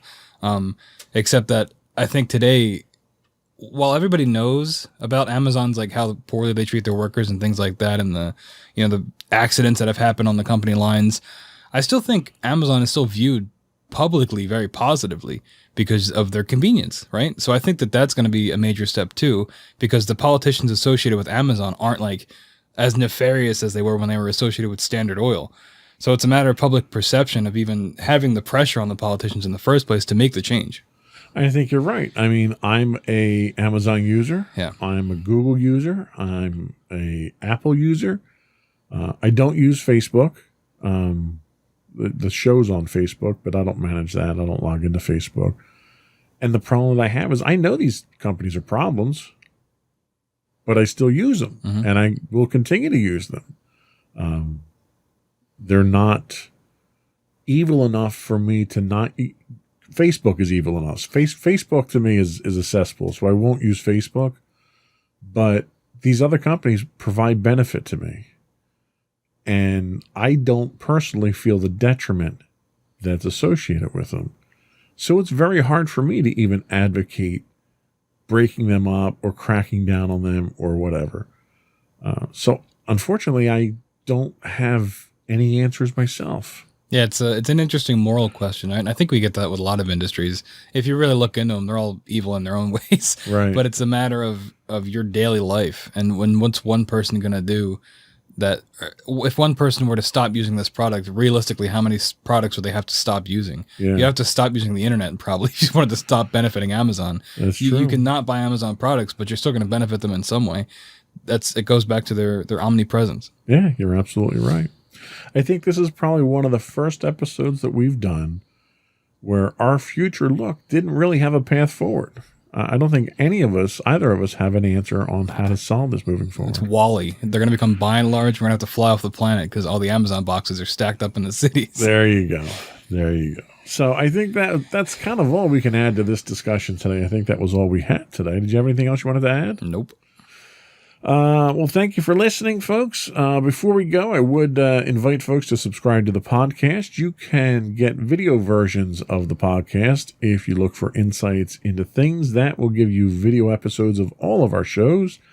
If you just want audio episodes of this show, you can look up Insights into Tomorrow.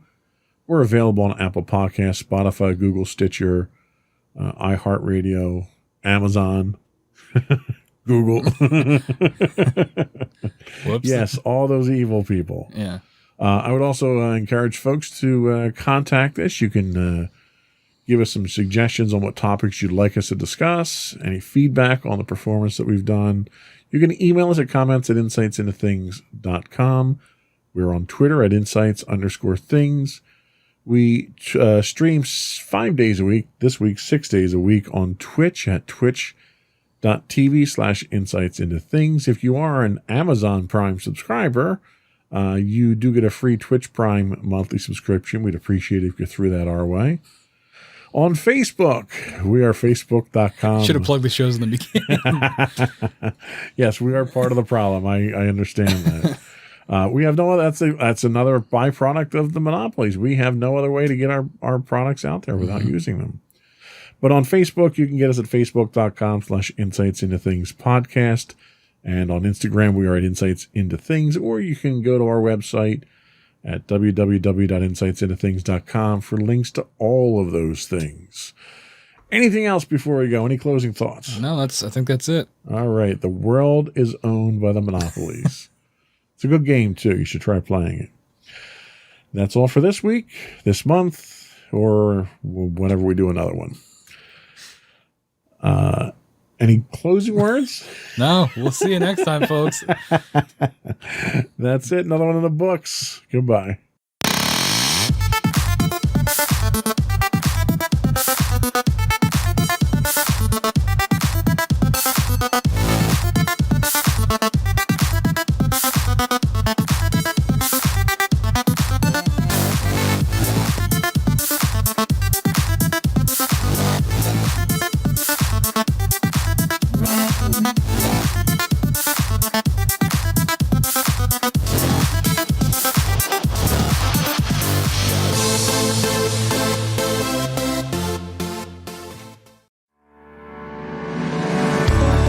Insights into Entertainment, a podcast series taking a deeper look into entertainment and media.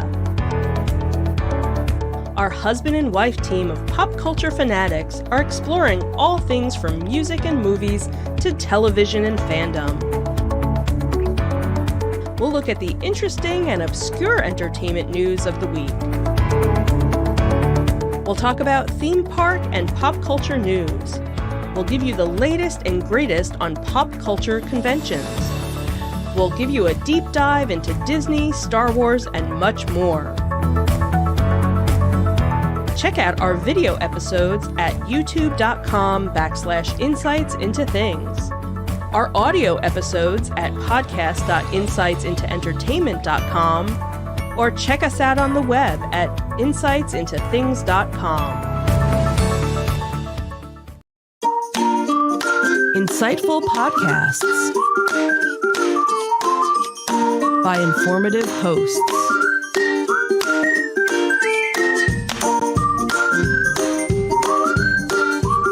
Insights into Things, a podcast network.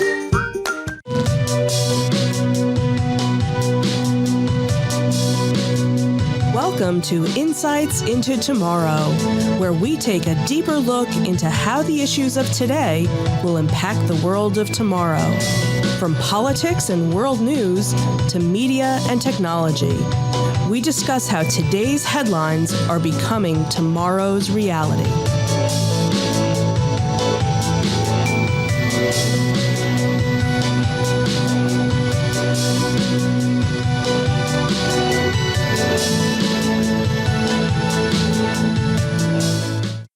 Welcome to Insights into Tomorrow. This is episode 14, The Specter of Student Debt. I'm your host, Joseph Whalen, and my co-host, Sam Whalen. Hello, everyone. How you doing today, Sam? Doing great. Can't wait to talk about student debt. As someone who is a victim of it, I think you probably are the best subject matter expert we've ever had on any of our shows. If I'm an expert, I don't know that much about it. So, I mean, I owe them. I know that. So that's much I know. Well, you might not be an expert, but you're definitely a victim of it. So this week, we are talking about the pandemic of student debt. Why is it a problem in the United States? We'll talk about a brief history of student debt, and we'll take a look at what's driving the rise in student debt these days. And then we'll take a look at possible solutions to this problem plaguing today's youth and what the future of student debt looks like. Before we do that, though, I would invite our listening and viewing audience to subscribe to the podcast. You can get audio versions of this podcast listed as Insights into Tomorrow. Video versions of all the network's podcasts can be found listed as Insights into Things. We are listed on Apple Podcasts, Spotify, Google, Stitcher, iHeartRadio, Amazon, pretty much any place you can get a podcast these days. I would also invite everyone to give us your feedback. Write in, tell us how we're doing, give us your suggestions for topics you'd like us to talk about. You can email us at comments@insightsintothings.com. You can get us on Twitter at insights_things. On Facebook, we are facebook.com/insightsintothingspodcast. On Instagram, we are at Insights Into Things, or you can get links to all those on our website at www.insightsintothings.com. Ready to get into it? Yep. All right.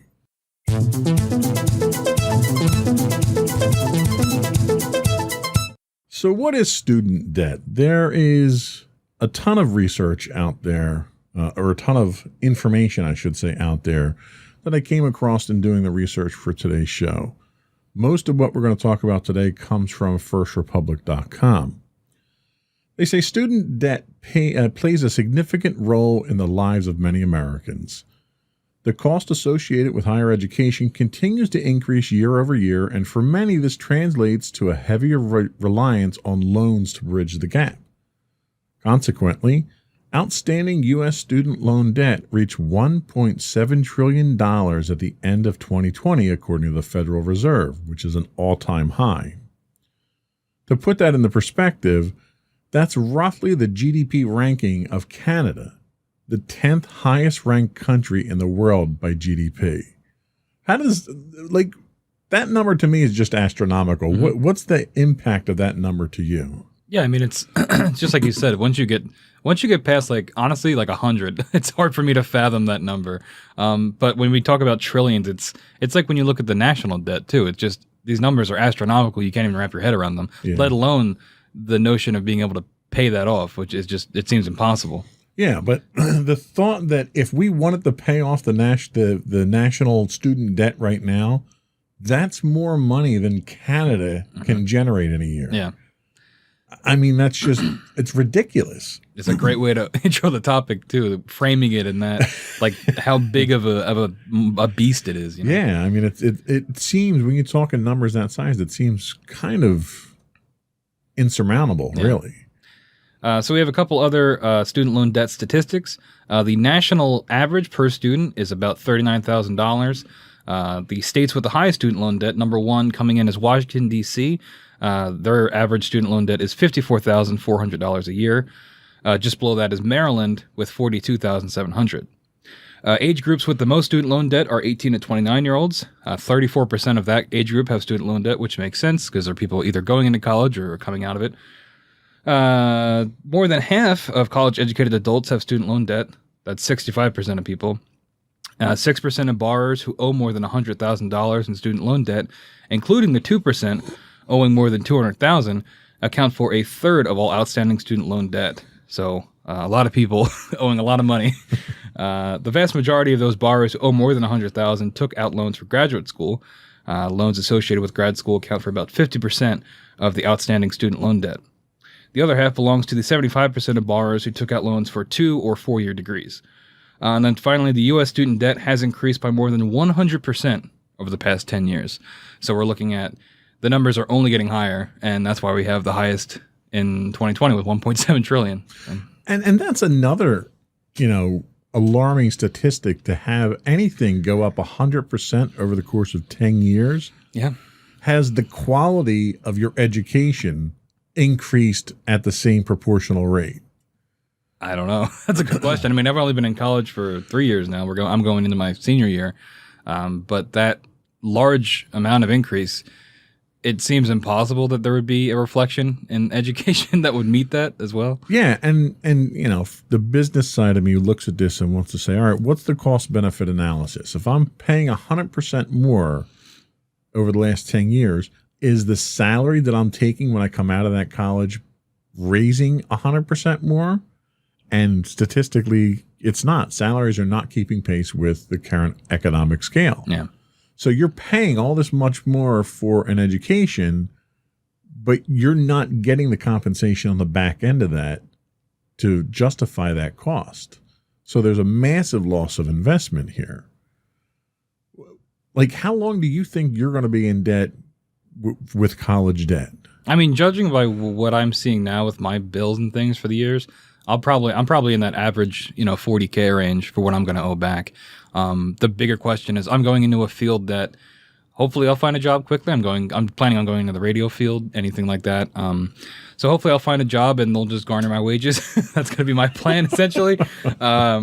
Now I know some people that are going into medical field, so they're going into grad school. So that's half of those loans there that people owe. And those jobs are obviously, you end up spending a lot more and you end up owing a lot more debt, but you're pretty much guaranteed a job because the world always needs doctors and whatnot. Right. So I think it really depends on just what you're looking to do post-college and how long you want to stay in school and then how much you're going to pay too. Well, and I look at it from I don't know, I kind of try to tie it to more everyday things. So I think, okay, what's the next closest thing I have to a $40,000 debt? And I think, okay, if I buy a car and I finance a car, I'll finance a car for 5 years. After 5 years, 3 years maybe, depending on how much of a monthly payment I want to do. But let's say 5 years is pretty much, I think, on average. I'll pay my car off after 5 years. Are you going to have your student loan debt paid off after 5 years? Probably not. Yeah. Probably not, no. And you look at student loan debt when it comes to your postgraduate schools, where you're looking at around $200,000 in debt that you're going to have. So now you're looking at the cost of a mortgage. Mm-hmm. So even if I look at it from a mortgage standpoint, I'm going to pay that over 30 years. So are you going to finance your student debt over a 30-year period? I mean, I know people that are in their 40s and even 50s that are still paying off their student debt. And that, I mean, sure, that's a financial question because it's going to depend on your income and your ability to make those payments. But it can go that long, and especially it's going to depend on what level of education you decided to go with. So let's stay on that topic just for a second there. So if I go to get a mortgage and I'm buying a $200,000 house, I have to have an established credit history. I have to have an established income, and I have to prove that I'm not a credit risk for them to give me a loan. And depending on how risky I am, determines what my percentage rate is. What, as a student, did you have to produce to show that you're not a credit risk when it came to getting loans for school? Well, often they have your parents co-sign, which helps because then they become responsible for that debt too, and that kind of lends credibility to you. I applied to college, so I don't know how it works for grad school because I don't have any, aspirations of going down that path. But it wasn't as rigorous as a test as that of Right. Going for a mortgage. It was much more apply to the school, get into the school. Okay, you're pretty much you can just get loans, and there's not Right. that long of a approval process. It's more about how much do you make, so that we know how much to give you. And I think that's kind of the point that I'm trying to make here is that the process itself isn't nearly as rigorous as it is to make sure you're not a credit risk, to make sure you're capable of paying it back. Mm-hmm. There's almost an assumption of, oh, well, pay us whatever we ask for, and then we'll make sure you get an education and get a good job that you can pay that back. Yeah, and I imagine it probably is designed that way because people going into college, they don't want to think about after college when they're going to have to pay all this back. They want to get their education. They want to, if they have a career in mind, they want to get to that as fast as possible. So they'll take any loans they have to. Sure. And I think one of the indirect consequences of this is that you're seeing the number of people that choose to go into a vocational profession significantly increasing over those that are going to college. I thought about that. I mean, my freshman year in college, I took mostly gen eds. And I was like, this is not what I want to do. So I started looking at broadcasting schools, and I seriously considered it in my sophomore year, transferring and just going to broadcasting school because, going to broadcasting school because a lot of the people that I look up to in the area that are broadcasters either didn't go to college or went to broadcasting school. And it just seemed like, that's exactly what I want to do. Why not just do that? Right. But I ended up rethinking it because, just having the degree, you talk yourself into it. Yeah. And I'll probably talk more about that later, but just the mindset of kind of just accepting debt as a notion, you Right. kind of just become okay with it. And I had a friend of mine, her son, they had groomed him for going to college all through his high school career, his grades and all the extracurricular stuff and the clubs and all that stuff. And when he got to his senior year in high school and saw how much it was going to cost, he realized he couldn't afford it. Yeah. And he didn't want to be in debt for, the majority of his life. Right. So he decided instead of going to college for accounting or business administration or whatever, he was going to be an electrician. And he went off and he went through a vocational school. He joined a guild and, is under an apprenticeship now. And he's making more now within less than 4 years of the time he would have spent in college. He's making more now than if he'd come out of college with a 4-year degree. And he's just starting out in his profession without all that debt. Yeah. I don't know. I think it depends on, we get into deeper questions of how do you measure success? What do you want from your educational career? And I think that once you figure out those answers for yourself, then you can kind of decide, do I really need college? Do I really need to do this? Right. In my case, Yes. But in that guy's case, no, he didn't need to do that. If he enjoys being an electrician and he gets satisfaction from that work, there's no reason for him to go to college. He can do exactly what you said and not have to worry about debt, which is almost not unheard of, but rare. Yeah. At least with my generation. And it's a very valid point you make that it's very situational and very specific to the individual. Yeah. So that's the kind of the intro to the topic that we're talking about. We're going to take a quick break. We're going to come back and we're going to look at a brief history of how student debt has evolved in the United States.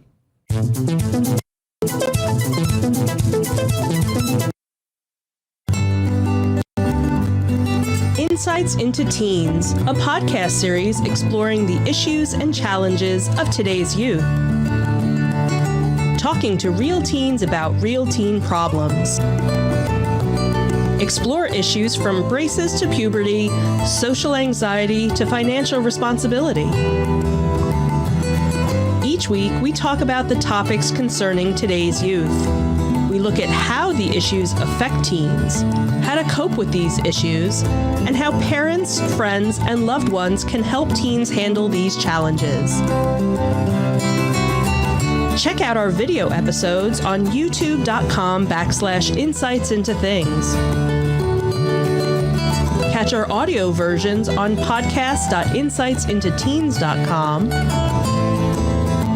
or on the web at insightsintothings.com.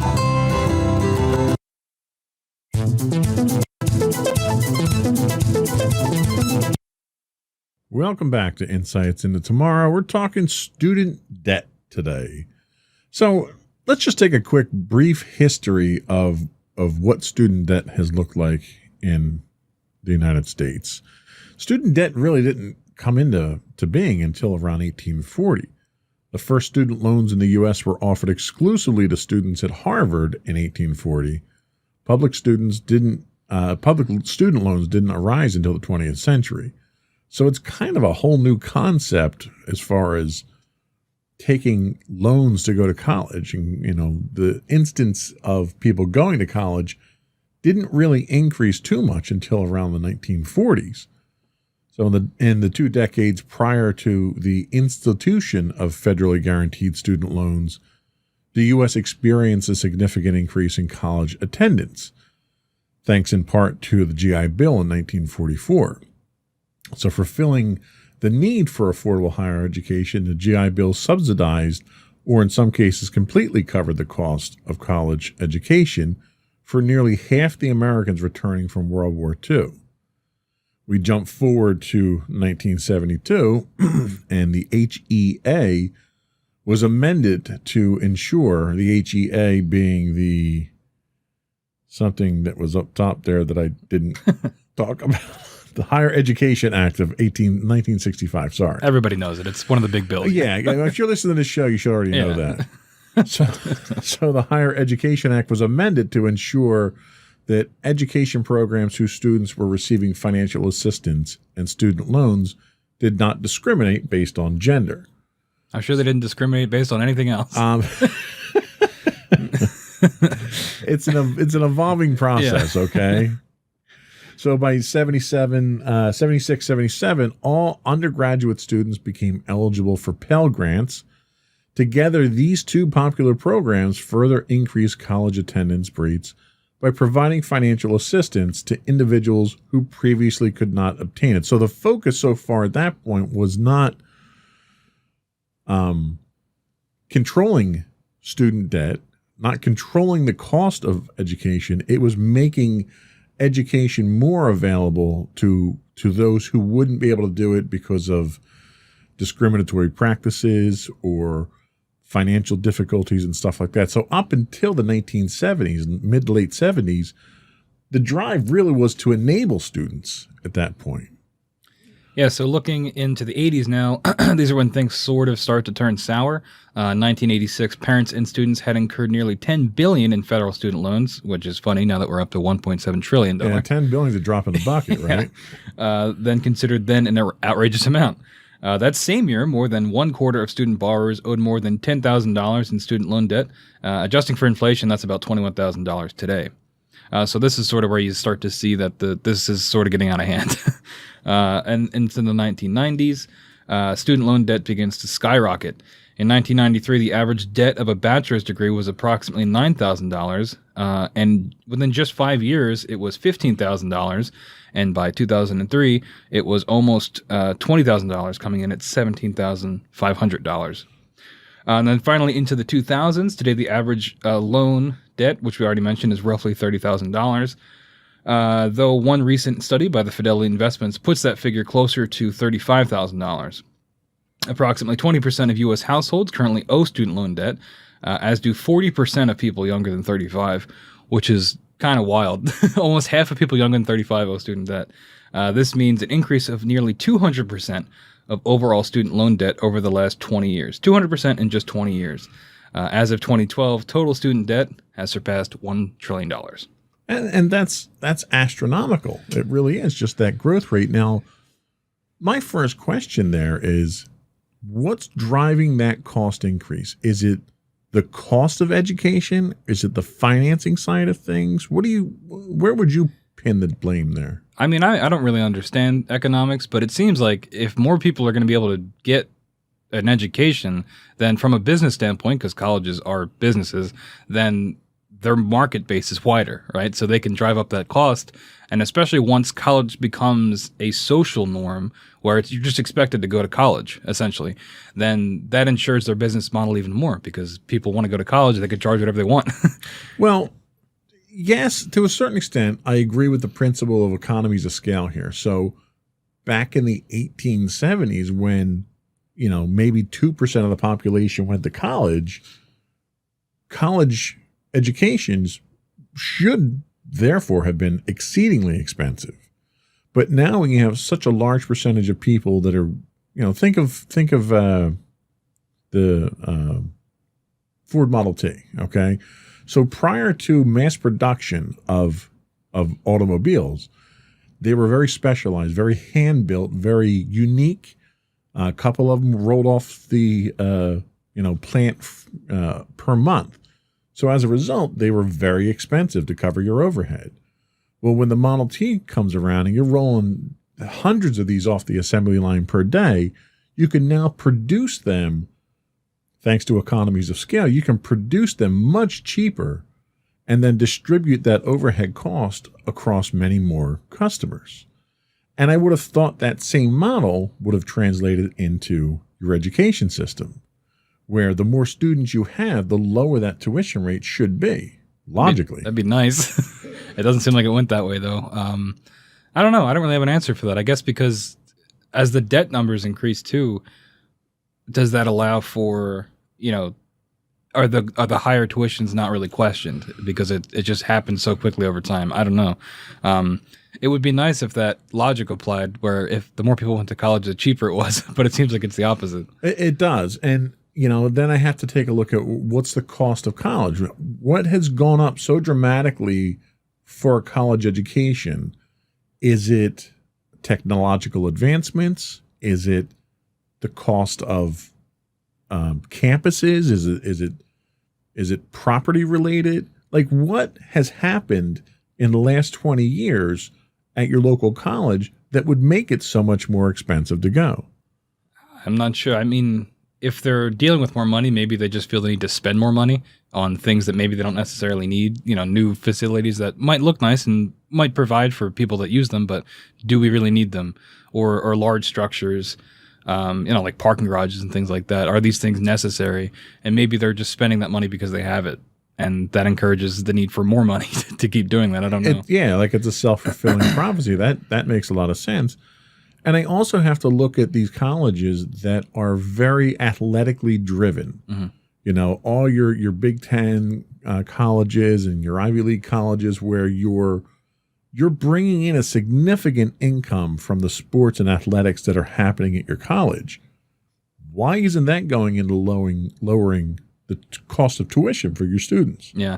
I mean, we could do a whole other show on college sports like that. I mean, they just had the NCAA ruling where they can get money from their image, which is nice, but but the school still can't pay them. Yeah, yeah. And the school's still getting a ton of money, especially big schools like that. Right. Just on like the broadcast rights alone. And that's what blows my mind is they're bringing in money hand over fist to the point that you've got college stadiums that are more well appointed than professional stadiums these days. Yeah, I don't know. When I look at it, I look at it very cynically, and it just seems like these are businesses first and educational institutions second, and they are very greedy. Yeah. And it just seems like they want to get as much money as possible out of people. So Forbes did do a study on what's driving the increases in higher education. Now this study was done September of 2020. And their conclusion, college is expensive. Good work for us. That was helpful. They said since the 1999 to 2000 academic year, the net price of tuition, fees, room and board at a public four-year college has increased 68%. 68% in 20 years. That's insane. The amount borrowed to go to college each year has doubled in the same time. And today, the cumulative federal student loan debt is over $1.54 trillion, more than double the amount of 2010.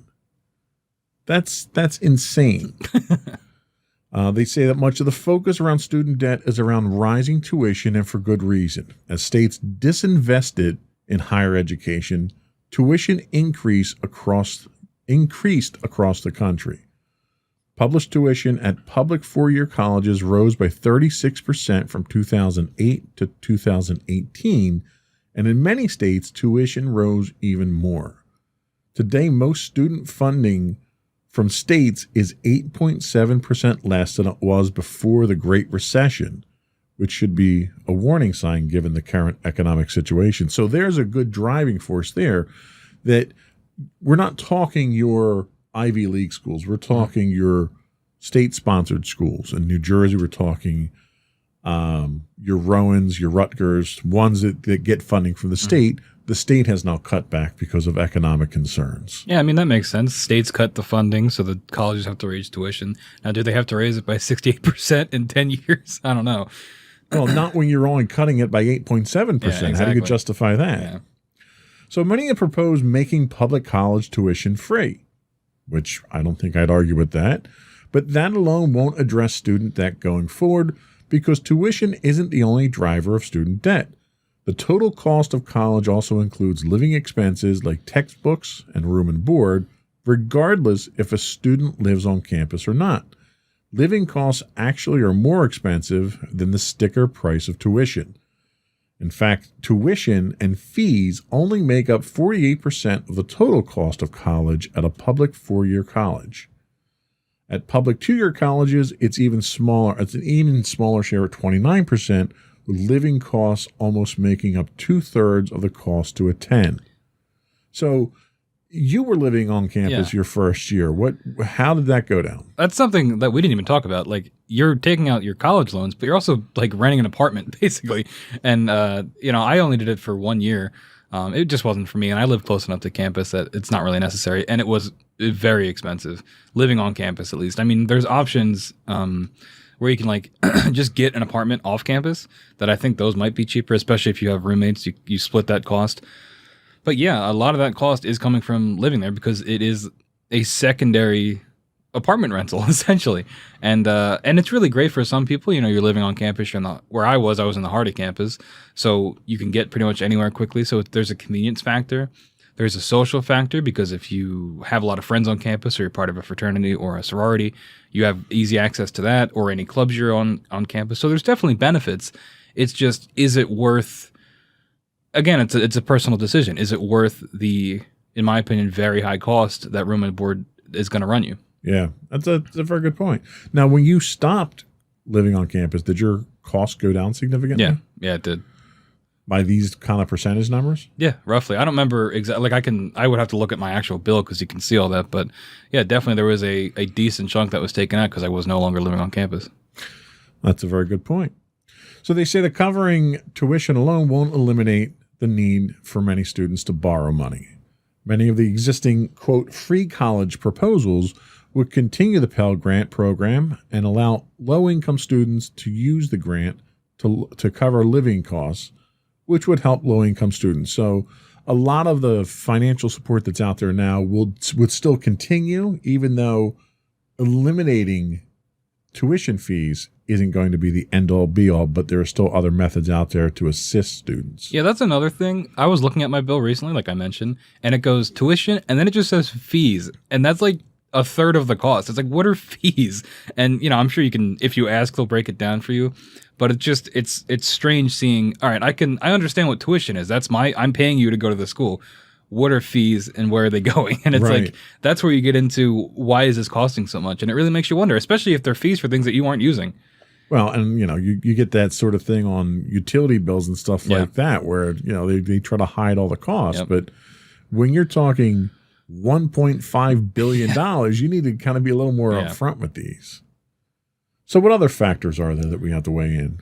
So there's the graduate school. In 2019, the number of loans dispersed for graduate school accounted for 16% of all federal student loans issued.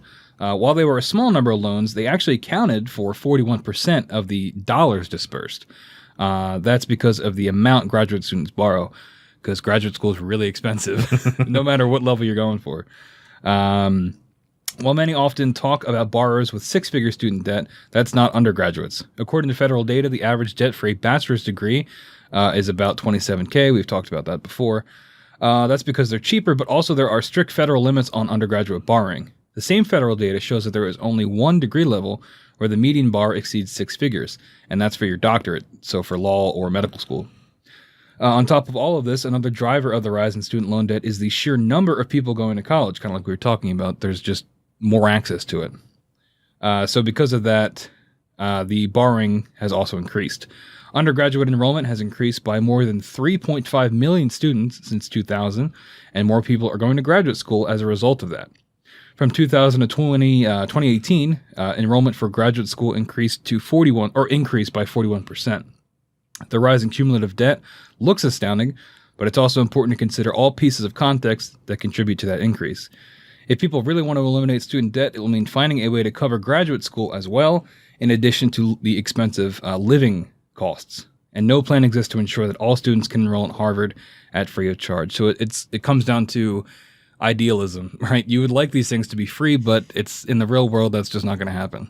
Yeah, and I don't think most students are shooting for free college.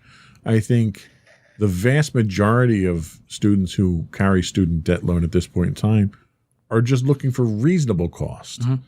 And the numbers that we're talking about so far kind of prove that these costs are well beyond reasonable. Yeah, absolutely. I mean, being able to go to college is definitely a privilege, and it's good that more people are able to do it. And it just so happens that that access comes with a literal and figurative cost of just being in debt. But if that means that somebody that normally, 30 or 40 years ago wouldn't have been able to go to college, that can now, I think that's a good thing. I just think that, like you said, those numbers are ridiculously high and don't need to be that high. Yeah, and I don't think anybody expects to be debt-free when they get out of college, but you got to make sure that the increases in debt kind of are warranted for what you're getting out of it. Yeah, you're not just bleeding people dry. Yeah, and that's really what it seems like at this point. So we're going to take another quick break, and then we're going to come back and talk about some possible ways to address the student loan problem.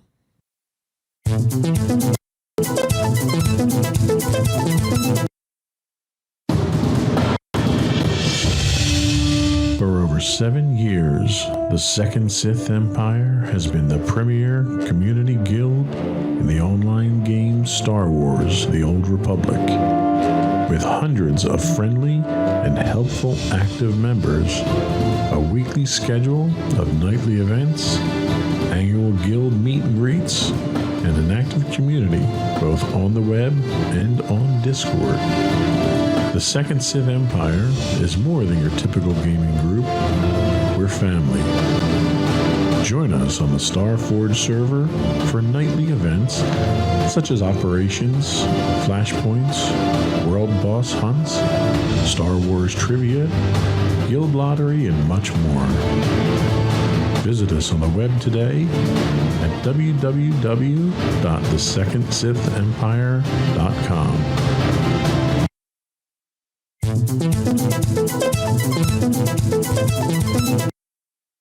Welcome back, everybody. We are talking about student debt today. So some ways to address the student loan debt problem. This is coming from the University of Washington. There's the Student Loan Fairness Act.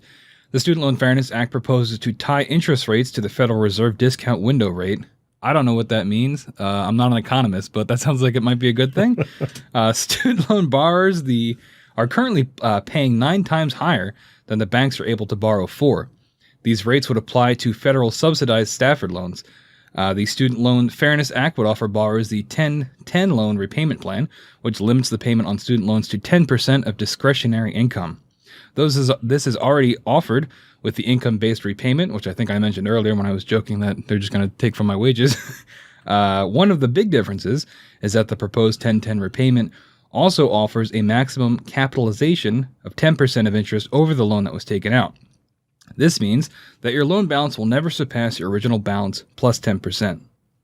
The Student Loan Fairness Act would allow borrowers a year in which they would be able to convert their private student loans into federal loans if they qualify. And even if you don't qualify for the conversion, the mere fact that this option exists will force private lenders to work with their borrowers and offer programs to parallel what is offered in federal programs. And then finally, the Student Loan Fairness Act offers forgiveness to public sector employees after only 60 months. So that I don't understand the larger terms, but in general, that sounds like it'd be a good thing. So to kind of put this into perspective, when you go and you get a mortgage, okay, so you buy a house for $100,000, let's say, just to keep the number simple. What they'll do is they'll charge you an interest rate, we'll say 5%, and they'll amortize that over the course of the loan. And basically what that means is they front load your interest payments at the beginning of your loan, and your interest payments will gradually decrease as you pay the loan off. You're going to pay off at a maximum of that 5% of the loan. You're never going to pay more than that 5% of the loan. But what they do is they make sure they get their money up front there, and then the principal gradually increases the further you pay down. What they're saying here is, your student loans will be capped. One, they'll be based on what the Federal Reserve rate is, plus a reasonable profit over that. So when you go and get a loan now, your interest rate that you pay on your loan is, if you get a fixed rate, it's based on prime rate plus whatever the bank is charging for their income there. And then the bank has to then pay their underwriters and all that stuff based on what they make from you. But if you take out a loan, I mean, basically what they're doing with student loans is like what a loan shark does. You know, I'm going to charge you 100% a day on what you borrowed. And by the time you pay off that $100,000 loan, you've paid $400,000. Way more than you borrowed. Yeah, which is ridiculous. And what the federal government's saying, no, you're going to not pay more than 10% on what that value of that loan was. So if you borrowed $100,000, the most you'll ever pay back is $110,000. Yeah, that sounds great. and it makes sense. The problem comes with who's investing in those loans at this point in time. We'll talk about that in a little bit. Okay. So the Levy Institute recently published a proposal for canceling all outstanding student debt. The federal government would write off the debt for which it itself is the creditor, the majority of outstanding student loans, and it would assume payments on behalf of borrowers for those loans that are held by private lenders. The population student loan balance would be reduced to zero, a radical solution to the student debt crisis, but one that deserves serious attention given the radical scope of the problem. Economists believe the student debt cancellation would be modestly stimulative to the macroeconomy, increasing annual GDP by $86 per person, which would bring us up to $106 billion per year. It would increase the demand for labor and therefore slightly reduce the unemployment rate. They argue that student debt worsens household balance sheets, and that weakens, the weakness is one of the key mechanisms holding back economic growth. They go on to say that it amounts to around the same size in net dollar cost to the government as the recent tax giveaway to the rich, although with a very different beneficiary population. Yeah. You got to convince the rich white guys to let other people get some of that money back. And that's a hard ask. That's the hard ask, yeah. So the other concept is free college, quote unquote free college. Free tuition at public colleges and universities, eliminate federal government's profiting on student loans, cut interest on student loans, allow students to refinance loans at today's interest rates, allow low-income students to use federal aid to cover room, board, books, and living expenses. Now, this is sort of like the wish list solution that they have, but some of it makes sense. So, for instance, nowadays, if you have a house and you bought your house 10 years ago and you got a 5% mortgage, which would have been exceedingly high, you can go back to the bank after a certain period of time and refinance that at a lower rate. You can't do that with your student debt. Mm-hmm. So if you got a rate of 15% on your student debt, which is essentially what a credit card rate is, you can never go back. You're always paying that amount for the life of the debt. Which is going to bleed you dry. Right. So you don't have, with student loans, you don't have a lot of the same rights and freedoms that you do with other financial loans that you might take out. And I think one of the things that pretty much all of these programs are trying to do is level that playing field to make it more fair. Yeah, I mean, that seems reasonable. And I look at things like this and it feels like it's by design, especially because it's the demographic of, I think we said earlier, 18 to 29-year-olds, somewhat, green to the world. And when you're taking on these huge loans that you then later have no control over, it feels predatory. Yeah, extremely predatory. And I think one of the problems that we're seeing now is a lot of different solutions are coming into play at different levels, different state levels. The federal government's got a couple in place. So nobody's coming out with a unified plan with this. Like, for instance, University of Michigan created the High Achieving Involved Leader Scholarship. The Tennessee Promise, which was adopted in 2014, offers 2 years of tuition-free community college or technical school to all high school graduates. All these different proposals all have pros and cons to it. And I think what you need something at the federal level that melds all of these different programs together to try to give us really the one-size-fits-all answer to it. Yeah, definitely. Some of those other programs, you have the Education Trust, which goes with a scorecard program based on some of the following criteria. Covers at least 4 years of tuition and a bachelor's degree at a 4-year institution. It helps low-income students cover living expenses, includes adults and returning students. No college GPA requirement above 2.0 or a C average. C's get degrees. Allows students to enroll half-time, and the grant does not convert to a loan if criteria isn't met. However, no state program meets all criteria, like we were saying, but Washington's College Bound Scholarship comes the closest. Since most of the programs are relatively new, it is premature to evaluate their effects. However, an article by the Hettinger Report points out that most programs do not give low-income students 4 years of free college. And failing that, quote, it's increasingly clear that free college, as it is often currently implemented, may be more of a marketing message than a policy that will boost the education level of the future American workforce. Which sounds about right. If you can't actually do it, just make it sound like you can. Get people to go there. And unfortunately, that seems to be a very political approach to this. Biden talked a lot about student debt when he was running, and he talked about how he was going to try to forgive a lot of it, and that has, there's no movement on that. So it definitely works, and people eat that up. Well, and he did sign legislation a few weeks back where he forgave something like $10 million in student debt. I forgot about that. $10 million. 1.7 trillion. 1.7 trillion. That's like finding pocket change in the couch. If you wanted to be optimistic, you could say maybe that's a start. Or if you wanted to be cynical, you could say that he did that to get points, just to look good. And that's really, that was almost done. That was political theater is what that was. Because I can almost guarantee that the 10 million that he forgave, they probably had 15 million more in applications behind that. Yeah. So you're not solving any of the problems with this political theater. And really one of the biggest problems that you're gonna run into is that it's the investors that you have to please. Mm-hmm. Yeah, is there a reason for them to fix this problem? I don't think there is. They're making money hand over fist. And that's exactly it. Until you have a reason as an investor, because what happens is all the student debt gets bought up by investors because they know right now that it's going to get paid back. So it's a good risk for them to take. As soon as the federal government comes in and decides they're going to wave their magic wand and make the debt go away, all that investment money that's out there that's buying up the debt now is going to go away, and you're going to crash the economy. Yeah. And I don't think a lot of people realize that so much of our economy is driven on debt. The fact that our national debt is what it is.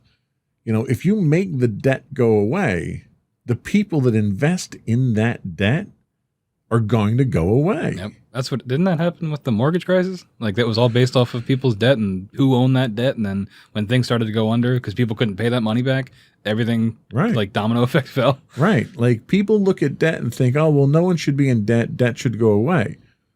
Well, debt is like a commodity. Debt's like gold. Okay. So if somebody owes $100,000, somebody else is willing to invest in that because they know that $100,000 is going to have a set return on interest rate. So I'll give you $100,000 today if you're going to give me $120,000 a year from now, because it's a good wager. Yeah.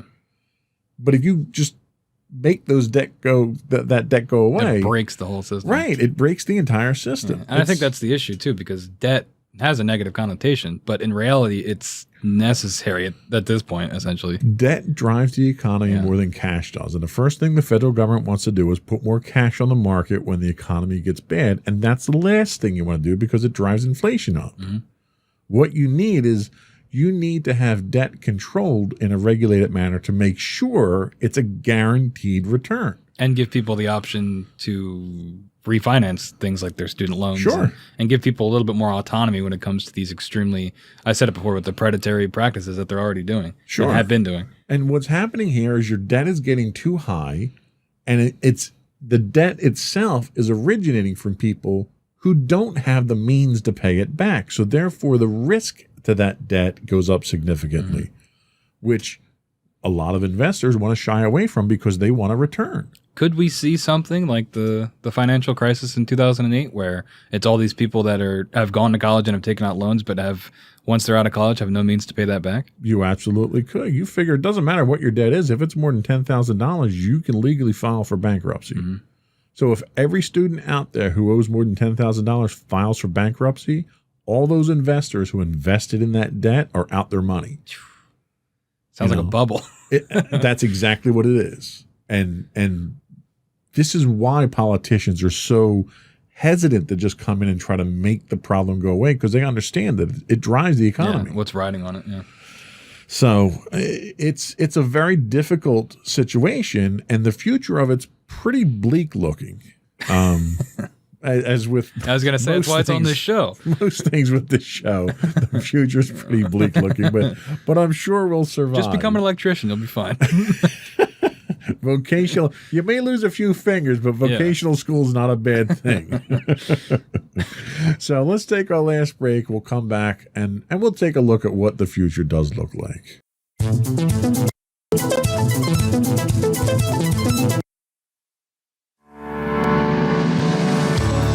Insights into Entertainment, a podcast series taking a deeper look into entertainment and media. Our husband and wife team of pop culture fanatics are exploring all things from music and movies to television and fandom. We'll look at the interesting and obscure entertainment news of the week. We'll talk about theme park and pop culture news. We'll give you the latest and greatest on pop culture conventions. We'll give you a deep dive into Disney, Star Wars, and much more.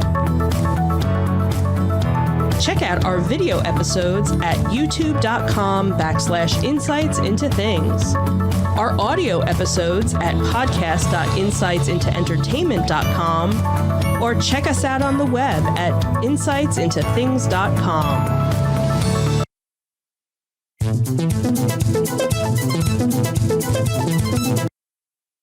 Welcome back to Insights into Tomorrow. We are talking student debt, and we're going to take a look at what the future of student debt holds for us. So according to onlinecolleges.net, the silver lining in all this is that policymakers, college administrators, borrowers, parents, students and prospective college enrollees are at least aware of the problem, and many are proposing solutions. So nobody's pretending that we don't have a problem here, which I guess is a silver lining. I think it's kind of hard to ignore the problem. So $1.7 trillion. yeah, I mean, okay. Pink elephant in the room. At least we're talking about it. One popular route is to eschew the traditional four-year college in favor of vocational certificate programs, which, we joked about here, but it's a legitimate route to go. In 2012, manufacturers reported that as many as 600,000 jobs went unfulfilled because workers lacked vocational skills. My father used to joke around trying to encourage us to go to college, which my father was not a very particularly encouraging individual. He wouldn't make a motivational speaker. He would tell us, well, the world always needs ditch diggers. Mm-hmm. Thanks, Dad. Appreciate that. They don't have debt. Maybe not college debt. They don't have any income either. But they go on to say, in fact, a recent report noted that 29 million jobs in the U.S. that require vocational skills but do not require a bachelor's degree, and most award an annual salary of $35,000 or more. Now, I don't know if $35,000 is above or below the poverty line. I know $35,000 is pretty low. Hourly, I don't know. I think that's probably about 15, which is what people are trying to get for a minimum wage. And minimum wage is traditionally always below the poverty line. They say some solutions look to change the terms of the loans themselves, which we've talked about. In addition to locking in low interest rates on federal student loans, some lawmakers are seeking to add provisions such as debt forgiveness for those who have made payments for a period of time, as well as suspension of interest accrual during times of high unemployment. Another idea put forward would allow borrowers with student loan debt to refinance at lower fixed interest rates in the same way people refinance their mortgages, which we also talked about. This would result in a savings estimated of $14.5 billion for borrowers in the first year alone. Sounds like a no-brainer. Let's do it. Well, they say many don't realize that Wall Street, and thus lots of people with 401k, invest in student loans to the tune of $291 billion. Additionally, the Department of Education owns another $600 billion in student loan, and the DOE generate a profit of nearly $51 billion from these funds way back in 2013, which is how old this study was.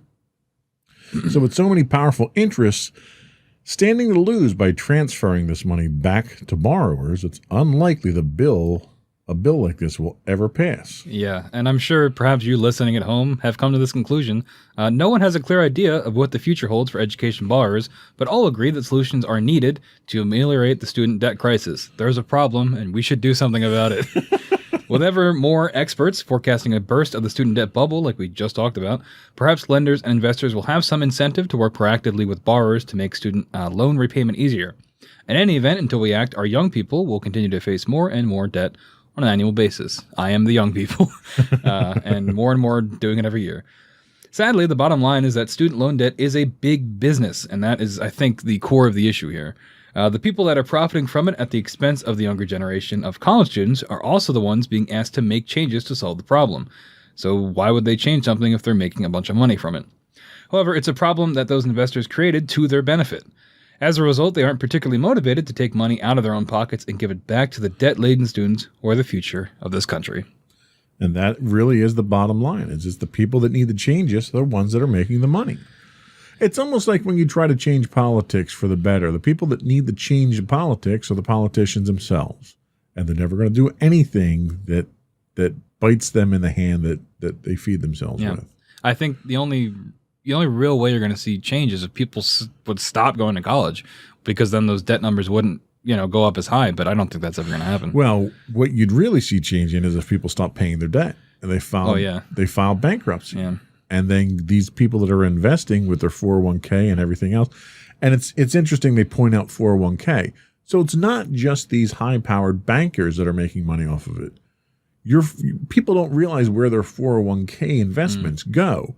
And it goes into funds that that pick up these debts. So, like, if you have a 401k and you have a child that's going to college, could you theoretically be making money off of their debt? Absolutely. Which you could also be co-signed too. How does that? That's Absolutely. crazy. But it's one of those things where you're 6 degrees removed from it. Yeah. So you invest in a mutual in a fund.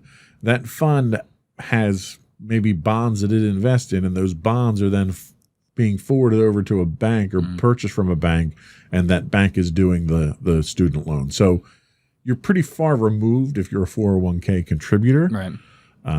But yeah, you're contributing to that problem.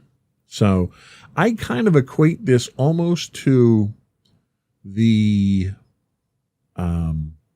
issue that we have in this country with medical insurance and health care. You know, everyone says, oh, well, we need to have free health care. Well, no, you don't need free health care. What you need is affordable medical care. Yeah.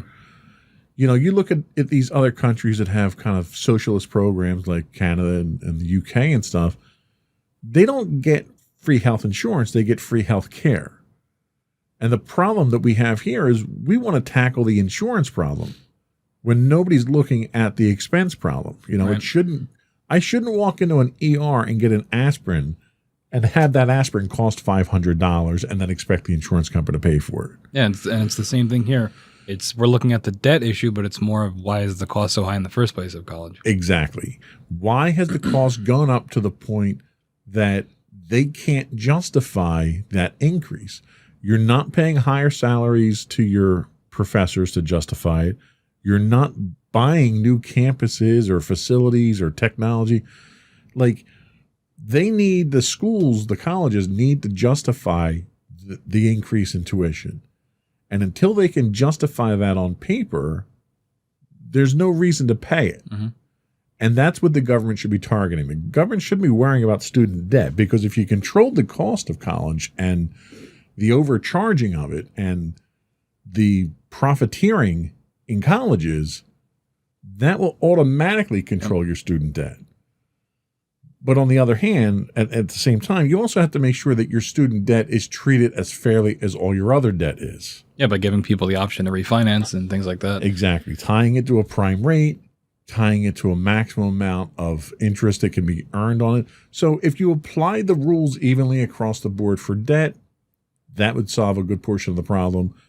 If you solve the problem of why student tuition and housing, like the room that you were housing in, the dorm that you were housing in there, you were probably paying 3 times what you would have paid if you were a private citizen renting an apartment like that. I mean, I didn't have a roommate, so it was just me, but it was one room and that was it with a bathroom. So Right. it's not like it was like, Well, it was a shared bathroom too, wasn't it? Yeah. So, and the amount that you were paying, you probably could have got a 2 or 3 bedroom apartment yourself at a local apartment complex. Yep.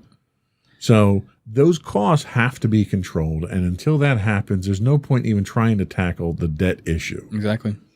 So anyway, it's as much as we are doom and gloom at the end of We these actually had some shows, solutions this time. we did. And I think some of these, the problem actually, I think that the reason we did is the problem literally is so big, you can't help but start throwing solutions at it and have some of them work. Yeah. We're not going to solve all the problems, but I think if people stop trying to rip off our students and, our students are the future. And if they're so laden with the debt, one, they're either not going to go to college, you're not going to be able to fill the jobs that we have, and you're going to become a third-class country here because we don't have educated people that can fill the jobs that we need. Or you're going to have people that are so laden with debt, everyone's going to declare bankruptcy and crash the economy. Yeah, I was going to say that was our solution. We just tell everybody to declare bankruptcy and tank the economy. Right. I mean, that's then you let the government deal with the consequences of that when the economy crashes. So, and then will they have to buy us out? There you go. There you go. See? See? So anyway, that's our show for today. Appreciate everyone listening and watching. I would also invite folks once again to subscribe to the podcast. You can get audio versions of this podcast listed as Insights into Tomorrow. Video versions are available as Insights into Things on Apple Podcasts, Spotify, Google, Stitcher, iHeartRadio, and so forth. Would also invite folks to email us Give us your feedback. Give us show suggestions. You can email us at comments@insightsintothings.com. You can get us on Twitter at insights_things. We do stream 5 days a week on Twitch at twitch.tv/insightsintothings. If you are an Amazon Prime subscriber, you do get a free Twitch Prime monthly subscription. We'd appreciate it if you threw that our way. You can get us on Facebook at facebook.com/insightsintothingspodcast and on Instagram at insightsintothings. Or you can get links to all those on our website at www.insightsintothings.com. And I think that's it. Another one in the books. Bye. Bye-bye.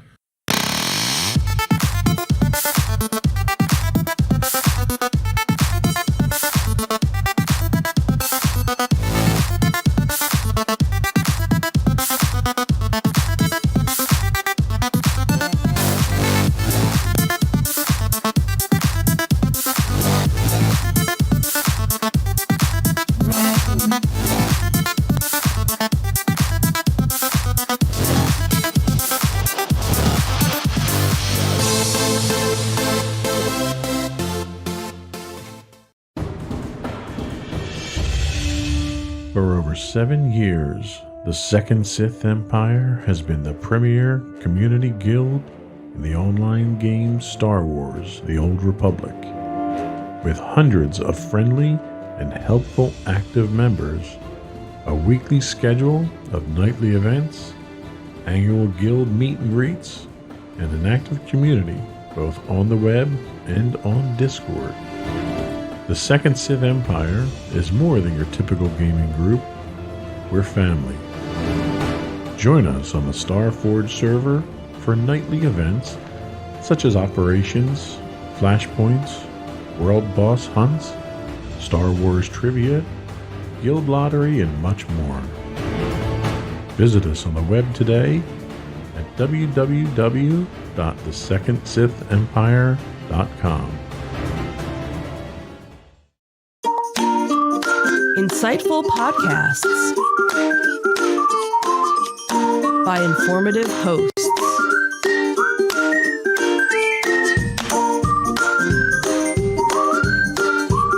Insights into Things, a podcast network.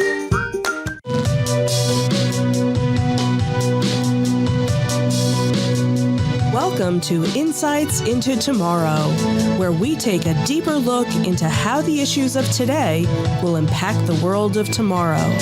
From politics and world news to media and technology, we discuss how today's headlines are becoming tomorrow's reality.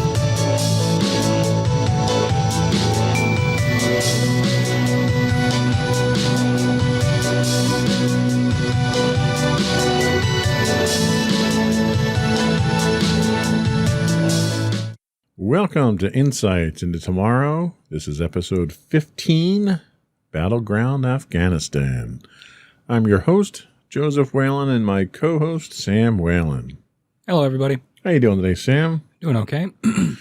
Anything exciting going on? Not much. Just prepping for the school year, getting back in the swing of things. Just counting down the days. Yeah. Days until you start or days until it's over? Yes. So today we are talking about one that's pulled directly from the headlines, and that is what's going on in Afghanistan. So after 20 years of military operations, over $2 trillion spent, an estimated 160,000 lives, which include 50,000 of which were civilian, 2,445 American service members, almost 4,000 U.S. contractors, and over 60,000 Afghan National Military Police. There was also almost 1,200 Allied service members, 44 aid workers, and 72 journalists.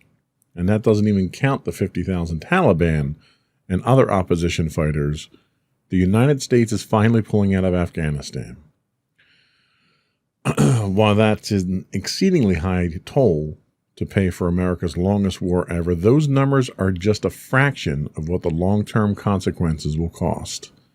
In today's episode, we're going to take a look at the long war in Afghanistan, the history surrounding the disputed country, how we got there, what went wrong, and what the future holds for the country, the region, and the world as a result of what happened there. But before we do that, I would invite our audience, both our listening and our viewing audience, to subscribe to the podcast. You can get audio versions of this podcast listed as Insights into Tomorrow. Video versions of this and all of the network's podcasts can be found listed as Insights into Things. We're available anywhere you can get a podcast: Apple, Spotify, Google, Stitcher, and so forth.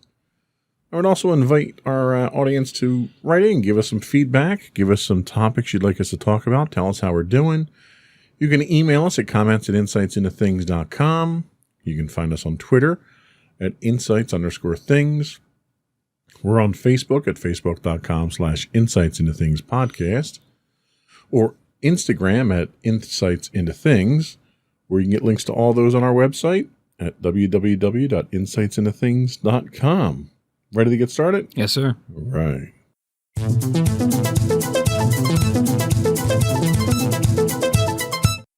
Never get involved in a land war in Asia. The phrase has been attributed to several sources, including British General Bernard Montgomery and American General Dwight Eisenhower. It was even a popular phrase from the cult classic The Princess Bride as kind of a joke. But it was Douglas MacArthur offering it to President Kennedy in a private meeting the two had at the Waldorf Astoria in New York in April of 1961 that really rings true. Today, the phrase has become part of our popular vernacular as a warning to avoid starting the conflict that's too large or onerous for you to properly resolve it or to achieve victory. It's an expensive lesson the French learned in Vietnam, a lesson the United States had to relearn during more than a decade in the same country, continuing that conflict. It's a lesson the Russians learned during what was termed their own Vietnam in Afghanistan between 1979 and 89.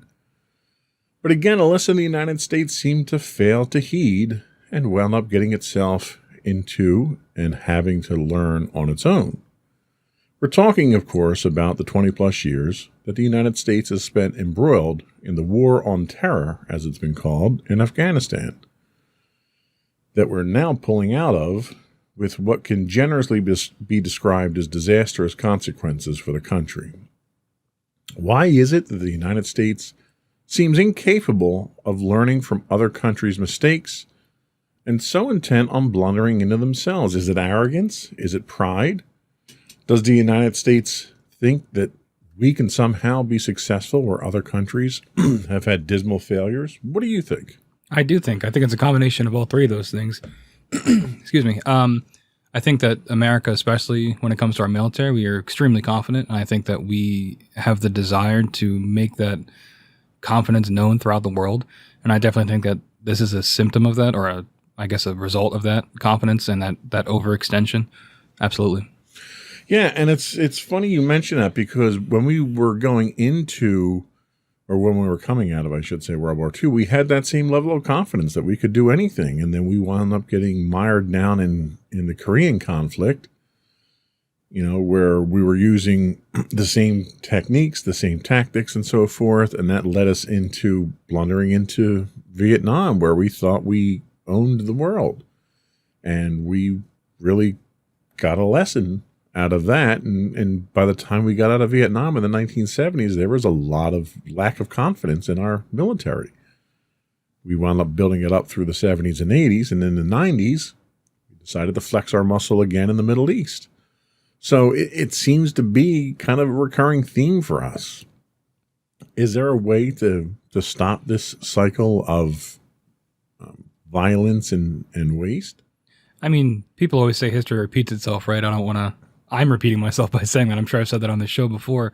But I think some way to at least start is to, which we'll probably do here today, is to make those parallels between something in the modern world, like what's going on in Afghanistan, with something like Vietnam. And when you look at how similar these things are, there's lessons to be learned from that of what not to do. And if we can remember 30 or 40 years from now, when we might find ourselves in a conflict like that again, maybe we can avoid, getting stuck in the mud again. Yeah. And I've always been a fan of, it's better to learn lessons from other people's mistakes than your own and avoid making those mistakes. Unfortunately, our country doesn't seem to look at it from that perspective. They look at other people's mistakes and somehow think that they can do it differently. The challenge. Yeah, I guess that's a valid point. Yeah, I think that ties into we were just talking about it, but the pride and the arrogance. I think we tend to see ourselves as infallible, especially when it comes to the global stage like this. And I think that we've proven at least twice now that we are not infallible. Right. Well, and we also assume that the entire world should live the way that we live, that our policies and our politics and our culture too, our culture and our morals, and it doesn't work that way. So, but let's talk about how we got here, where we are today. So the United States' most recent involvement in Afghanistan was a product of the War on Terror, which itself was a response to the September 11th terrorist attacks on the United States. It is impossible to address this subject without talking about those attacks and ensuring that the war on terror that followed. For many of us, the events of September 11th are burned into our memory. Not me. I was only 1 year old at the time, but for I'm sure many of our listening audience, that's true. All the documentaries that'll be coming out, I'm sure it'll burn it in. Yeah. But for comparative purposes, we need to talk about some of the details of those events. So 4 California-bound jumbo jets originating from 3 different airports across the eastern United States were hijacked mid-flight by a total of 19 al-Qaeda terrorists. 15 of the terrorists were citizens of Saudi Arabia, 2 were from the United Arab Emirates, 1 was from Lebanon, 1 was from Egypt. That's going to be important shortly. It's worth noting none of the terrorists originated in any of the countries targeted in the war on terror. And I think that is extremely important to remember, especially when we look at the course of history that followed September 11th attacks. American Airlines Flight 11 and United Airlines Flight 175 targeted the Twin Towers of the World Trade Center in Manhattan, New York. American Airlines Flight 77 hit the Pentagon. United Airlines Flight 93 crashed en route to its intended target, which was supposed to be the White House or another D.C. building, when passengers on the plane, alerted by cell phone of the other hijackings, were brave enough to step up and stop the attackers and crash the plane. In total, 2,996 lives were lost, including the 19 hijackers. More than 25,000 are estimated to have been injured. So that's another interesting statistic, just those numbers alone. So just shy of 3,000 lives were lost in that attack. And if we take a look back at the numbers we threw out at the beginning of the show here of the number of American servicemen, so we had almost that number of servicemen killed in Afghanistan alone. We had more than that number, almost 4,000 U.S. contractors killed. So the death toll of Americans who died in Afghanistan now almost doubles what the death toll was during the attacks on 9/11. Does that have any resonance with you? Well, I think when we're looking at these numbers, they can get lost in the weeds very easily. I think personally, it's when you look at these statistics, it kind of desensitizes you to the loss of life in general. I think if even one life was lost, that's a problem. Sure. But I think that it's difficult to compare because the 9/11 attacks these people were seemingly randomly just taken out, out of nowhere. Whereas we're comparing the lives of soldiers that they know what they're stepping up for, and they know the risk of what they're volunteering. Is that the right word? I guess just signing up for in general. Sure, yeah, their enlistment. Yeah, so and they have that duty that they want to protect. I mean, you look into the civilians that were killed; they also had no idea what was going to happen to them. But it's difficult to even fathom those numbers from 3,000 to 50,000. Yeah, I think you make a valid point. Our military, when you enlist in the military, there's a certain assumption that there's a risk you're taking on yourself. I think our government should be first and foremost looking to mitigate that risk as much as possible. Mm-hmm. And I think for the most part they do. I don't think we lightheartedly put our troops in danger, or do it in situations where it can't be warranted or justified. Mm-hmm. But the number of dead that happened in Afghanistan is still a staggering number compared to 9/11 and our response. That was our response to 9/11.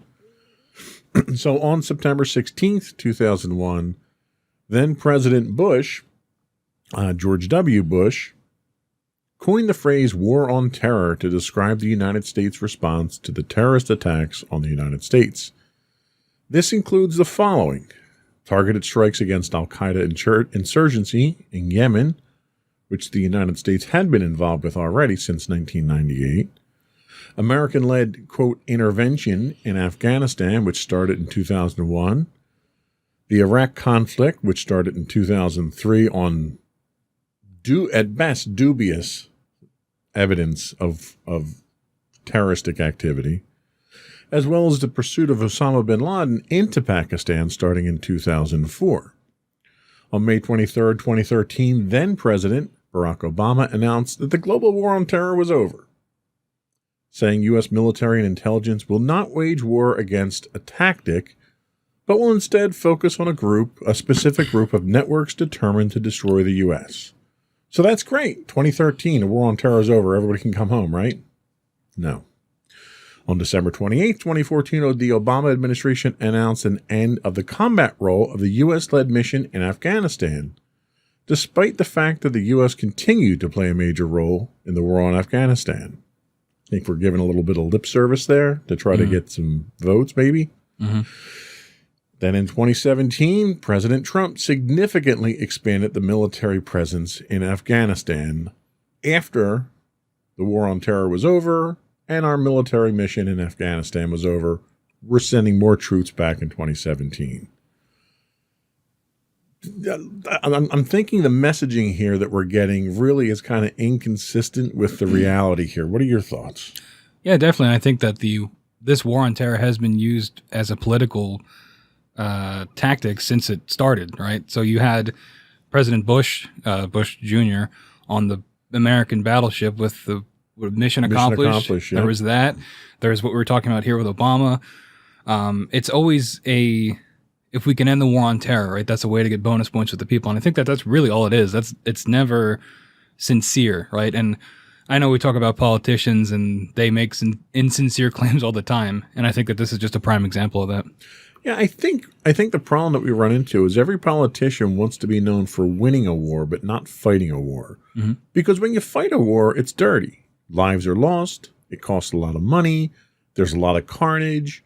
You get a lot of bad press when bombs are going off and civilians are dying and American troops are dying.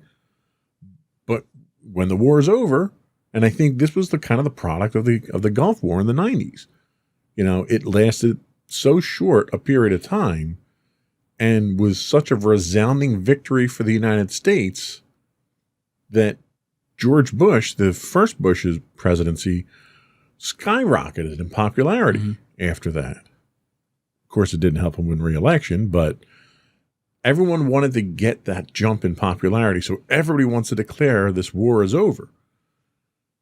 I don't think you can really do that in the middle of a war if you still have troops on the ground, still fighting, still dying, still, bullets flying.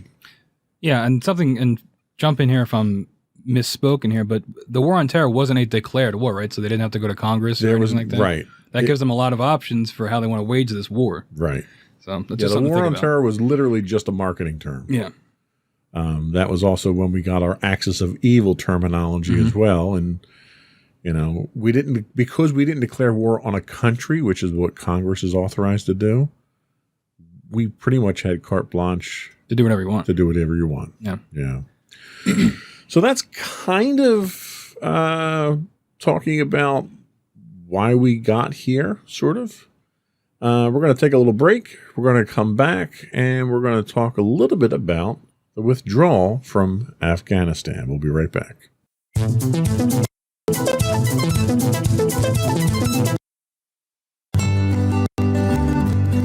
Insights into Teens, a podcast series exploring the issues and challenges of today's youth. Talking to real teens about real teen problems. Explore issues from braces to puberty, social anxiety to financial responsibility. Each week, we talk about the topics concerning today's youth. We look at how the issues affect teens, how to cope with these issues, and how parents, friends, and loved ones can help teens handle these challenges. Check out our video episodes on youtube.com/insightsintothings. Catch our audio versions on podcast.insightsintoteens.com or on the web at insightsintothings.com.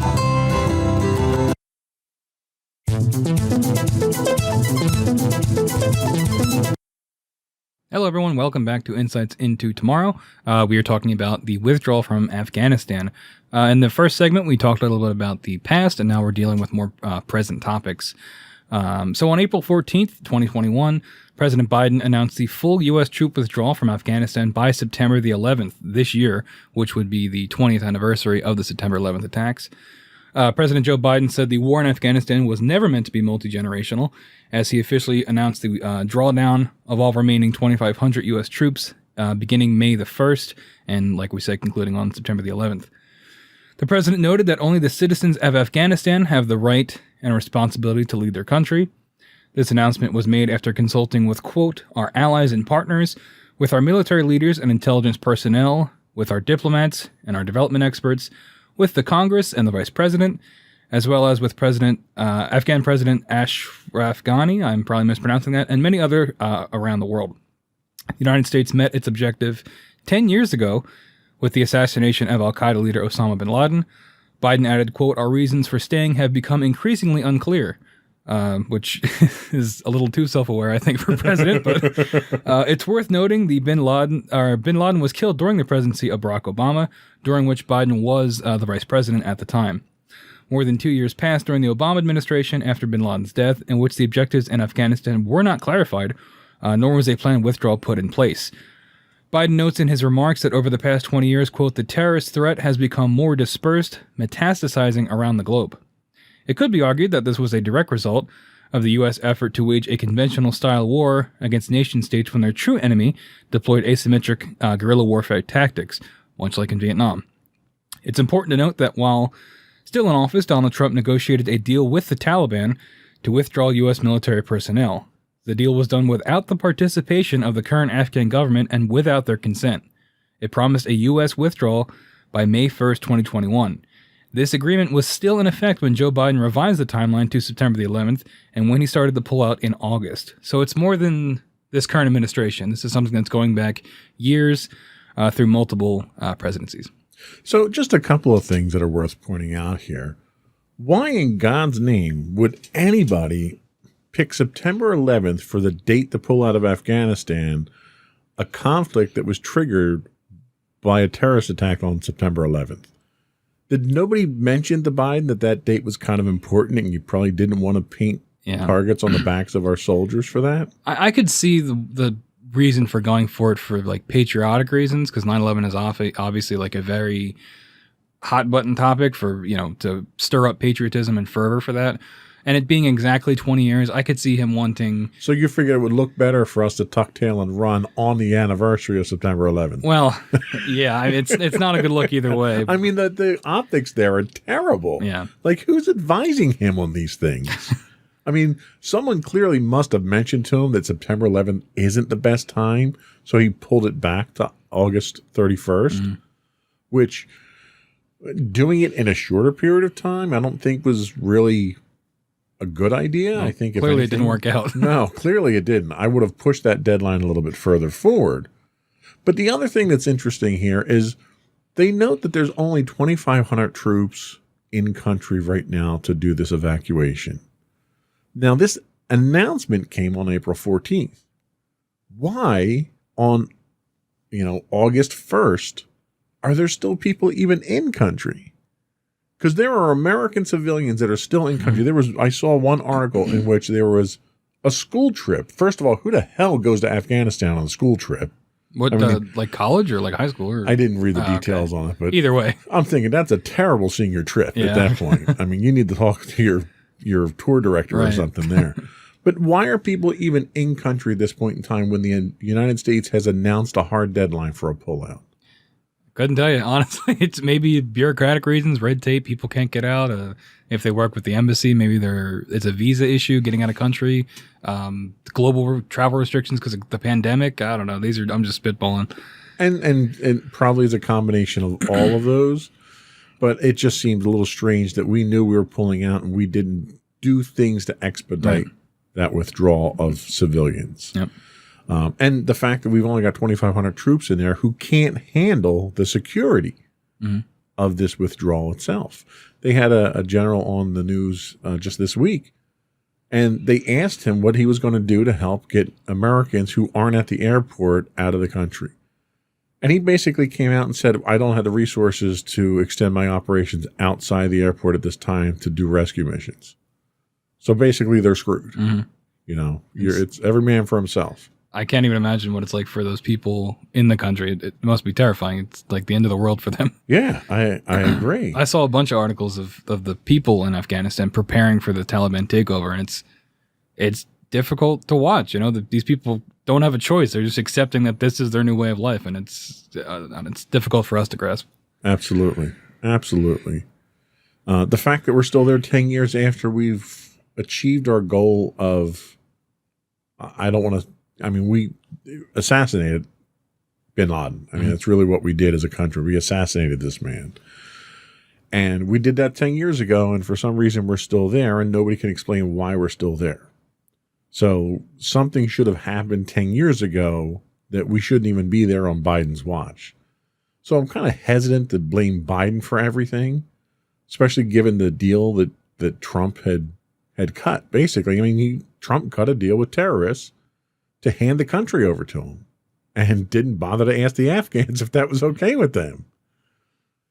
I mean, and I don't want to get too political here, but I can't really expect a guy who's disloyal to his own country and tries to overthrow the government is going to be loyal to an allied government either. Yeah. So I'm not surprised by that. I'm surprised that the United States was still bound by that agreement after he left office, though. Yeah, I definitely think for me personally, it's definitely a bipartisan issue. And I know definitely there's a great deal of fault on Trump here, but I think there's a fault going back to Bush as well, Bush Jr., sure. Then Obama continuing it with being determined to get bin Laden, and now again Trump, and then now Biden. I think it's both parties have a significant amount of fault in this. Yeah, you've got four administrations, 2 Republican, 2 Democrat, that are directly responsible for this catastrophe that's happening in Afghanistan right now. Yep. So let's look at the immediate aftermath, okay? So it's estimated that as many as 15,000 Americans at the time of the writing of this, which was a few days old now, it's estimated that as many as 15,000 Americans remain in Afghanistan after the Taliban's takeover of the country. More than 20,000 Afghans who aided the United States in the past 20 years qualified for special immigrant visas, but also remained in the country after the Taliban takeover. The United States military officers, including Marine General Frank McKenzie, have admitted lacking the resources to secure the perimeter around Kabul airport. He also emphasized, like I said, he did not have the resources to venture into the city to evacuate anyone or provide safe passage. The Taliban indicated they would allow foreigners access to the airport for evacuations, but new accounts suggest this isn't a policy that's being enforced with any level of consistency. Yeah, of course it's not. Right. They're terrorists. What do you expect? The Biden administration initially indicated there was no expectation of an immediate takeover by the Taliban after the U.S. pullout, which clearly wasn't the case. I mean, and we'll talk about why later. But whatever idea Biden had that the country was going to stand was completely wiped out within the first week of the pullout start. The U.S. has also trained and equipped more than 300,000 Afghan military personnel who were expected to maintain their territory and fend off the Taliban. And clearly they didn't. So some questions have to be asked. So with an announcement on April 14th of the firm deadline to pull out, why were there still so many Americans in country? We asked that. We don't have an answer. Why were qualifying visas for the allied Afghans not pre-processed before the withdrawal? You've basically painted the target on all their backs. Why didn't you ensure that you can get them out of the country first? No answer to that. Why was an evacuation of the Afghan allies not started before the withdrawal? You knew they were going to be the number one targets. Mm-hmm. There's lists of them already circulating around within the Taliban who they want to. They're basically death lists. No answer to that. And finally, the next question is, why did the Afghan military fall so quickly and let the Taliban take over? That, to me, is probably the most significant question here. And we'll talk a little bit more about that. But what are your thoughts on this? Like, give me your thoughts. I can't even formulate a question at this point in time. I'm so flabbergasted. It just seems awful. Like, I don't know how else to put it. It just seems like a really unfortunate situation for those people, and there's nothing. It just seems like no one's coming to save them, and that's awful. And like I don't know. Yeah. There's nothing you can do, you know. Like, and you look at some of the early images of the evacuation, and you've got hundreds of people, standing room only, packed onto these C-17s that are just astounding the pilots of the level of people. You had people climbing on planes, trying to hold on, falling to their deaths as these planes were taking off. That footage was, I don't know if our listeners have seen it, but the footage of the people falling off the planes was difficult to watch. Yeah, I mean, that's how desperate these people are. There's pictures of people on the perimeter of the airport handing their children up to people over the wall to at least try to get these infants out of the country because they know they're not going to be able to get out of the country. And it's impossible not to compare it to the fall of Saigon, right? Like the evacuation absolutely. of Saigon, people, helicopters going down, people scrambling. What makes it not impossible to talk about that is because Biden said, you're not going to have another Saigon. Yeah. And then they did. And you do. Yeah. I mean, the images of the fall of Saigon where helicopters are landing on the American embassy to get the last few people out. You have, there were accounts during Vietnam that you had South Vietnamese pilots that were stealing aircraft, evacuating their neighborhood. One particular pilot actually flew his entire family out to a ship that was waiting in the Gulf of Tonkin and unloaded them hovering over the ship because the helicopter could not land. And then he had to ditch in the sea and be recovered. Yep. You're seeing that level of desperation now.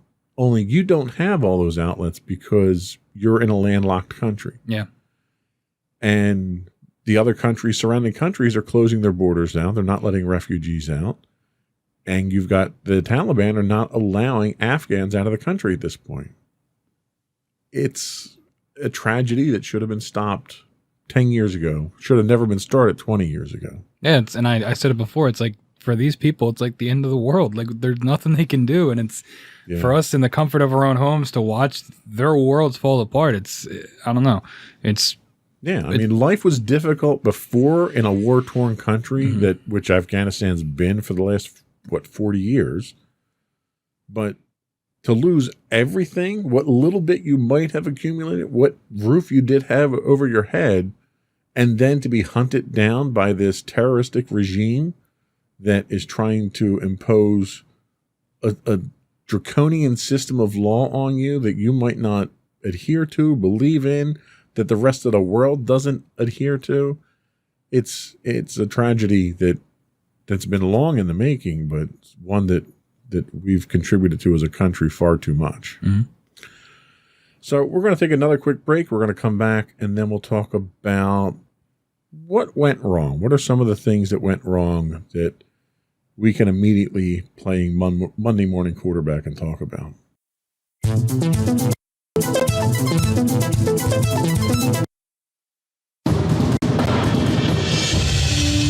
For over 7 years, the Second Sith Empire has been the premier community guild in the online game Star Wars: The Old Republic.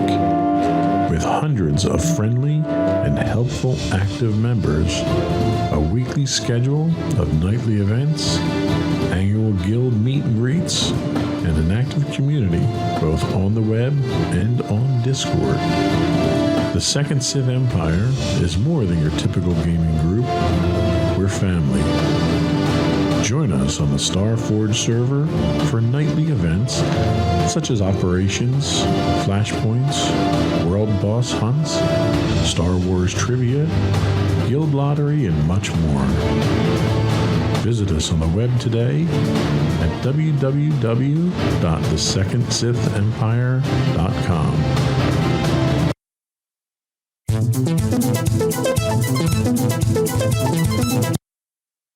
Hello, everybody. Welcome back to Insights into Tomorrow, Battleground Afghanistan. So, taking a look at what might have gone wrong or what did go wrong. First, looking at the country and its citizens. Countries have made the mistake of trying nation building in Afghanistan for over 100 years. The Afghans are fiercely independent and incredibly resilient people. They're accustomed to enduring hardships after so many years. This is mostly or somewhat due to the harsh landscape, makes unconventional warfare nearly impossible with its rugged mountains and lack of adequate infrastructure outside of the cities. A lot like Vietnam, except without the mountains. Ironic, isn't it? Yeah. It's just cooler. So looking at the United States, primarily the result of an overall lack of guidance and strategy or objective to our presence in Afghanistan, incompetence or ignorance on the part of the intelligence agencies.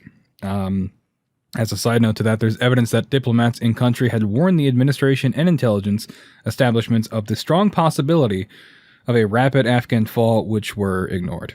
Loss of interest in the conflict on the part of the American people.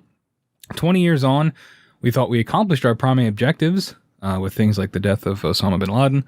The war was extremely expensive. Casualty rates of any level were considered unacceptable. The lack of or prevention of further terrorist attacks put the original purpose of the mission largely out of people's minds. So you mentioned briefly the parallels between this and Vietnam. And I think a lot of it, there's too many to not sort of dwell on, I guess, here. So you have the country and its citizens, so you look at the hardships that the Afghans have dealt with in what's been a war-torn country for decades now. It's very similar to what the Vietnamese went through. They were never a particularly prosperous or decadent country. Either of them were.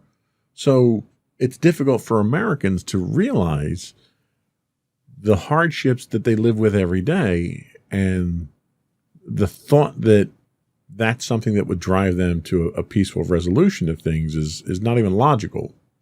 Would you agree? Yeah, absolutely. I think it's such a different way of life that I don't even think we can comprehend it. Yeah, and I kind of draw a parallel to movies like Red Dawn, right? So you see a movie like Red Dawn where there's this theoretical invasion of the United States, and these high school kids, change their way of life and go live in the mountains, and my daddy taught me to hunt, so I'm going to go shoot bad guys and stuff like that. And it's a fantasy. Mm-hmm. Like Americans can't even really empathize with that sort of picture. But that's how the Afghans have lived. They've lived off the land. They live in harsh environments. They live in clans of warring tribesmen. It's not like people look at a modern country like the United States when you live here and you think, oh, well, you've got police and you've got low crime rate and oh my goodness, the crime rate's soaring and we've had 20 people shot. Well, 20 people shot here is an evening in Afghanistan sometimes when there's a raid. And it's like the standards that we live by here don't even compare to Afghanistan. And for us to think we're going to walk in there and impose our way of life on them is dangerously naive, I think. And I think that's really the thing, right? The people that live in these places were, if they maybe not content, but they were, alive and they were undisturbed. Right. Sure, they had their own internal conflicts, but when we thrust them onto the world stage and make them part of our proxy wars, things get a lot worse for them in the long run, almost 100% of the time. Yeah, and one of the problems that we run into is the proxy war that we have in Afghanistan. There's much like Vietnam, there's no clear objective. Mm-hmm. In Vietnam, it was about numbers. The better numbers we could spin on the news each evening, the more domestic support you would get for the fight. Well, you weren't even getting that in Afghanistan. You got to the point where the only thing that you saw in Afghanistan was when Americans were killed or maimed or whatever, or you saw the aftermath of soldiers that did their tours in Afghanistan and came back and had PTSD or were crippled or partially paralyzed because of injury sustained over there. And it became a very graphic representation of our presence in Afghanistan when there was no corroborating reason given by the government for us to be there. Yeah, and I think, still comparing these two things, because you just can't help it, then it was a war on communism, right? And communism was a global fear, really, for everyone that wasn't a communist. But now it's the war on terror, and I think we're just subbing out these words, like a war on an idea, right? And it makes it nebulous that you can do whatever you want. You don't have to make it a declared war. And I think the war on communism might have had a little bit more traction than the war on terror does now, because terrorism, we don't seem to have a way to stop it, right? And right. Like with communism, you can sway the political leanings of a country. With terrorism, there's not a whole lot you can do. Well, and terrorism, to a certain extent, is a self-fulfilling prophecy. Why are there terrorists? Because they hate us. Why do they hate us? Because we interfere in their way of life. Yep. We impose our way of life in areas that don't want it. Mm-hmm. And as a result, terrorists rise up, insurrections rise up, they attack us, they fight you off, they commit to these asymmetric wars that we've never learned how to fight. We've got special forces, you've got Green Berets and SEALs, and they can go in and do all this special stuff. But the United States as a military cannot fight a guerrilla war. They just, morally they can't do it because the bad guys do that, right? Mm-hmm. The bad guys are the guerrilla warfare guys. They're the ones that are going to go kill civilians to deter people from doing things. America can't do that. We never could do that. We've just done use it. drones. Well, the problem is we've done that. Yeah. And whenever that's done, there's war crimes trials about that. So America doesn't want to be that group. But if you're not going to play by the same rules as your opponent, you're never going to achieve victory. And if we're unwilling to play by those rules, which we should be unwilling to play by those rules, then you can't engage in that kind of warfare. I don't know. I think there's a decent argument to be made that drone strikes are our version of guerrilla warfare, because civilians die by the hundreds in those, and the cost of those armaments, I just think it's different than the boots on the ground approach, where it's, instead it's a plane taking out, the amount of civilian casualties for one insurgent to be taken out is, And that's a valid point. When people see drone strikes, it's almost like a video game. Yeah. You don't see Americans in there slaughtering women and children. You see a shot from 20,000 feet, you see a brief flash, and then you see an explosion. Mm-hmm. And it's almost a sanitizing way for us to do terrorist bombings. Yeah. That's a very good point. So the next thing that went wrong here is one that I think can't be ignored, and that's the Afghan military. I mean, let's face it, they collapsed like a cheap lawn chair. Maybe it was incompetence, indifference, cowardice, whatever it was that caused the Afghan armed forces to simply cave. We don't know what it was. But given the rate at which cities were being captured, I think you had a lot of Taliban sympathizers. The fact that the Afghan government was relying on warlords in outlying districts to get their personal armies to defend the land. They're warlords. They're not government officials. Mm-hmm. So there's a profit to be made by doing what they do. And I would speculate that perhaps maybe they were bought off by the Taliban, or the Taliban promised them riches or lands or something, but something caused the Afghan military to just collapse. A lot of the Biden administration's planning for this withdrawal was contingent upon the 300,000 Afghans that we trained and equipped to hold off the Taliban. And it never happened. It wasn't even attempted by the Afghan military. And there's been no explanation as to why. So lack of a structured military control by the government and outlying regions was a problem with the Afghan military.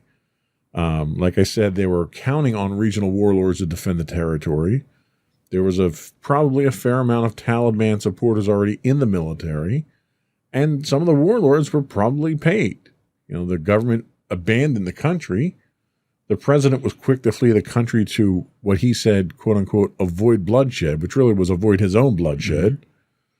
This signaled an overall lack of effective leadership. There were signs of desperation early on as regional capitals fell, and it was, at least in Vietnam, the South Vietnamese put up a fight, and they put up a hell of a fight in Vietnam. They were overwhelmed. They were probably not confident enough or equipped enough to do what needed to be done, but once your air support dries up in most of these situations, you're going to lose land to a larger force. So the Afghan military is definitely to blame. But Joe Biden has to take some of the blame himself. We've talked about the fact that there's 4 administrations to blame here. Biden is one of them. He was certainly dealt a bad hand by the deal Trump struck with the Taliban. His intelligence agencies failed to plan for the contingency of the complete collapse of the Afghan military, which you would have thought you would have had reinforcements or at least airstrikes available to support them.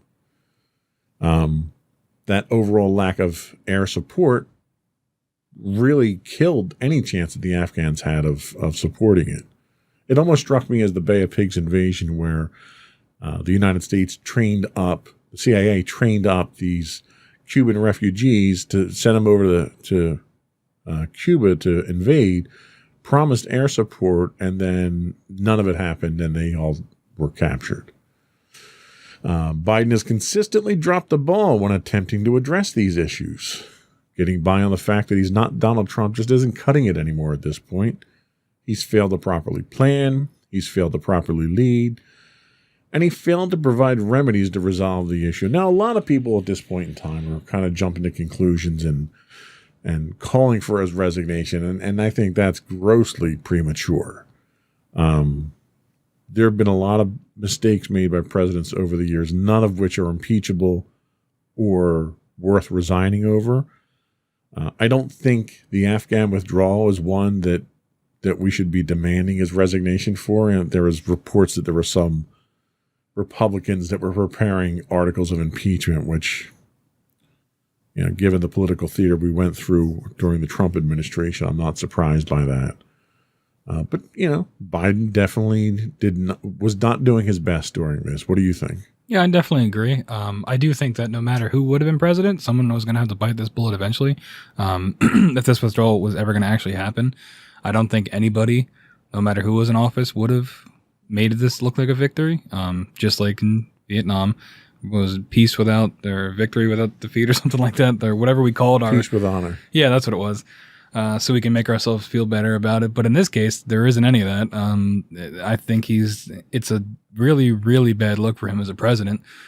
We talked a little bit about it before the show, but the image where he's up on the podium sort of for his moment of silence. For his moment of silence shot, yeah. I understand what he was going for in terms of wanting to be compassionate and those things. And I think that is important for a president to be.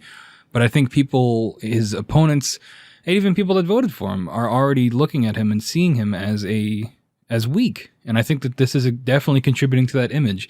And I think, obviously, there's lives being lost here, but I think for him as a president, he's really got to step up and really look like a leader that the people that are still trapped in Afghanistan can hope and trust that they will actually receive some assistance. You're absolutely right. And I can't help but think, regardless of who did the pullout, they were going to have a tragedy on their hands. Mm-hmm. It's something that should have happened after bin Laden was assassinated. So you've had 3 presidents drop the ball so far on this. Biden really was the first one to say, all right, enough is enough. Let's get this done now. So I have to give him some credit for having the intestinal fortitude to draw that line in the sand. So I give him credit for that level of courage. I ding him on the competency in which he did it.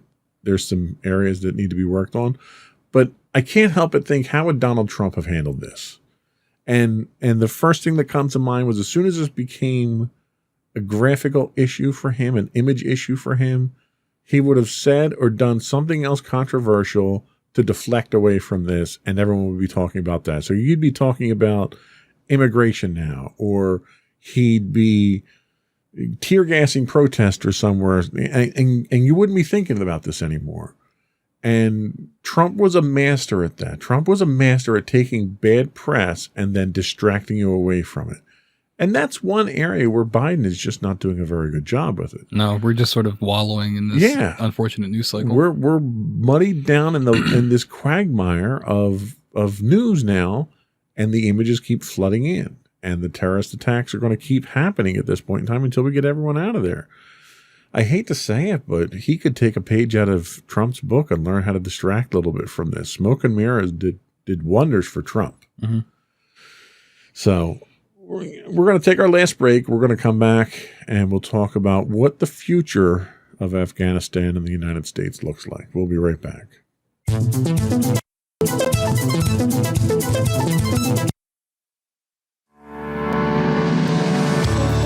Insights into Entertainment, a podcast series taking a deeper look into entertainment and media. Our husband and wife team of pop culture fanatics are exploring all things from music and movies to television and fandom. We'll look at the interesting and obscure entertainment news of the week. We'll talk about theme park and pop culture news. We'll give you the latest and greatest on pop culture conventions. We'll give you a deep dive into Disney, Star Wars, and much more. Check out our video episodes at youtube.com/insightsintothings. Our audio episodes at podcast.insightsintoentertainment.com, or check us out on the web at insightsintothings.com.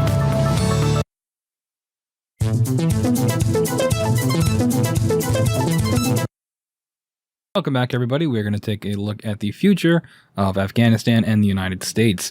So immediately, Afghanistan will once again fall under the oppressive regime of the Taliban. There will be no democratic system of government at all.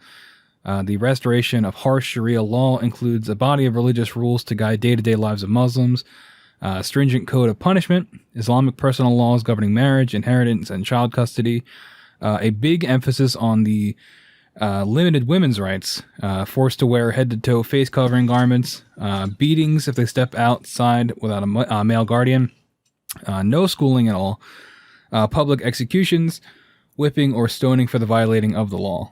There will also be economic sanctions. This is most likely going to be the next step from the U.S. in order to try to resolve the issue. This will also ultimately lead to hardship, and deprivation for the citizens of Afghanistan. Ultimately, they will be the ones that suffer. This might even hamper international relief efforts and attempts to clean up the country after 20 plus years of war, including the disposal of landmines. So, yeah, I mean, you're really seeing a country set up for hardship, more hardship than they've seen in the past, from being war-torn and from having an oppressive government. How do you think that's going to affect the rest of the world? I mean, I think it's definitely it's a bad look for the U.S. for sure. I mean, and people talk about, the U.S. on the world stage embarrassing ourselves, and we definitely are. And I think that, economic sanctions are going to maybe make us look even worse, because it's going to be ultimately the civilians that are going to be suffering from this. And it's just, we dropped the ball, and there's not a whole lot we can do. Yeah, and you're going to see that there's going to be extenuating circumstances to the pullout. You're going to see that the only thing the United States is going to be able to do is economic sanctions. We don't want to stay mired up in this, And the other thing that you're going to see come out of this is it's going to be a haven for terrorists. Excuse me. Again, you're going to see people, because of us trying to impose our will on another country, there's more hate. You couldn't ask for a better recruiting pitch than the United States doing something like this. Yeah, not to mention it's a win for the Taliban, right? Absolutely. So it's going to embolden any group remotely like them. Right. You know, the Taliban have historically proven to be supportive of terrorist organizations and to a certain extent practice terroristic activities themselves. They terrorize their own people. You're going to see the rise of this ISIS-K movement that's responsible for these couple of bombings. Now, ISIS-K is an extremist branch of the Islamic State of Iraq and the Levant. The K stands for Khorasan, which is a historical province which once stretched across Afghanistan, Turkmenistan, Pakistan, and Iran. They've launched multiple attacks on refugees already at the airport and claimed credit for them in Kabul. They killed over 170 civilians and 13 service members, which is what the United States is reeling from right now. In retaliation to that, within the last 24 hours, the U.S. launched drone strikes. Again, our sanctioned form of car bombs, really, at this point in time. They launched drone strikes on the Nangarhar province in Afghanistan, targeting one of the suspected planners of the attacks. And the Taliban also have a history of supporting al-Qaeda. The Taliban already sheltered Osama bin Laden during the American search for him after the 9/11 attacks. And the Afghan leaders, the current Afghan leaders, have made recent statements in support of bin Laden, raising questions of their continued support for the terrorist group. So they've pretty much signified the fact that they're going to be a home for terrorists. Anybody who wants to learn how to build bombs and kill people and terrorize the United States, you can come to Afghanistan. The Taliban's going to help you. That's what we have to deal with now. Yeah, and this speaks to the damage to America's reputation, which I already mentioned a little bit. This is going to weaken the United States on the world stage. Our reputation with our allies is going to suffer when they see how poorly we treated our Afghani allies. We're creating yet another refugee crisis that the rest of the world will have to shoulder the burden of. Speaking of refugee crisis, some of those refugees are arriving in local military bases, where they're hopefully going to have some peace. The Afghan Civil War. It's hard to imagine this not ending with a bloody civil war among the Afghans. It wouldn't be the first or the last time. Civil war is an opportunity to have a proxy war, which we already mentioned, between other less involved countries. Ultimately, the region's going to continue to be war-torn for years to come. So, again, we're going to end the show on a positive note here, and it's doom and gloom again for another region of the world. I think our involvement in Afghanistan is something that is going to cost us well beyond the numbers that we've talked about here for years to come. If you look just at the human toll here on the Americans that serve there, the people that lived there that are now displaced, the people that are living there now that are living under a repressive regime, 20 years later, nothing's changed. All that money spent, all those lives lost, all the bullets, all the bombs, and you're literally back to where you were 20 years ago. Was it worth it? No. No, it wasn't. Yeah. For my closing thoughts, I'd say if you're gonna take a look at this, try not to get mired in the teams of it. Don't take sides. There's fault in terms of politics, fault on both sides. And ultimately the people that are losing are the people of Afghanistan and any other country that is caught in a situation like this. And the people that are winning are the people making money off of this, follow the money, right? People that are making the missiles for the drone strikes, people that are funding these armies and profiting off any resources that are gathered in the process. I think that is really the takeaway from this, is that this is just the way that, wars are going today. The profiteering off it, and ultimately the lower, the less enfranchised people getting the hit. No doubt.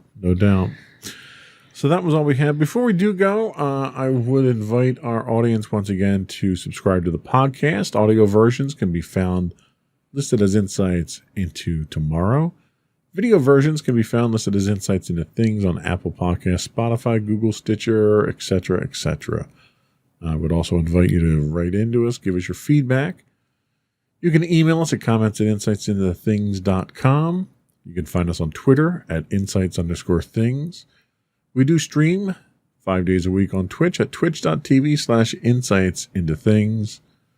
We can be found on Facebook at facebook.com/Insights Into Things podcast, or Instagram listed at Insights Into Things, where links to all those can be found on our website at insightsintothings.com. That's it. Another one in the books. Bye, everybody. Bye.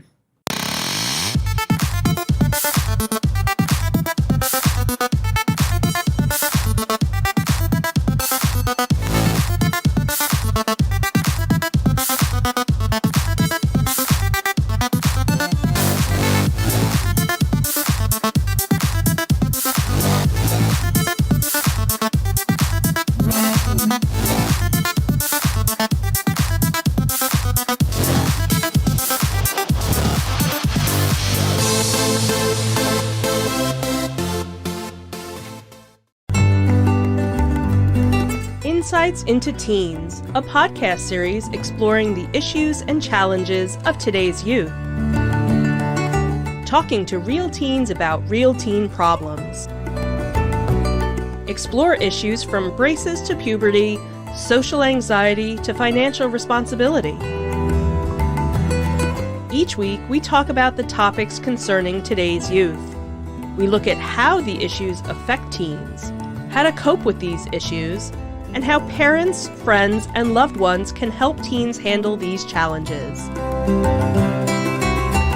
Check out our video episodes on youtube.com/Insights Into Things.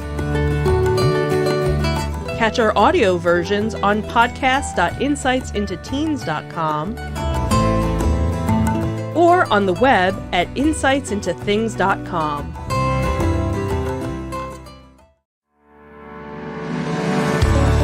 Insights into Entertainment, a podcast series taking a deeper look into entertainment and media.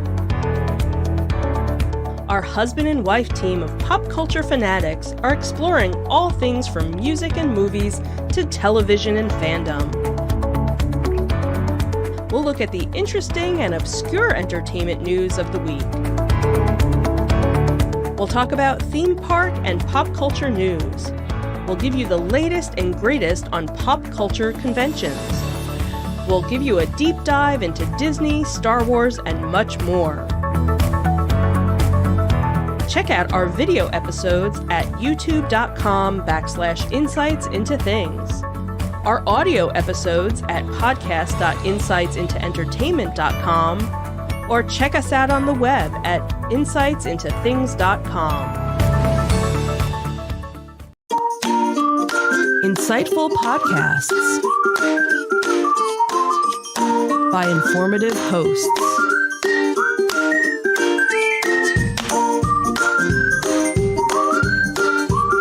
Insights Into Things, a podcast network.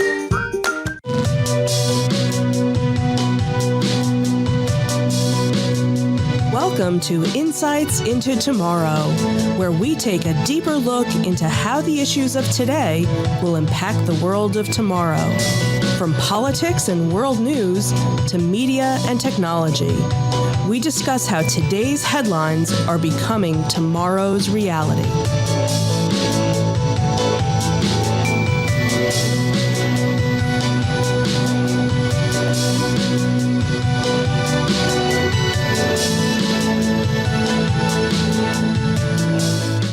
Welcome to Insights Into Tomorrow. This is episode 11, The Trump Legacy. I'm your host, Joseph Whalen, and my co-host, Sam Whalen. How you doing today, Sam? Doing good. It's been a little bit of a while since we've done a podcast, but looking forward to another great show. Yeah, we took a little time off over the holidays to redo the studio and so forth. In the process, we have a new president. So I thought it would be interesting. We had originally discussed doing a podcast on the insurrection on January 6th. And I thought that was probably, while it was a worthwhile topic, it might be a little too focused. I think it would be probably more interesting and more helpful to look at the Trump legacy in a more general sense. I don't want to, I'm trying to be as fair and impartial as possible. I don't want to just look at the negative stuff from Trump. And I think the insurrection reflects very poorly on him. So today we're going to look at what some of his notable accomplishments were over the last 4 years. We'll look at some of his failures. And then we'll have kind of an open discussion about what the lasting effects of Donald Trump on the U.S., the world, the presidency, and so forth are. And then just a candid talk about where we think the future is under Joe Biden for the next 4 years. So, ready to get into it? All right.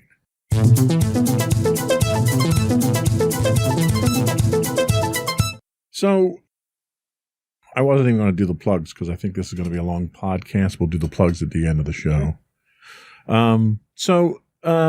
Notable accomplishments. I kind of broke these down into a couple of key ones that came out of the whitehouse.gov website prior to the changeover. And the first one, and one that I think really is probably the biggest, is the reshaping of the federal judiciary. So everyone knows that Trump appointed 3 Supreme Court justices that are life terms, but he also appointed 220 judges to lower courts, which are all lifetime appointments as well. 25% of U.S. Circuit Court judges that are in place today were Trump nominees. And Trump's influence as a result of that will live on through the judiciary for the foreseeable future. Do you think that is a good thing, a bad thing, indifferent thing? What are your thoughts? I think it depends on what these judges are going to be ruling on in the coming years. And especially since it's impressive as a president to be able to do that in only 4 years to appoint that many judges and 3 Supreme Court justices as well.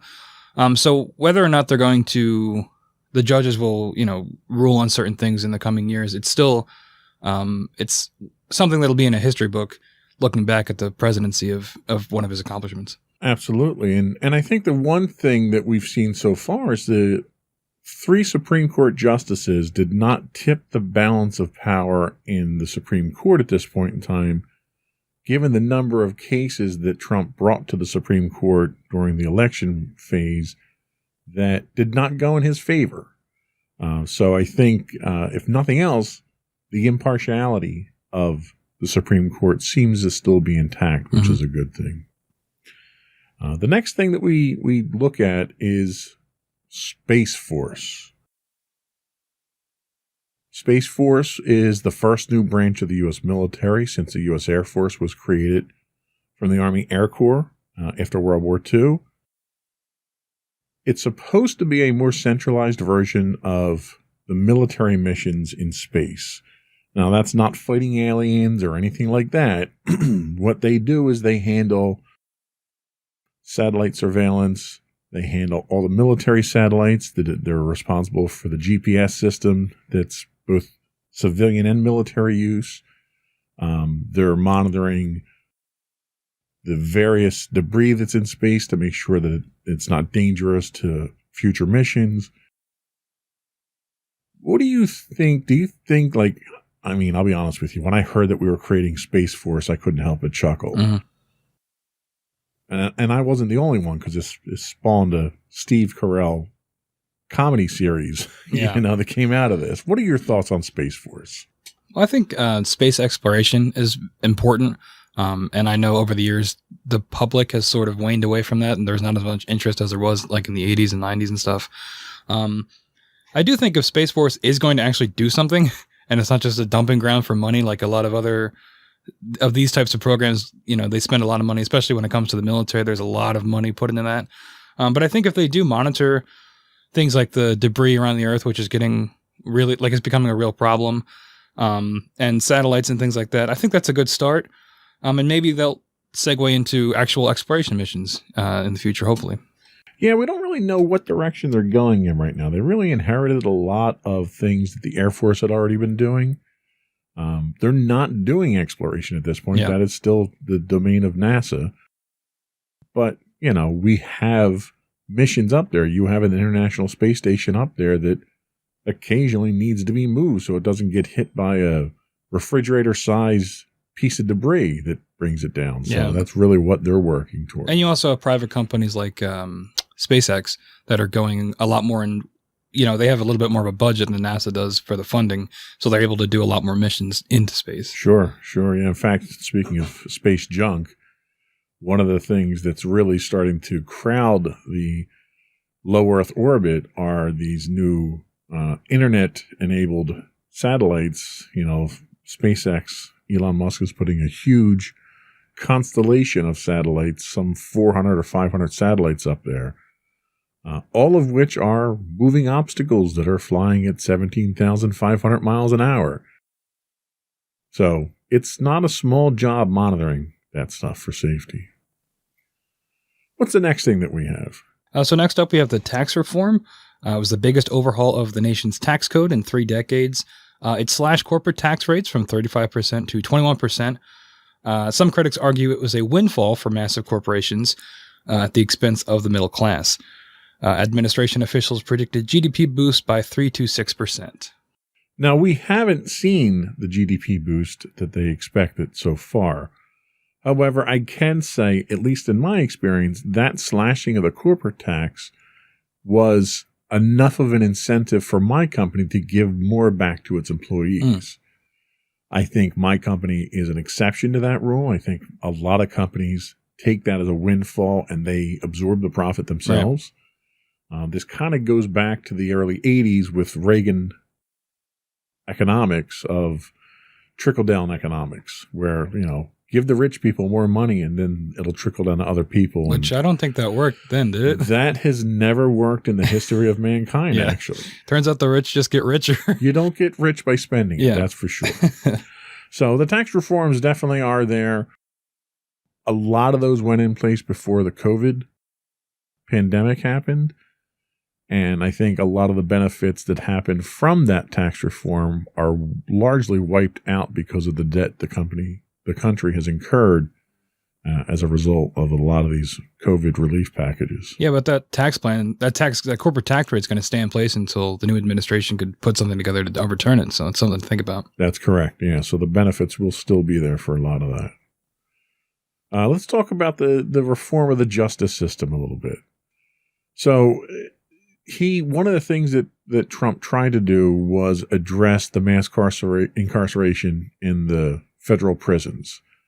For several decades, they've been severely overpopulated.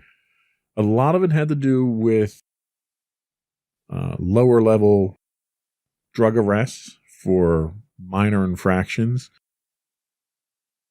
But he also overhauled the federal sentencing to reduce the minimum mandatory sentences. And that's kind of a concept that a lot of people aren't familiar with, is that the federal guidelines for sentencing for just about every crime out there, there's a minimum amount of time that you can sentence someone.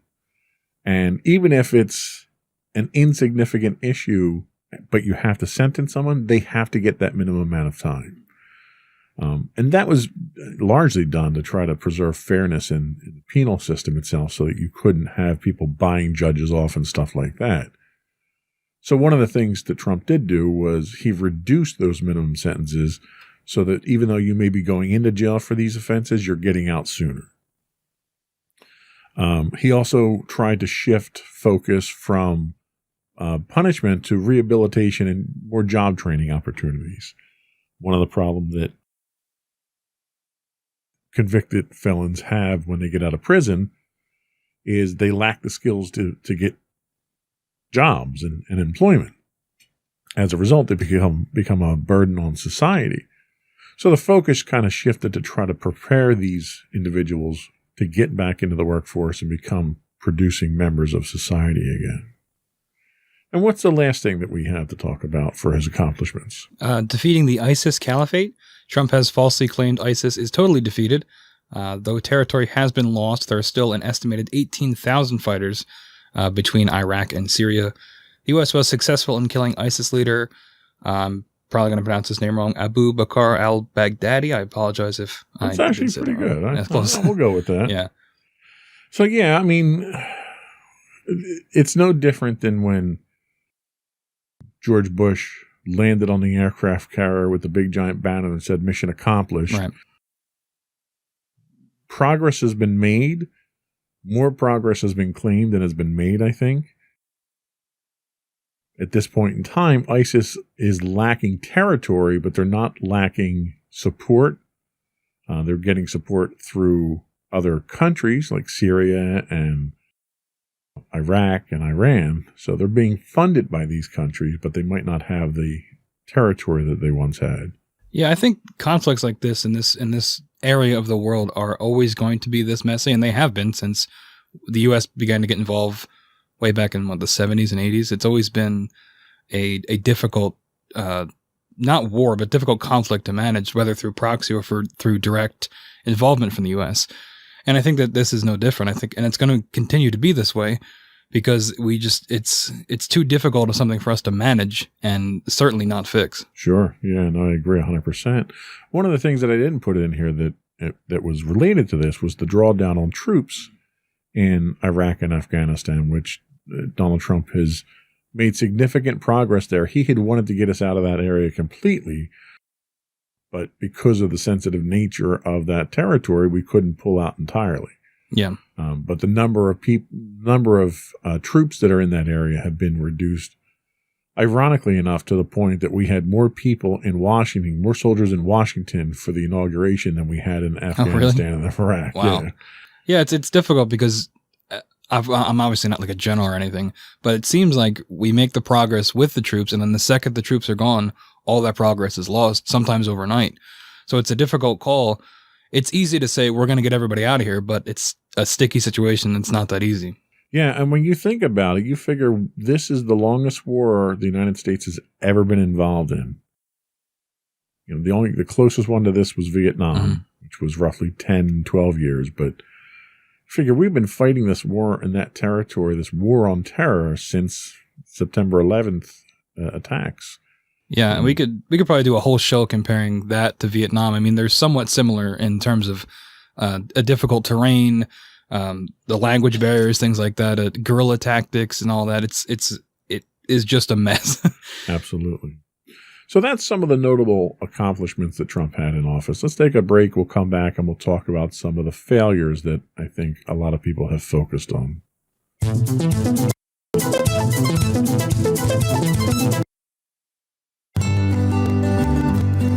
Insights into Teens, a podcast series exploring the issues and challenges of today's youth. Talking to real teens about real teen problems. Explore issues from braces to puberty, social anxiety to financial responsibility. Each week, we talk about the topics concerning today's youth. We look at how the issues affect teens, how to cope with these issues, and how parents, friends, and loved ones can help teens handle these challenges. Check out our video episodes on youtube.com/insightsintothings. Catch our audio versions on podcast.insightsintoteens.com or on the web at insightsintothings.com.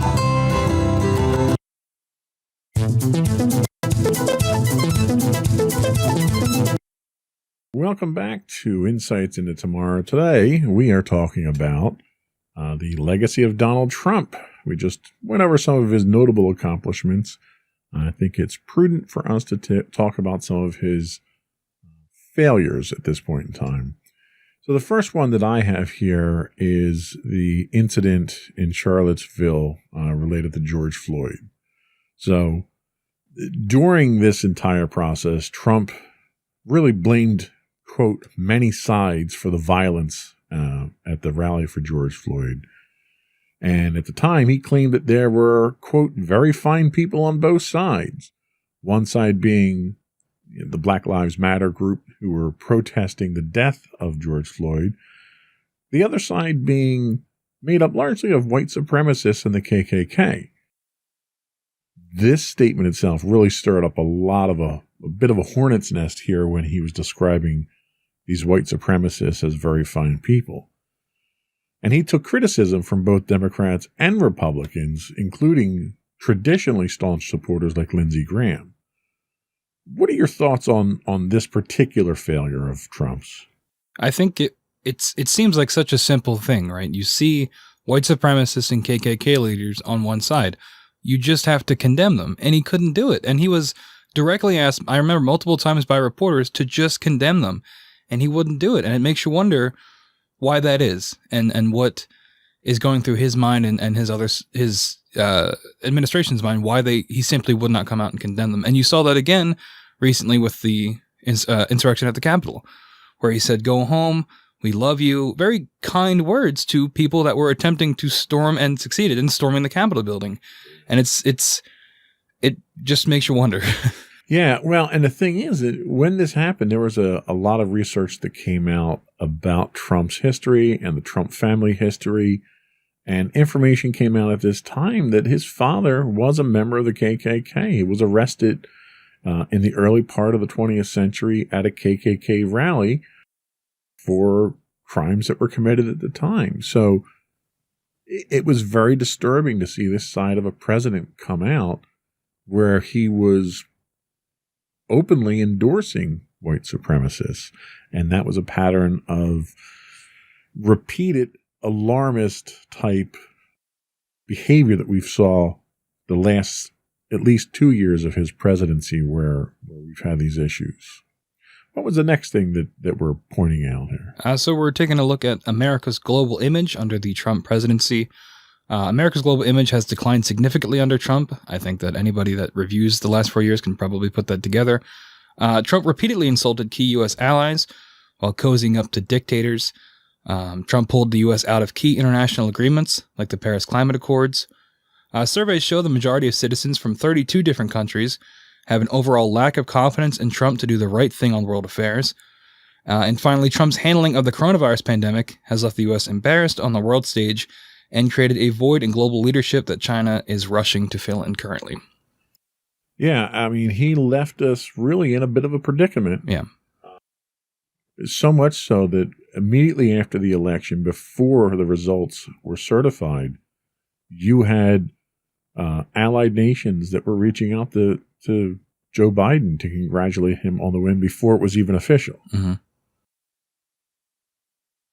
I'm not sure what the long-term implications of that are, because I think a lot of the damage that he did, at least as far as our allies go, are things that can be built back fairly quickly with him out of office. Mm-hmm. My concerns center around more the relationships that he had with the adversaries of the United States, like the Putins and North Korea and so forth. You know, I mean, he really took the country in a direction that it never went in the past. What are your thoughts? Yeah, I mean, there's multiple instances of him talking about how he admires Vladimir Putin and things like that. And it's not a great look, right? I mean, on paper, America's supposed to be like this bastion of freedom, which obviously in practice is not necessarily the case. But when you're on the world stage cozying up with known dictators, borderline admitted dictators who have, of course, never been proven, but have, eliminated political rivals through, various means or subjugating their own people. When you see the leader of the free world being friendly with them, it sends a disturbing message to other countries, not to mention the people of America as well. Yeah, absolutely. It's kind of scary when we get to that point. So the next thing we talk about is immigration, which was one of the things that Donald Trump had campaigned on. His promise to build the wall, to stop illegal immigration coming in, to deport the people that were in the country already that shouldn't have been here, in his opinion. Trump has been accused of human rights abuses and violating international law by the UN for his treatment of undocumented immigrants. I couldn't tell you the last time an American president was accused of human rights violations. Trump policies had led to the separation of at least 5,500 families and saw children placed in cages for the world to see, which was another embarrassing moment that the press really hammered him on. 445 of those children still are left separated from their parents. So it's a continuing problem where they can't find these parents for the children. the president of the American Academy for Pediatrics labeled Trump's policies nothing less than government-sanctioned child abuse. Yikes. What are your thoughts on his immigration policy? I mean, we've got a lot of the wall done, right? So is that a good thing or a bad thing? I don't think the wall was a great idea. I mean, it for people that think that we should take a strong stance on immigration, I think it's a very good physical thing to see. But I think in practice, I don't know that the wall really works. And not to mention, speaking back to the ICE situation, we actually talked about doing a whole episode on ICE, but doing the research, we found it would be better to just lump it in with this. But the fact that 545 children don't have their parents or any real person to take care of them still, and for this long is horrifying. And the fact that it's still happening. Yeah. Yeah. And Trump tried to defend his actions by claiming that a lot of these children were not brought over by their parents. They were being brought over by criminals and mules and, people that were trying to get into the country illegally and using the children as a means to get into the country. And there just wasn't any facts to back that claim up. As with a lot of the things that we deal with Trump, there's a lot of misinformation. There's a lot of what the Trump administration has labeled alternative facts.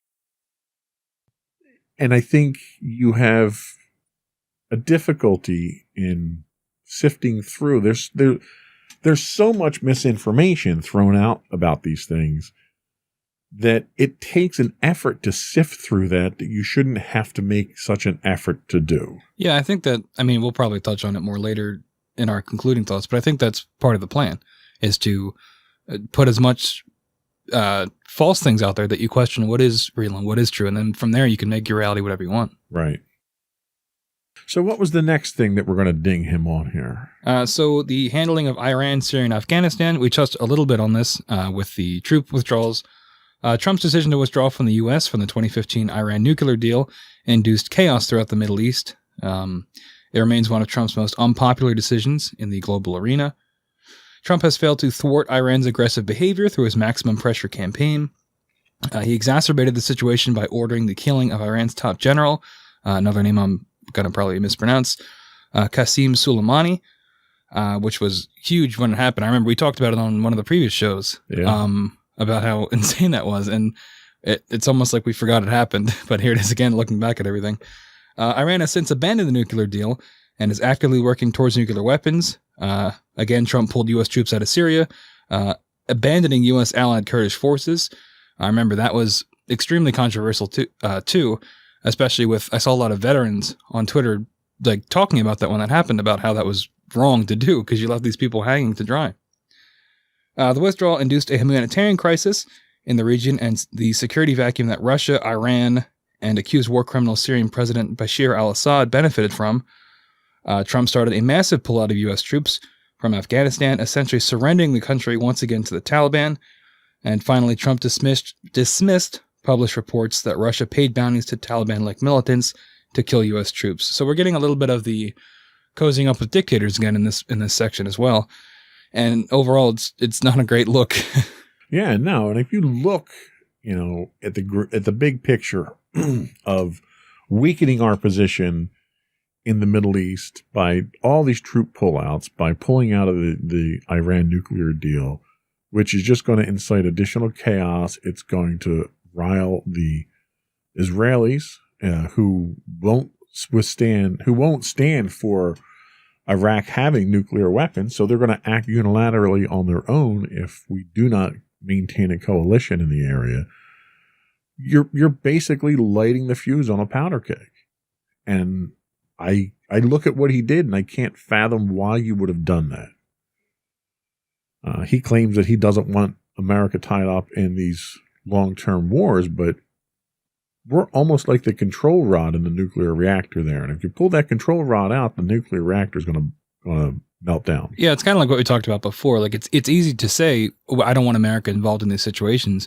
But when you've got nuclear deals signed with these countries, that's more than just a war. There's larger implications there on both the world stage and for that local area.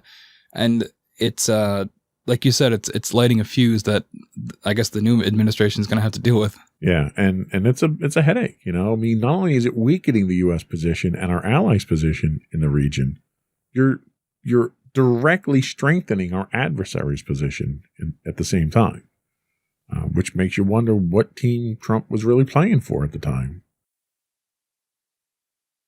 So the next big one that Trump has been trying to take care of since day one was the repeal and the replacement of Obamacare.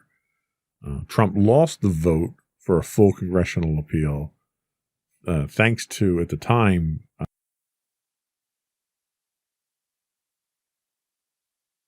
Ruth Bader Ginsburg? No, Senator McCain. Oh. That was like one of the great acts of defiance that Senator McCain had against Donald Trump, was to turn that vote down. He's managed to dismantle parts of it, including the rollbacks on tax penalties for those that are not enrolled in health care. But in the meantime, he's failed to offer anything close to a replacement. He's been questioned several times on this, and his statement has been, it's ready. We're going to roll it out in a couple of weeks. A couple of weeks never got here. He never rolled out a replacement for it. The Supreme Court, as a result of that, did not allow it to be repealed because there wasn't a replacement for it. But he's weakened it significantly. And this is another problem that he's generated that